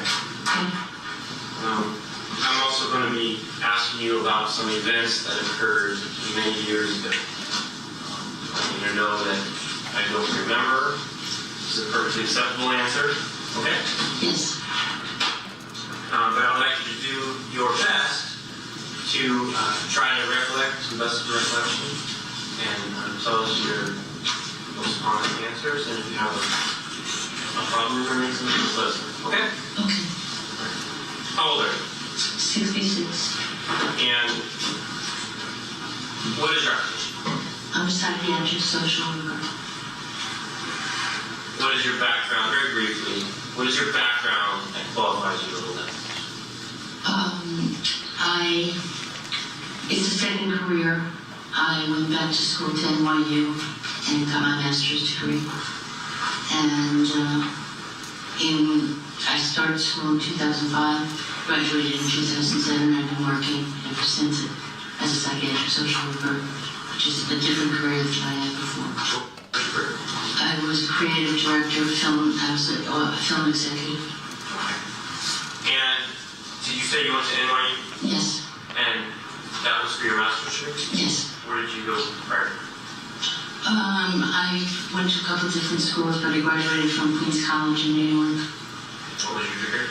A BA in art, studio art, art history, and English. How many years were you at NYU? 2. 2 years.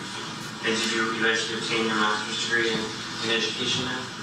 No, I got a master's degree in social work. I'm sorry, social work. Where do you currently live? I live in Manhattan. I'm going to take you back to the 1970s. Where were you living in the 1970s? I was living on Beekman Place. Where is Beekman? In Manhattan. Which part of Manhattan is Beekman Place? It's between 50th and 51st and off First Avenue, for sure. Okay. And then the FDR Drive. Do you remember approximately when you moved into that residence on Beekman Place?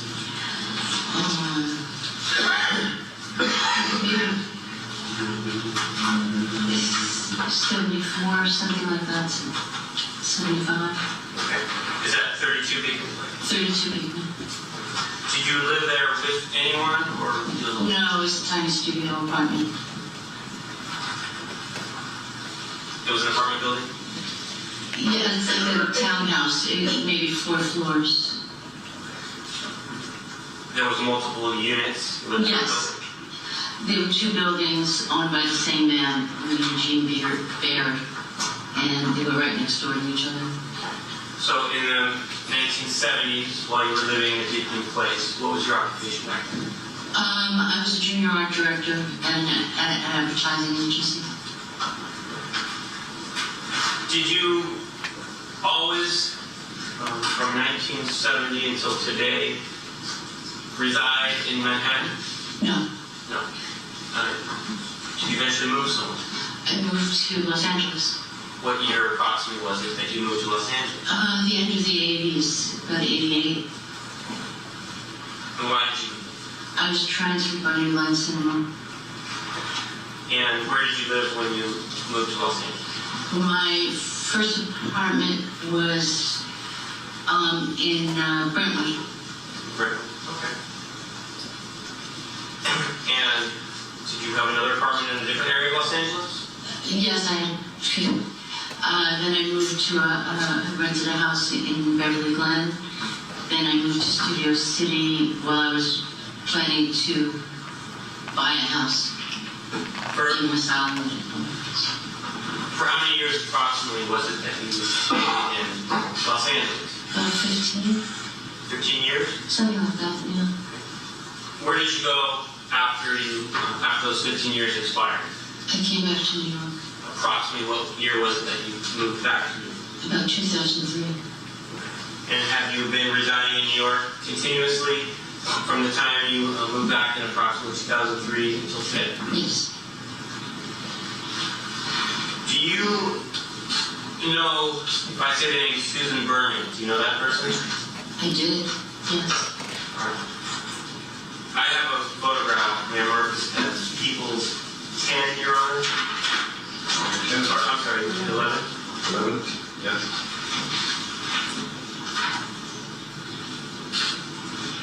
I'm showing you what has been marked as People's 11. It should appear on the screen right in front of you. Yes. Do you see the woman in the center of that photograph? Yes, it's Susan. Do you recognize the woman who has her arm around? Yes, but not because I knew her personally. Who is that? That's Kathy Durst. What about the gentleman on the other side of Susan? Do you recognize? From the newspaper articles and such, yes. As Susan von Bobby-Jones. Okay. How did you know Susan?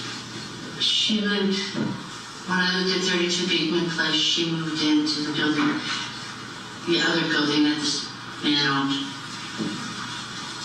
Was it the same building at 32? No, it was, he owned 2 little buildings right next door to each other, 2 little townhouses that were transferred in, were made into studio apartments. Okay, so she lived in the same complex. The same complex that you lived in? Yeah, yeah. But in an adjoining separate structure that was next door to you? Yeah. Okay. Approximately what year was it that she moved in? I don't really remember. I was living there before she moved in. Was it sometime in the 1970s though? Yeah, yeah. Okay. Where did you meet her? Do you remember? Yes, in the laundry room. Describe that encounter. I was doing my laundry. She came in to do her laundry. I was rather quiet and shy, and she, hi, I'm Susan, and I just moved here from blah, blah, blah, and we just became best friends. And it's kind of hard to describe for the record, but you kind of got a little more animated when you were describing what Susan said. Can you describe for the court what was Susan's personality like? She was vivacious and exuberant when she, was in her better moods. And she was very outgoing. Okay. When, After you met her that first date, did you form some sort of a relationship with her? Yeah. What type of relationship did you guys have? We became friends. How close of friends would you say you were? Well, I got married a year or so later, and she came to my wedding. Okay. How often would you see her? Oh, just running in and out of the buildings, we'd see each other, but we'd have dinner or things like that, or lunch, or, go to a party or something. It sounds like you had a social relationship. Yeah. Would she do things for you occasionally? Yeah. What types of things? Well, once I was home from work with the flu, and she came knocking on my door, and she went to not that she cooked it, she went to the local deli and bought me a roast chicken and Jell-O, which was very strange to me, but that's what she did. Were those the kind of things she would do? Yes. When you described her as being outgoing, what do you mean by that? She had a lot to say. She would talk, and she had a big personality. Was she a loyal person? Oh yeah. What do you mean? Loyalty was very important to Susan, and she even would discuss that with me. What types of things would she say to you? That she learned loyalty from her father, and he meant everything to her. What did you know about her father, if anything? Well, I knew he was part of the Jewish mafia, and that he was from Minnesota, and something who was a partner at Flamingo Hotel when she was a little girl. How often would Susan discuss with you her father? Oh, he meant everything to her. And, she had pictures of him from mother.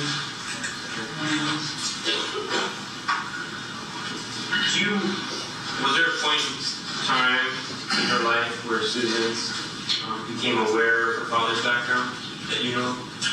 Well, I know she was going to Washington to the Freedom of Information Act.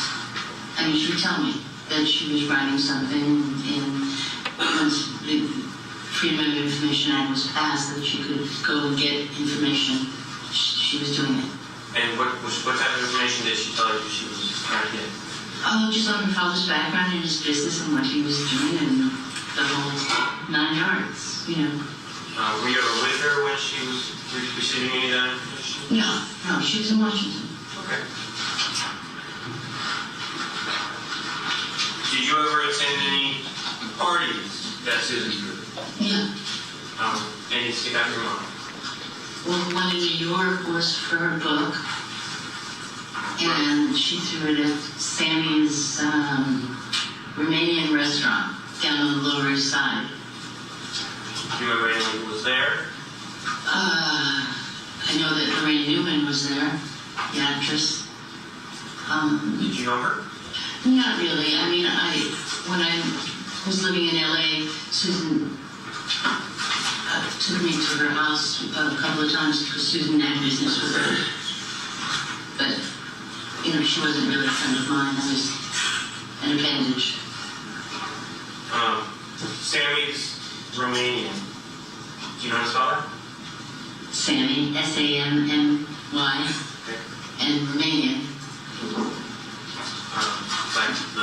It was like an ethnic restaurant. Susan loved that, and very somewhat Jewish. They made, Susan didn't drink, and they made that, but I guess people, you could make chocolate egg creams on at the table, and she liked that whole concept.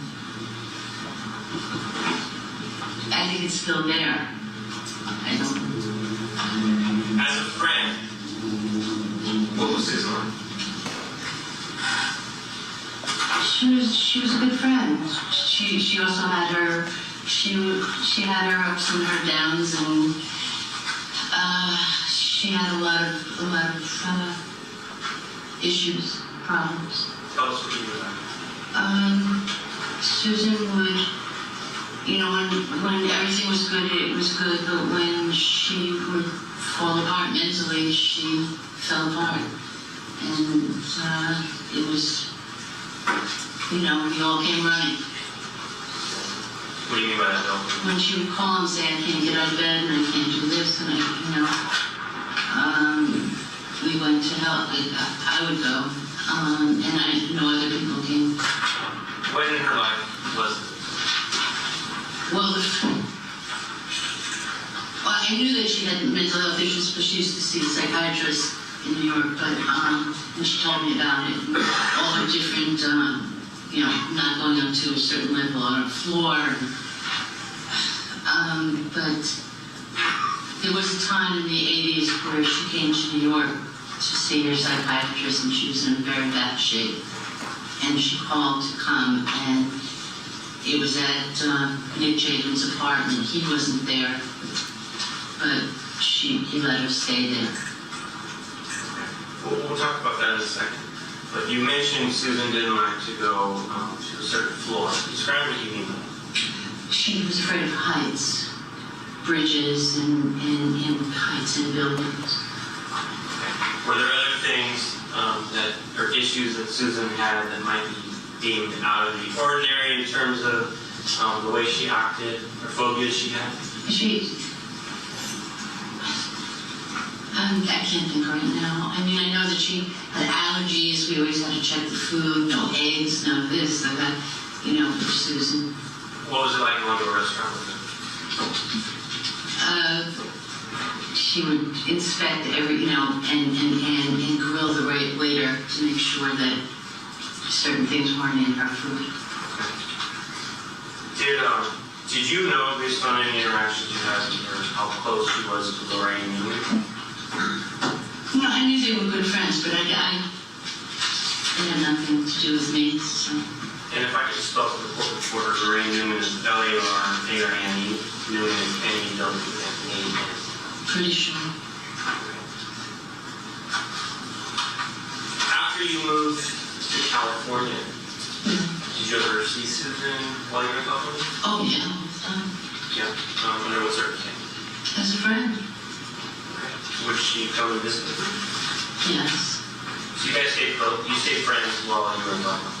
Yeah, she wouldn't go back to my Brentwood apartment because I lived on the 4th floor, but once I moved to a house and to a place she came. How close of friends would you describe yourself as, Susan? We were good friends. I mean, even when my mom came to visit me in LA, she took Susan and I out to dinner. You know.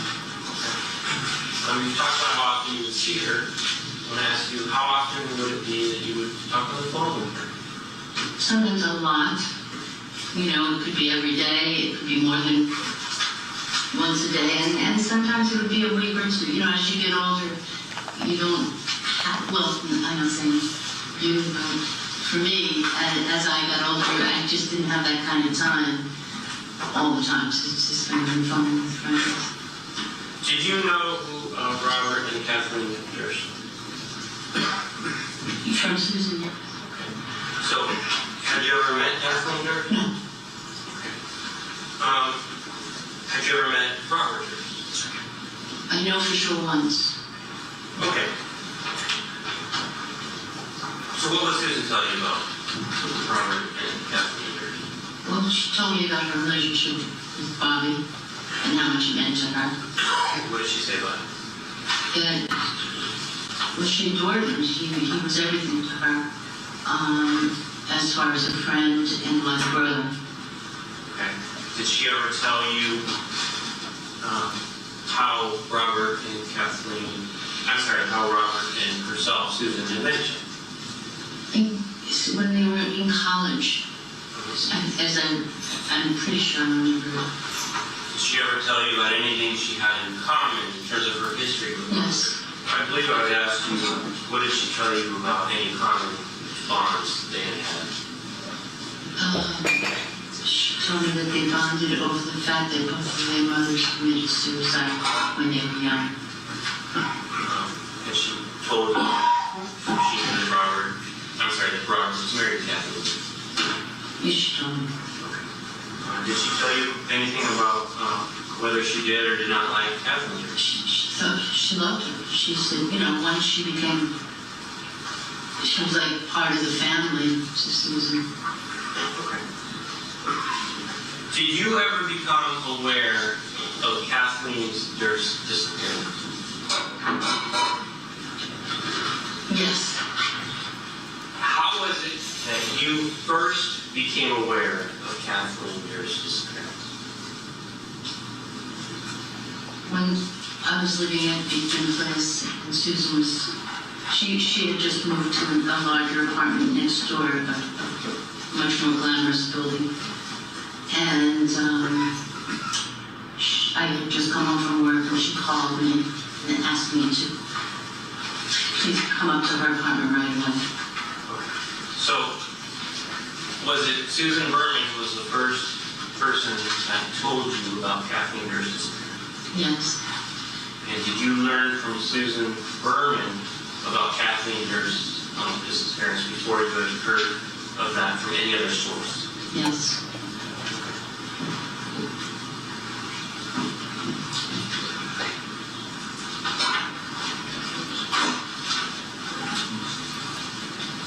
Did she ever tell you anything about who could or couldn't call her Susan? Who was allowed to call her Susan? Susie? Only God was allowed to call her Susie. That's what she told you. When Susan called you up to her apartment, I assume you went up to her, right? Yeah. And you had some conversation with her, right? Right. We're going to talk about that conversation in a moment. During that same conversation, is that when she informed you that Kathleen Durst was missing? Yes. Did it appear to you, based on the conversation you were having with Susan Berman, including the nature of the conversation, what she was saying, her expression, the urgency of what she was saying, that this was a Disney event or a very recent event? It seemed to be something that was happening at that time.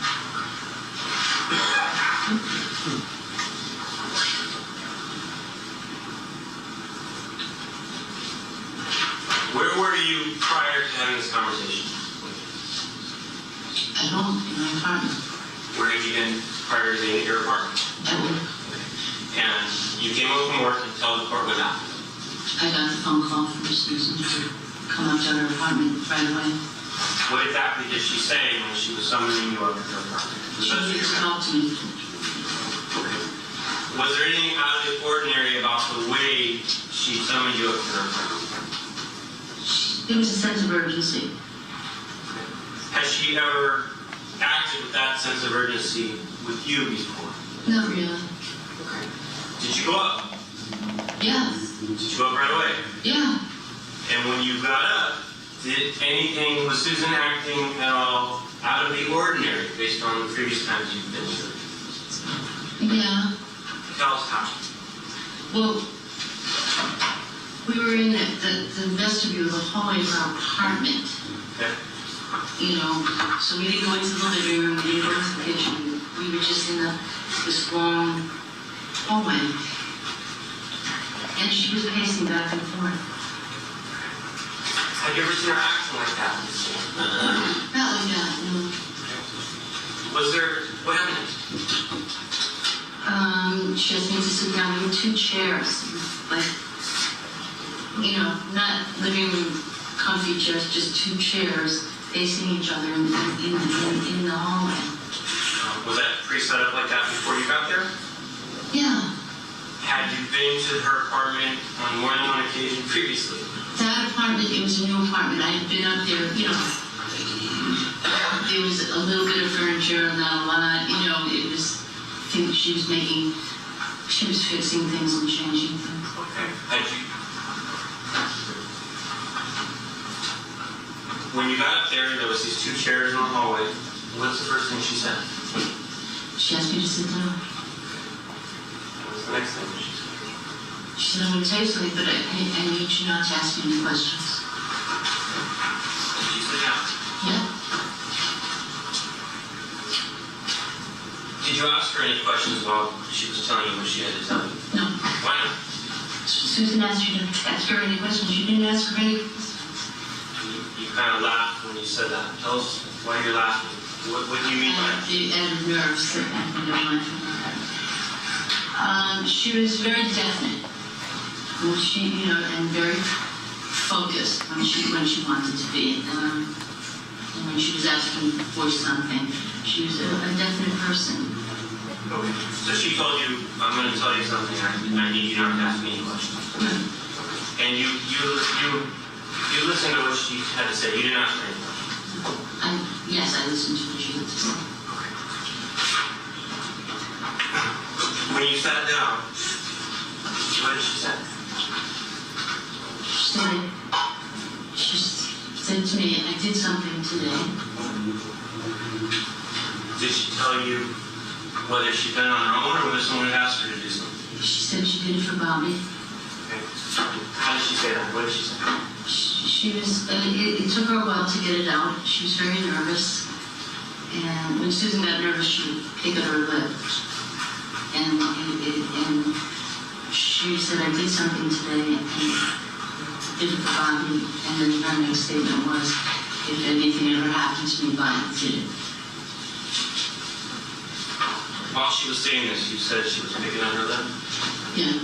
Had you noticed that habit in her previously? Yeah. Under what circumstances during previous encounters you had with her when she picked her lip? That was part of her, you know, but when she would get nervous or wanted very serious, she would do this picking at her lip.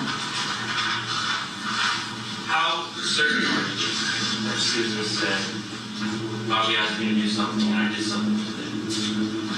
Yes, certain, very certain. Do you have any doubt in your mind that she said that to you? No.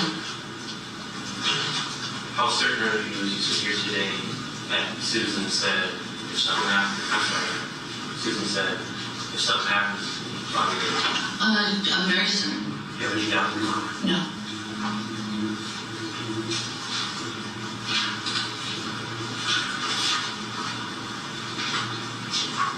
Did Susan elaborate on what she had done to help others? No. Did Susan, by her words, expressions, or any other means, indicate to you how recent it was what she had done to her body? I knew she had done it that day. How did you know? She said today, you know. So she said, I did something today. She said, I did something today, Bobby, and if anything ever happens to Bobby, did it.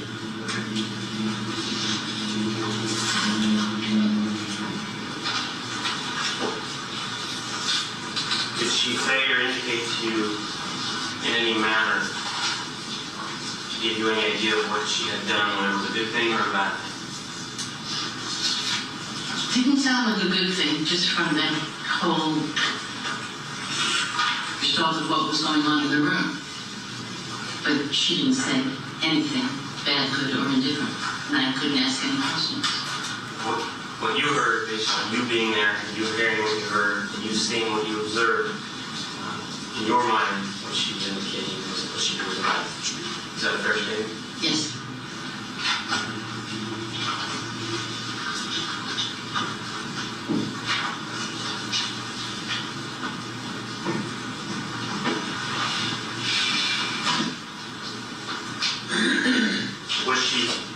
her live in the manner you described throughout this entire conversation? Yes.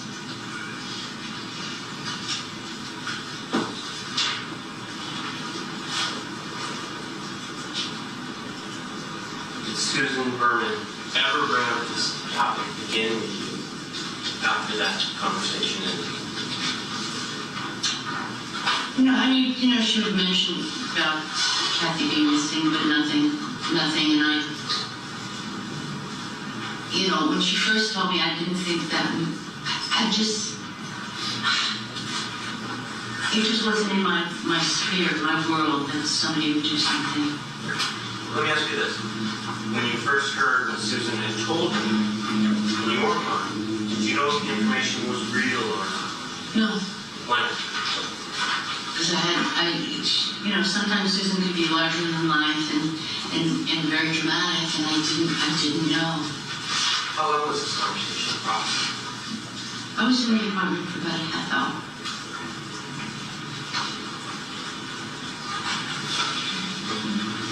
I don't think I asked you. What year did this conversation occur? 70s, I don't know. It has to be in the 70s because it was before I was getting married, and it was before I got married. Well, what year did you? I've been divorced longer than I was married, so I got married, I think, in 75, 76. Let me ask you, are you more certain of exactly when this conversation took place, or are you more certain about what was said? I'm more certain of what was said. And let me ask you this. How certain are you that whenever this conversation happened, was it the same period of time that Kathleen Durst was?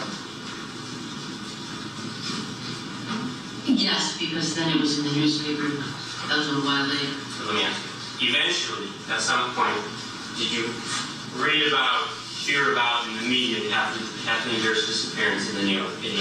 Yeah. And was it a big story at the time in New York? Yeah.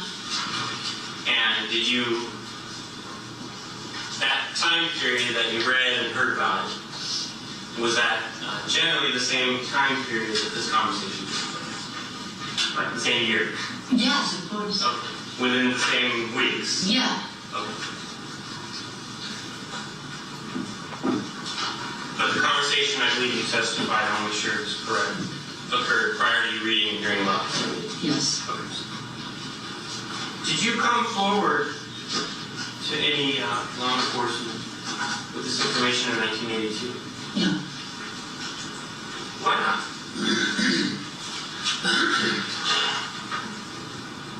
In 1982. I'm sorry. Forget I asked you the year. May I rephrase the question? May. Did you come forward with this information to law enforcement at this general time frame of when you had this conversation? That year? No. Why not? I just couldn't fathom that it was believable. And I was very young. I was in my 20s. I was getting married very soon. I just didn't think that could really happen to people I knew. Were you a different person back then than you are today? Of course. How? I was very young. I was just starting out in the world, and getting married and starting out with working and things like that. And it was just a different time. You said you were approximately in your 20s. Yeah. In your mind, 20-year-old back then, given whatever your background was at that time, and who you were, what was going on in your life, did it even dawn on you that maybe you should come forth to someone with this information? No.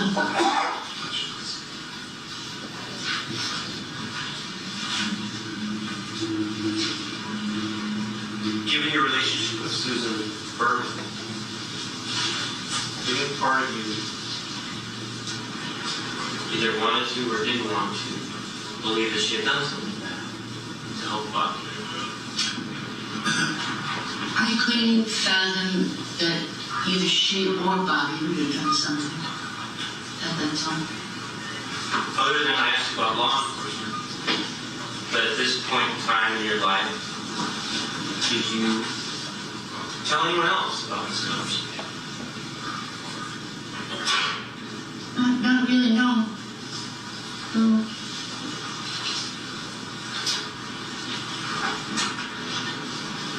If anybody may have said to my ex-husband, but I wouldn't even remember. He's been dead for many years. Notwithstanding the fact that you never told anyone back at that period of time, are you being truthful today as to what Susan Berman told you? Yes. Do you remember when Susan Berman at some point left New York and sold her apartment or did you? About, yeah. Were you still living in New York City at the time? Yes, it was. And I think you testified at this period of time that you still maintain contact with her? Oh, yeah.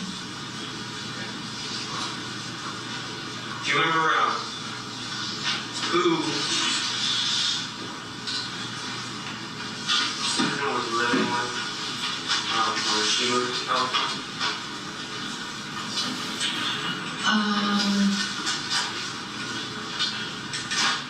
She wasn't living with anybody. No, she wasn't living with anybody. Did you know her when she was married? Yes, I knew her when she was married. Who was she married to? Mr. You talked about meeting, Robert Durst. How many occasions did you meet? The only time I can remember is once. Tell us about it. Susan came to New York. She was staying at Nick Chadwin's apartment. She was, she was decompensated. And speaking to the psychiatrist, and she called a lot of friends and asked us to be there, and he was there. Okay.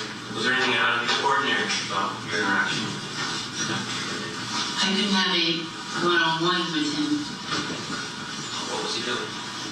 He was just, taking care of Susan and calling her Susie and da-da-da-da. And then at a certain point, he went into the bathroom. When he came out of the bathroom, his pants were open. And it was like, nothing I wasn't offended by it. I wasn't, it was just like, personally, you say this guy's an asshole. When you say his pants were open, were his genitals exposed? No. But it was just like, zip up, what's your problem, Are you saying that he walked out of the bathroom with a... There was an arrogance about it. He walked out of the bathroom with his pants open with a room full of people? Yeah. Did he seem to care about it? No.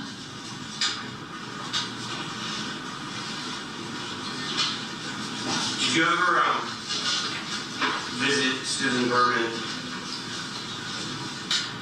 while she was sick at any point in New York? Yeah, that's when I'm sorry? when I went to that apartment, when I went to the Jacobs apartment. So that's the time you're talking about. So was this before or after you moved to California in prosecution? I was still living in New York. It was before 1980? Yeah.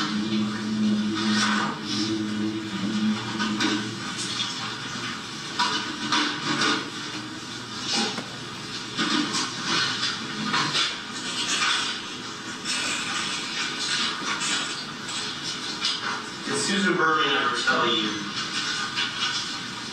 anything about Robert Durst giving her any money?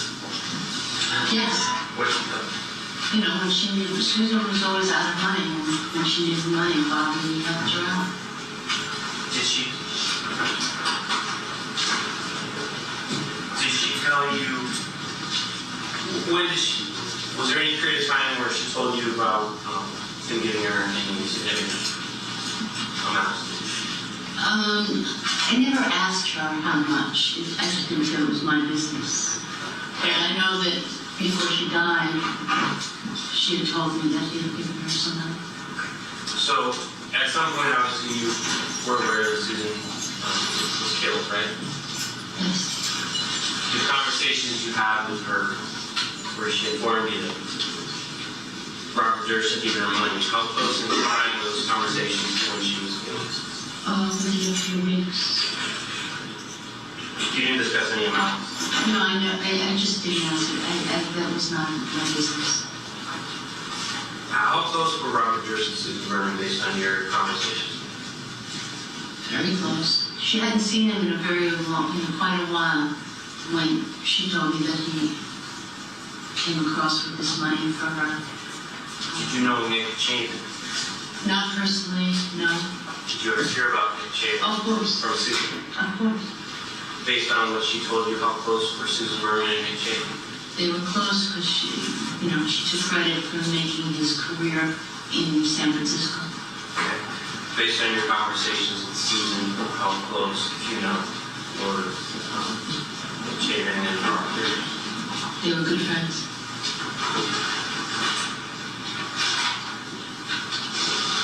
And was this the relationships between Susan Berman and Nick Chapin and Robert Durst, were these prior to leaving New York for California? Oh, yeah.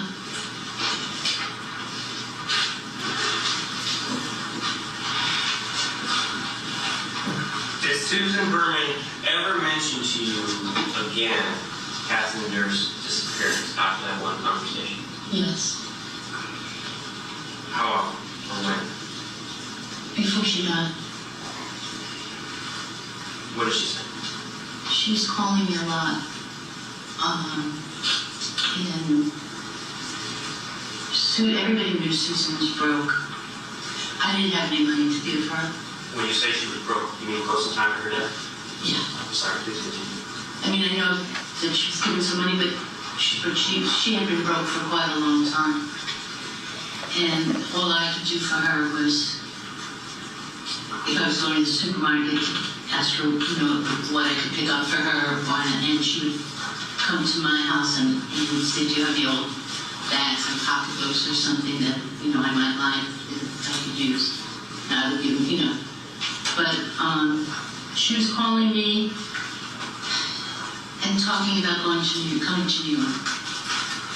And first the conversation was, I'm going, because I'm going to meet this guy, and like a blind date or something that I've been talking to or something. And in my head, I was going, Susan, you don't have a pot to be in. You're going to New York? During this conversation you had with her, did she discuss Kathleen Durst's disappearance? Yeah, all of a sudden the conversations switched to, I'm going to New York because they want to question me about Kathleen. And when she said they want to question you, was she specifically saying the police wanted to speak with her about Kathy, or was it she didn't say whether it was police or someone else? She didn't say. How did you hear about Susan's death? She was supposed to be at my house for a Christmas party. And what happened? And she didn't show. And I had a lot of people at my house. And by the end of the day, she was leaving, and everybody was starting to peter out. And I ran upstairs in my house, and I heard the phone ringing, and picked it up. And the guy who, and I can't think of his name, who used to cut both Susan and my hair, called to tell me. What was your reaction? I was very upset. Were you just told she died, or were you told she was murdered? I was told she was murdered. Did you ever, what if anything did you think about Robert Durst's involvement at that time when you got that phone call? Nothing. Did this previous conversation come to your mind? Nothing. Did it at some point come to your mind? Yes. When was it that you realized the significance of this conversation you had with Susan Berman? The day I was sitting in the chapel at the cemetery at Susan's funeral. What went through your mind? People were jabbering about some new boyfriend that she had that couldn't, and I'm going, what the heck? And then I was just going through my head, you know, all these things, and I remembered the conversation, and I just kept remembering it as I drove back, you know, it was in my car driving back home. Did you realize at that point in time, you said the conversation, I assume you're talking about the conversation you had with Susan Berman in her apartment where she told you I did something for money? Yes? Yes. Did you understand the significance of that moment when you're in your car driving home from the feel of the information that you had? I did, but I still needed time to think about it. What did you need to think of? It was just so frightening to me. The whole situation of Susan being murdered and then me realizing and remembering what had been said to me. Did you, in your mind, come to believe who was responsible for Susan's murder? In my mind, Yeah. yeah, Who was it? Robert Durst. Did you at that point in time, after Susan Berman's funeral, go to the police and say, I have this information you need to know? No, Why not? because I was scared of him. What in particular were you afraid of? You know, I didn't run in their circles. I didn't have that kind of money, and I knew he was a very wealthy man.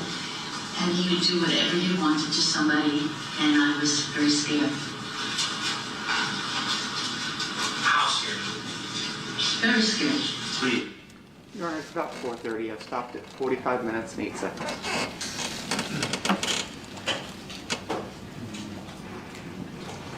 All right, ladies and gentlemen, we will resume tomorrow at 9 o'clock.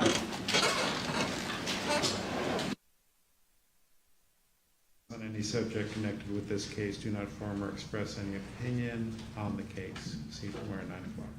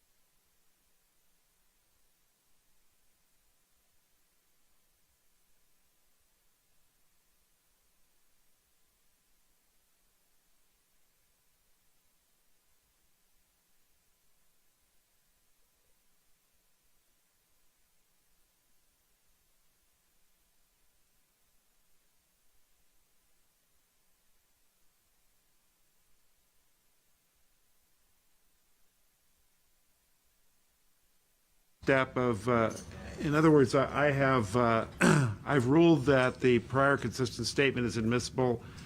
I understand that you wish to do talk about the constitutionality, and we can do that tomorrow, but the second step, if something is admitted by hearsay exception, then the question becomes whether it is testimonial. I can hear you out. I've looked at the authorities. I didn't know what you got there, but you certainly can bring it up tomorrow at 8:30. So we'll talk tomorrow at 8:30. Your Honor, would there be a way to make it 8:45? Yeah, 8:45 is fine. Thank you. 8:45 tomorrow. Department 1 is adjourned.